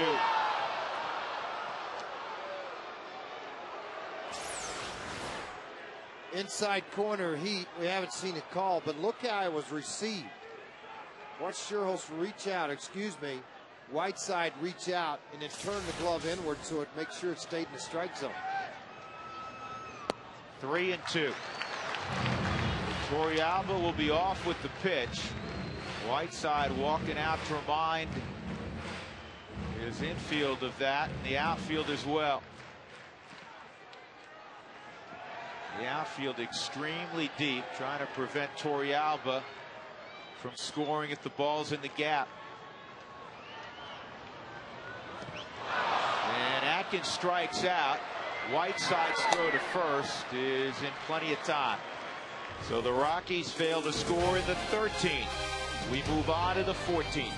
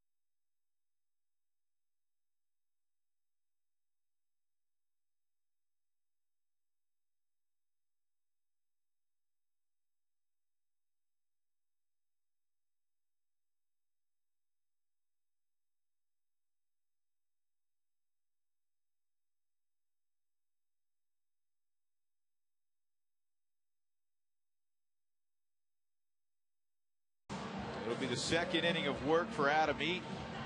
Aaron Rowan, Edgar Renteria, and Travis Ishikawa, bottom third of the lineup.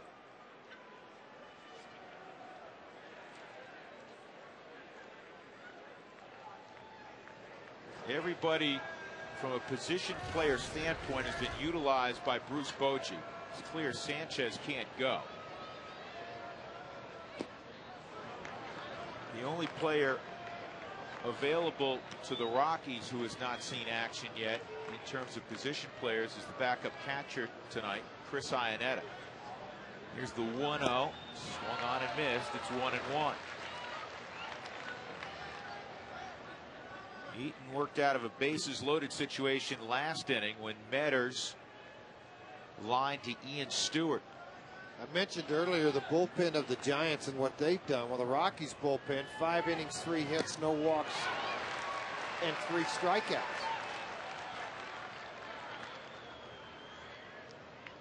Well, in the bottom of the 14th, the Rockies will have the top of the lineup up.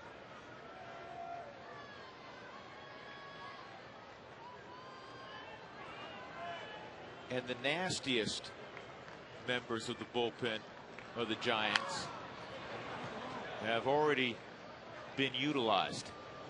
But the same can be said for the Rockies. Street, Bettencourt, Morales all gone.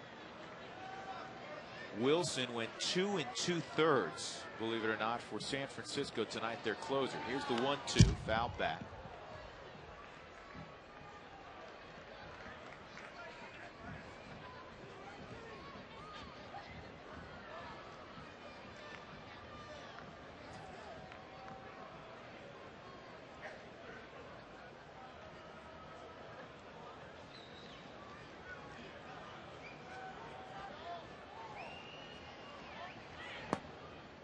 Two and two. I'm just thinking, George, is there a starting pitcher re-entry rule? Because Marquise probably had enough rest that he could probably throw again, right?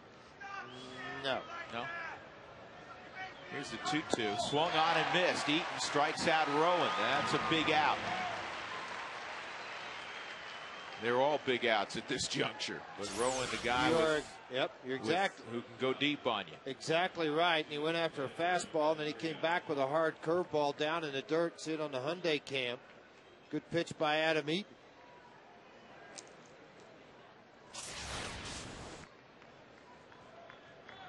Renteria fouls one off. Edgar, 1 hit in 5 at bats. That was back in the 7th inning.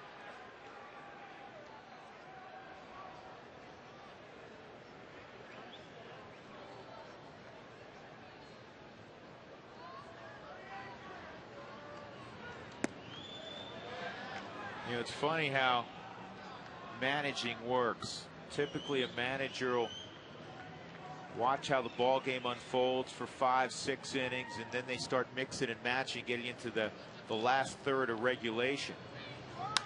This ball lined to right, long run for Spilborghs. It's going to skip in the corner, and Renteria is thinking about 3, and he's going to arrive with a triple. Right, and really, when Spilborghs went over, I think he felt like he had an opportunity to cut the ball off, but because of the angle of that wall, when the ball hit, it shot it back away from him, so it gave a longer chase for Spilborghs to go get the baseball.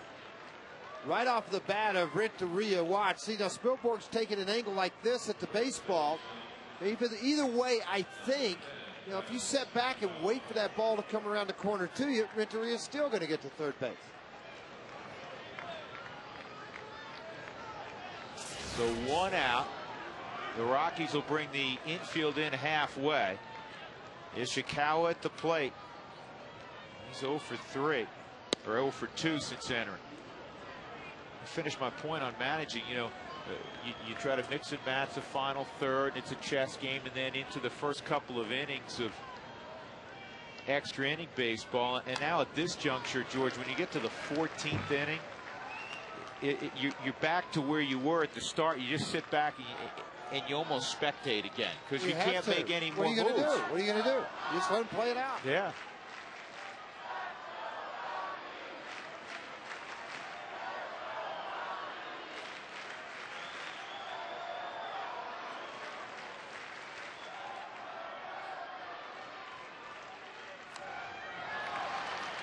Now Eaton works ahead 1-2.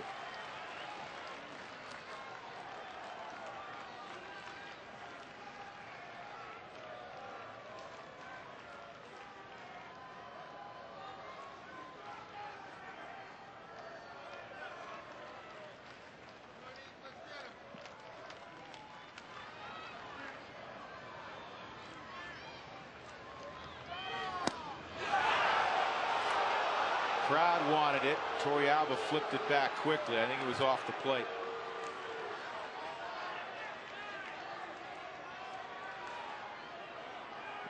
Eugenio Velez is on deck.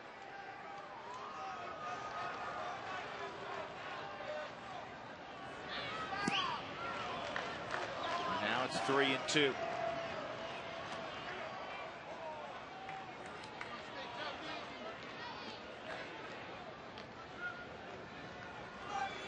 Well, you know Eaton's arsenal, George. What do you go to here? Well, you know, you got a guy that's pretty good fastball hitter, 3-2 count. I'd probably try to snap the slider off or curve versus going with a fastball, because if you're not comfortable keeping it down in the strike zone, you give him a chance to elevate. At least something that's breaking down into the zone, he's going to hit on the ground. That's what he did there on a curveball. He was way out in front. Try to get him to catch the top half of the baseball, if not, swing and miss. Ball 4.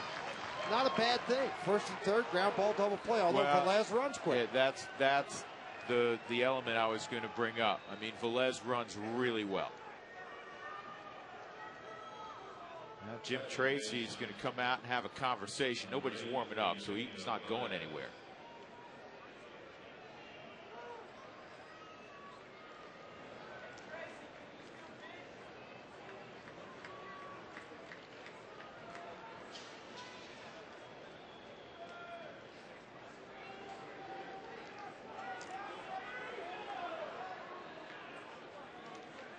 Velez had 2 hits early in the game, first inning and third inning. Since then, he's been hitless. He's 2 for 6.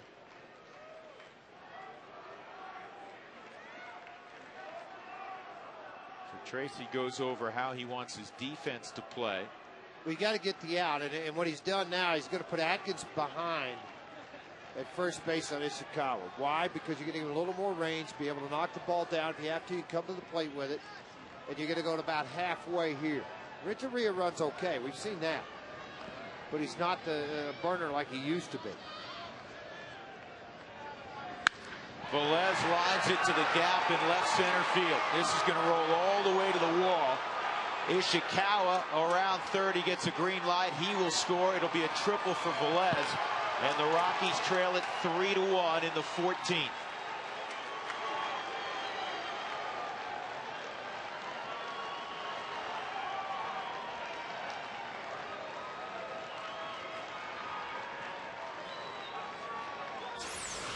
See where this pitch is. Fastball down and away. This youngster put a pretty good swing on this pitch. And with some authority. Ball hit out into left center field, and it's just off to the chase after the baseball. You see Renteria just go ahead and wave Ishikawa on into the plate. Not going to be a play there. By the time Tulo got the ball, not a play at third. And they'll walk Randy Wynn. Set up another force with Uribe coming up.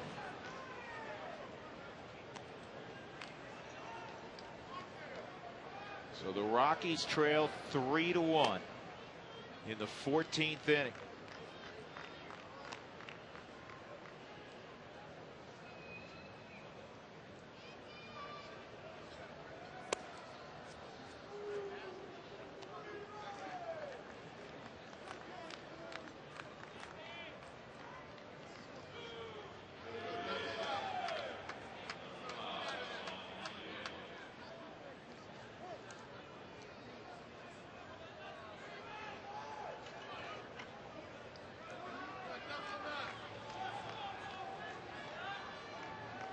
Now, if you're Bruce Bochy, you may put Wynn in motion to stay out of the possibility of a double play. Not going, and it's fouled back.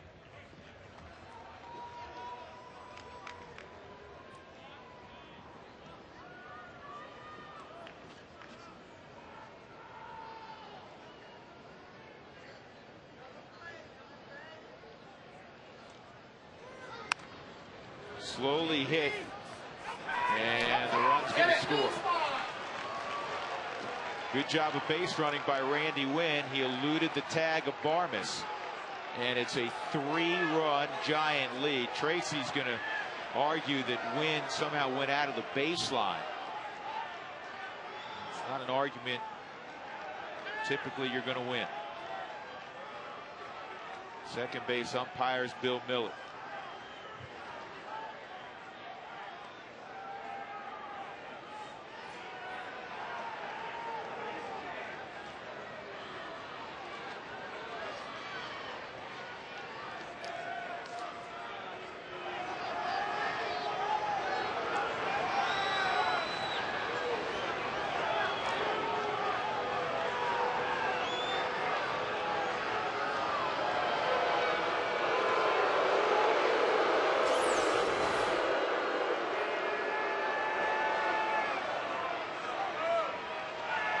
Well, George, Tracy have a legit argument. Trying to look at that and see if he did or not. Did he just jump one step out to avoid the tag? And I can understand why he would be arguing it. See, I mean, Barmas is cutting here. Here's your base path on, what is it, 3 feet either side? It's close. Eli Whiteside at the plate.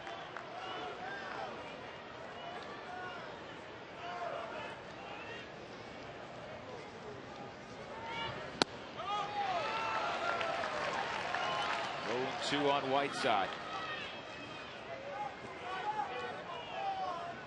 Well, the Rockies are going to need a significant rally now in the 14th. Dexter Fowler, Clint Barmas will be the first two.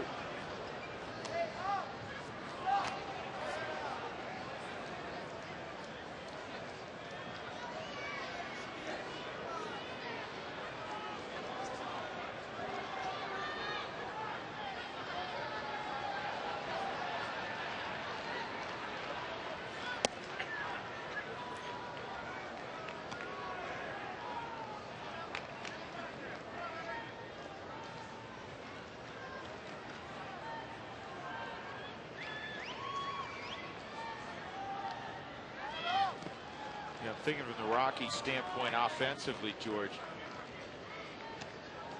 If you assume that you're not going to have Gonzalez try to drag bunt again, you may need to bat there, and you have Iannetta, and then if it goes down another 2 more spots, you have Eaton. Well, if there's a couple of guys on, I mean, and again, if Fowler and Barmas gets on, and then Iannetta's got to hit, try to ball out. He's got to hit there. Eaton's going to have to hit for himself.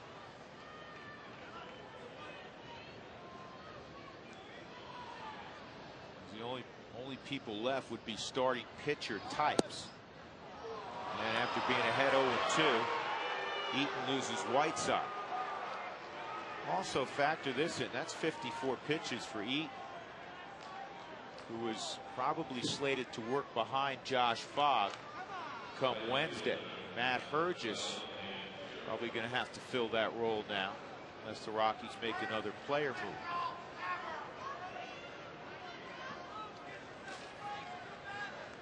Nate Shearholtz at the plate, and this ball is hit to center field. Fowler has it, but the Giants do damage. 3 runs in the 14th against Adam Eaton, and it's 4-1.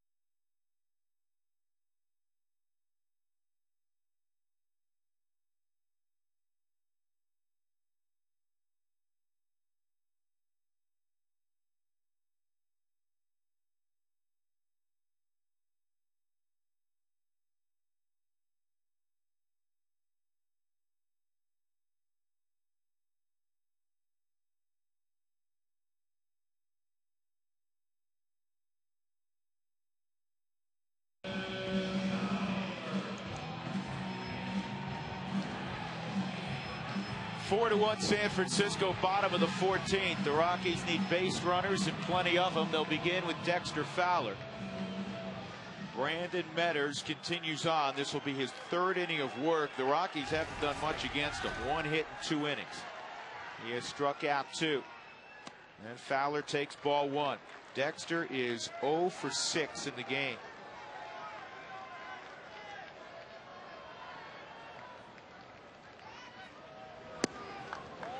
Two and 0.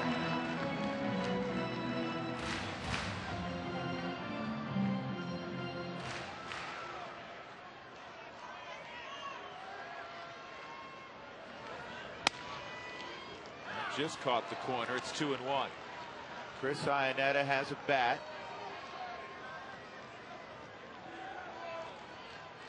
After Barmes comes Gonzalez, and he can't swing it. It's 3 and 1.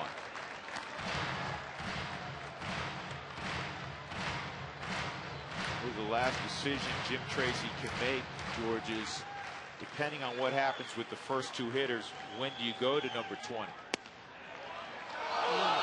Fastball down low. Well, I think if the first 2 guys get on, then you got to go. Well, then you go to him, obviously. But yeah. if one gets on and there's 1 out, I think you still have to, because Gonzalez can't swing. Yeah, you're probably right. Oh boy. And that's all you need now. That's an ankle bone. Right off the knee, I'm being told out of the truck as they looked at it on a replay before it got back to us. And you wonder why managers just hate extra inning ball games.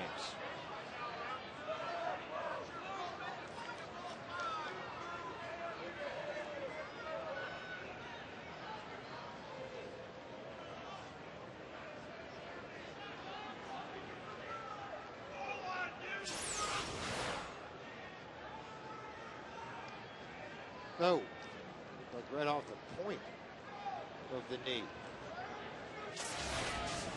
That's all you need. Going to the Dodgers series,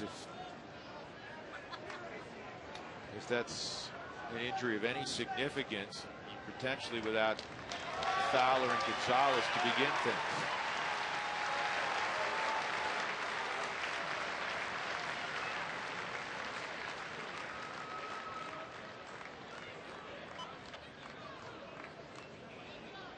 Well, particularly when, you know, I mean, 99% of his games is legs.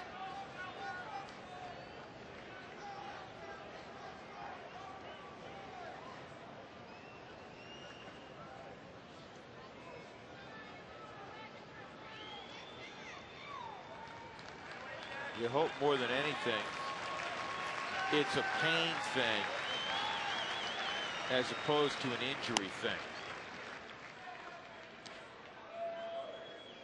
And when you foul a baseball that's coming in at 90 miles an hour off your leg, you see guys go down for a while and eventually are able to walk it off. But he hit in that, in that awkward spot, bone, baseball to bone, right on the kneecap. And I don't know if you're at home wondering, is that the same knee that he ran into the wall? I'm trying to remember, George, if it was the right knee or the left knee. And he's going to go ahead and swing the bat. Unless he turned to anyway. Fogg, I guess he'd be the guy. Oh, thanks. 3-2 count. So, I mean, yeah, you got to go up there and swing the bat. It's just a lot of concern if there's not something really bad there. I mean,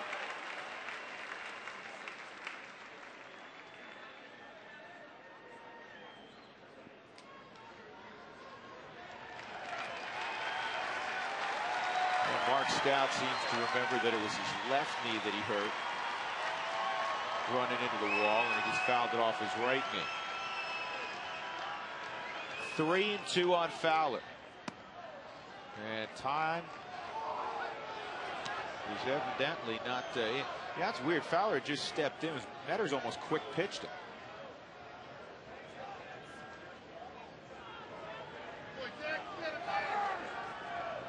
Ball 4. Dex semi-jog, semi-limps down to first, and that'll bring up Barmes.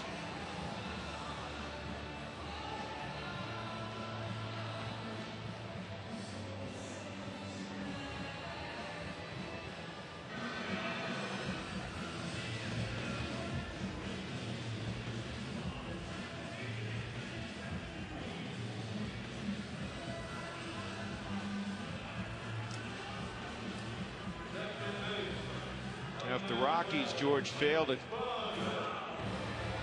come back here and overcome a 3-run deficit, they're going to lament 3 unbelievable opportunities in the 9th, 10th, and 11th that they could not come through in.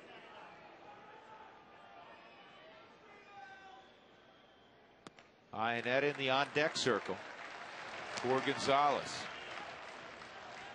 Justin Miller, the right-hander who came in the other night and got smoked. He gave up a ton of runs against the Rockies in the ball game when they exploded in that one game.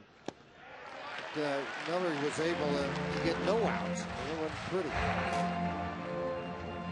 That's why Bruce Bochy, not because of Miller, but because of this ballpark and the respect he has for the Rockies lineup. I'm sure he's pleased he has a 3-1 lead or 4-1 lead, but he's not resting comfortably. Ball 3. This is farther than Metters has gone all year. On 3 occasions, he's worked 2 innings. This is his 3rd inning of work.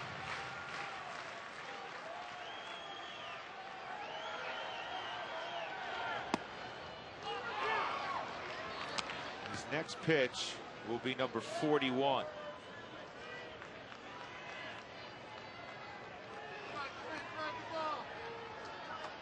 Not much you can do now but sit back and watch. And Barmes took another strike. It's 3-2.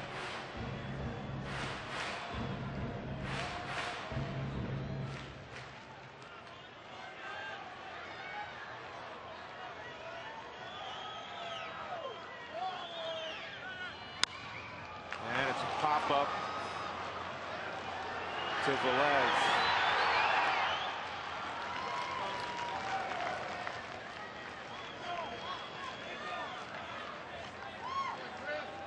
Chris Iannetta, the last player on the Rockies bench, will come up.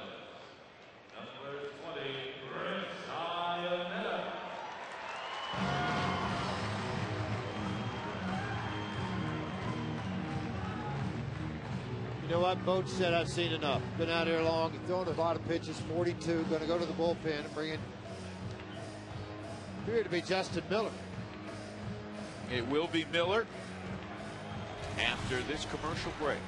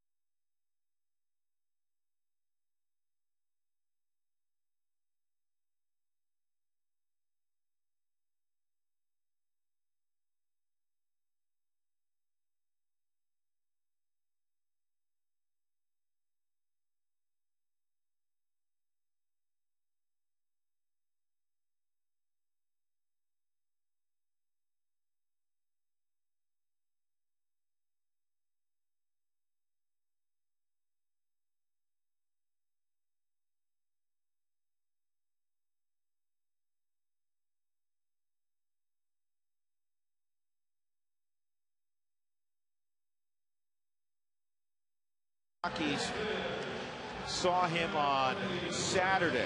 They liked him. And they liked him. He went 2/3 of an inning. He gave up 4 runs on 4 hits. He also walked 2. That would work well here. He got the loss. The Rockies came back and won 14-11 after trailing 6-1. A lot of sliders. Going to sweep him to the outside part of the plate. Occasional fastball. The pitch being thrown now in this game is the 457th thrown. Combined. That's a lot. You can figure him any way you want. It's 457 pitches. Combined. And think of all of the warm-ups. And so 8 tosses in between times 14. There's a ton. Yeah, enough.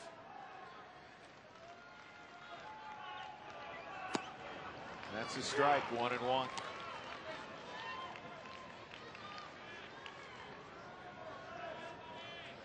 Tulowitzki on deck.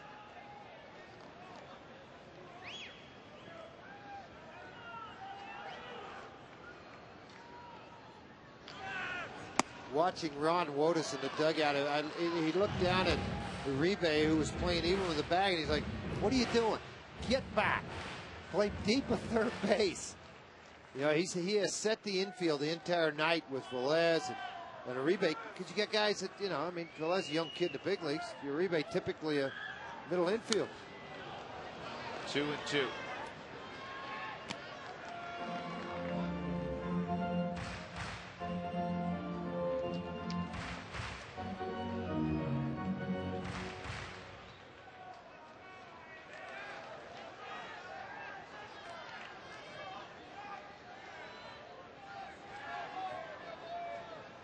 Fowler at first, he walked, 1 out.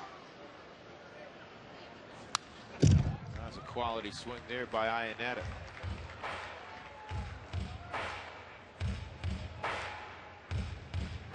Justin Miller has typically been nothing more than a setup man, which is very important to a ball club. He has no saves in 195 appearances. Hopefully that streak will continue. There's a base hit, and the Rockies will get the tying run to the plate in the guy that leads them in big flies, Troy Tulowitzki. I don't know where you go, but Dexter could hardly get to third base. I mean, to second base. I mean, his knee is really, really hurting him, but I don't know where to go. Keith Duggar's talking right now to Jim Tracy. I mean, the only choice he really has is Josh Fogg. I'll tell you one That's thing. it. I'll tell you one thing, George. This is not how the Rockies wanted to go into the Dodgers series. Gonzalez had the freak injury. Now Fowler's hurting. Aaron Cook's on the disabled list. But that's baseball, and you got to play on. Tulowitzki with 2 on and 1 out. Checked his swing. No, he didn't. He went around. Adam Eaton is on deck. He's got a hit for himself.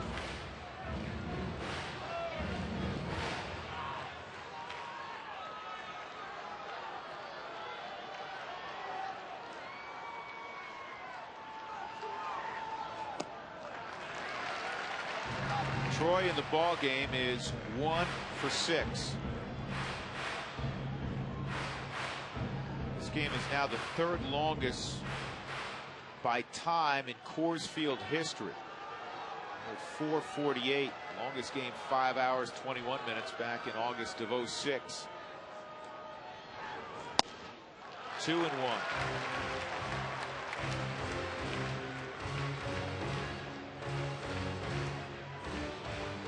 Rockies have played into the 14th inning. They still have only 1 run on 9 hits. Giants 4 runs, 11 hits. Here's the 2-1. 3-1. Jim Tracy called Adam Eaton over, and he is in a long conversation with him right now.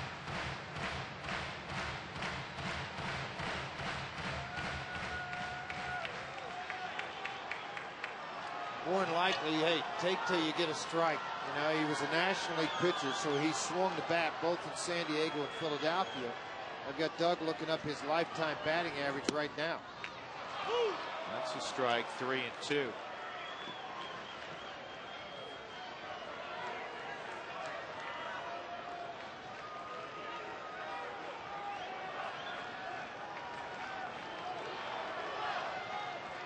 .194 lifetime average. Thank you, Doug.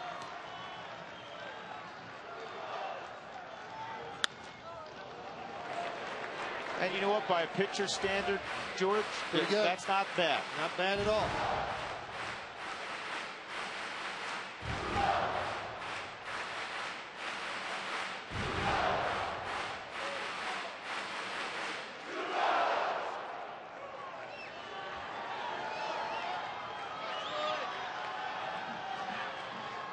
3-2 on Tulowitzki. He represents the tying run. Ball 4, and now they're loaded up for Adam Eaton. And on deck is Ryan, on deck is, you know what, is Ryan Spilbergs. Got to read through the chicken scratch.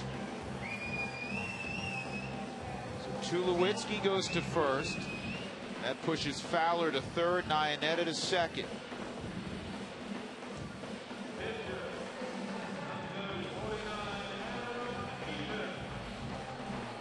That's the 12th walk the Giants have handed out.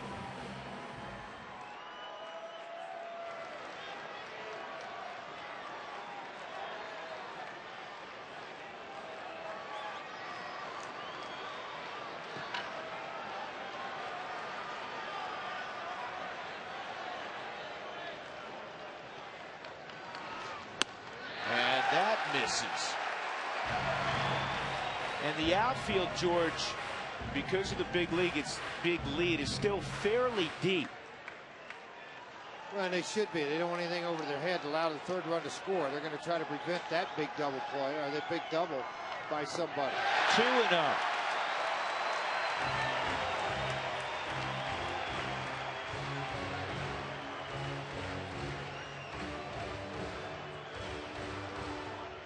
The only pitcher left in their bullpen is Valdez.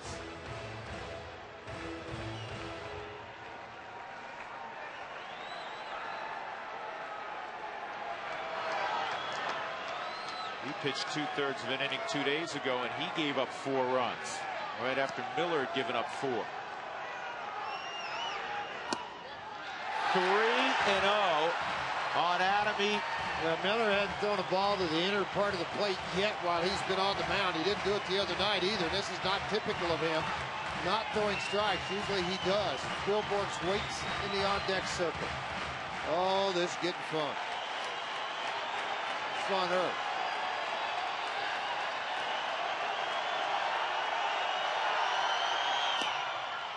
That barely got the outside corner. I mean, maybe by a sliver of the baseball. How about this number? Eaton has 32 career walks as a pitcher. Pretty good eye. Yeah. Good work, Doug. 3-1. Way outside. Wow. He just walked in a run, and now a single will tie it up. And you know Bochy's going to go get him. There's no way this can continue. So Spilborghs will come up against Valdez, the last man in the Giant bullpen. 1 out, 4-2, and the base is loaded.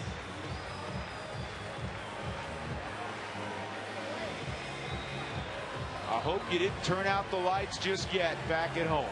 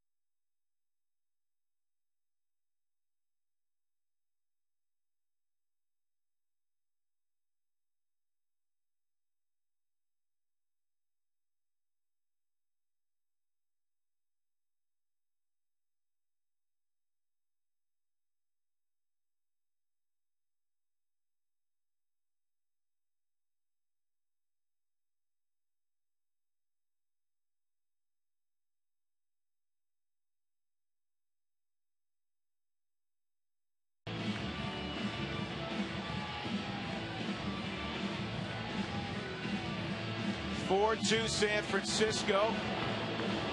And plenty of folks still in the yard. The Rockies have the bases loaded. Ryan Spilborgh's coming up. There's one out.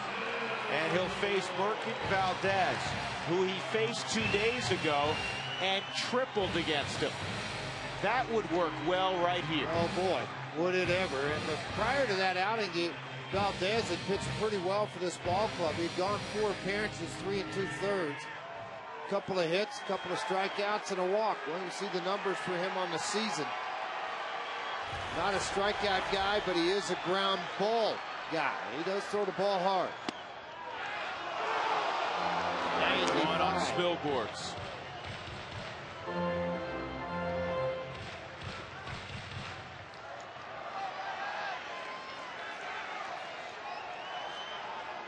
Ryan 1 for 6.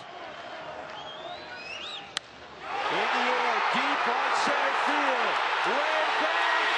Rockies win it. Grand slam, Ryan Spilborgh's. You gotta be kidding me. He's sprinting around the bases.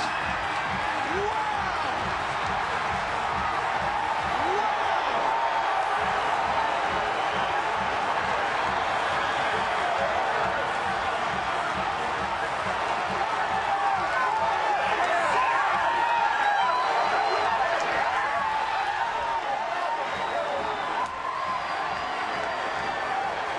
Those who have stayed and those who have stayed up have been duly rewarded.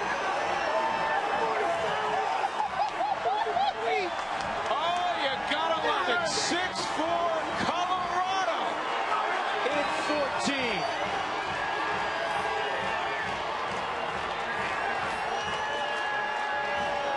Now, do you believe?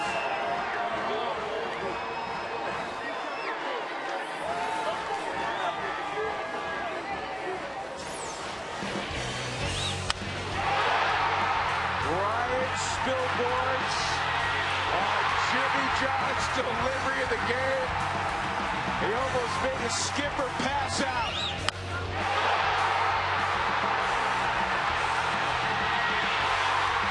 George, I just watched it and I don't believe it. Well, that's why you don't hear me talking. I think words can't explain it. Just let the picture tell the story. What a beautiful sight.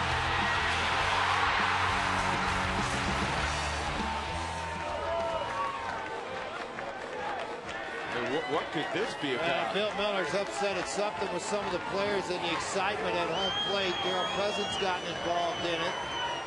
The game's over. They're off there. I mean, there's no celebration rule in baseball.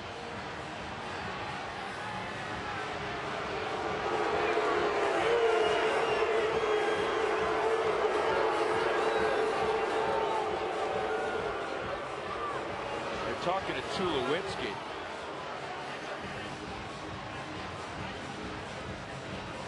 Yeah, I think it was Troy who got up on the side of the backstop to get on top of the mosh pit. But again, I don't know why that would concern the umpires. We're just guessing as to what the deal is. But guess what? It's not changing the outcome. The Rockies win it 6-4, scoring 5 in the bottom of the 14th. A walk-off grand slam from Ryan Spilborgh's. By the way, Eaton gets the win. Miller takes the loss. Your game time 4:57. And if you stay up this long, you might as well stay up a while longer for the Rockies postgame report. 6-4 Colorado. I don't believe it.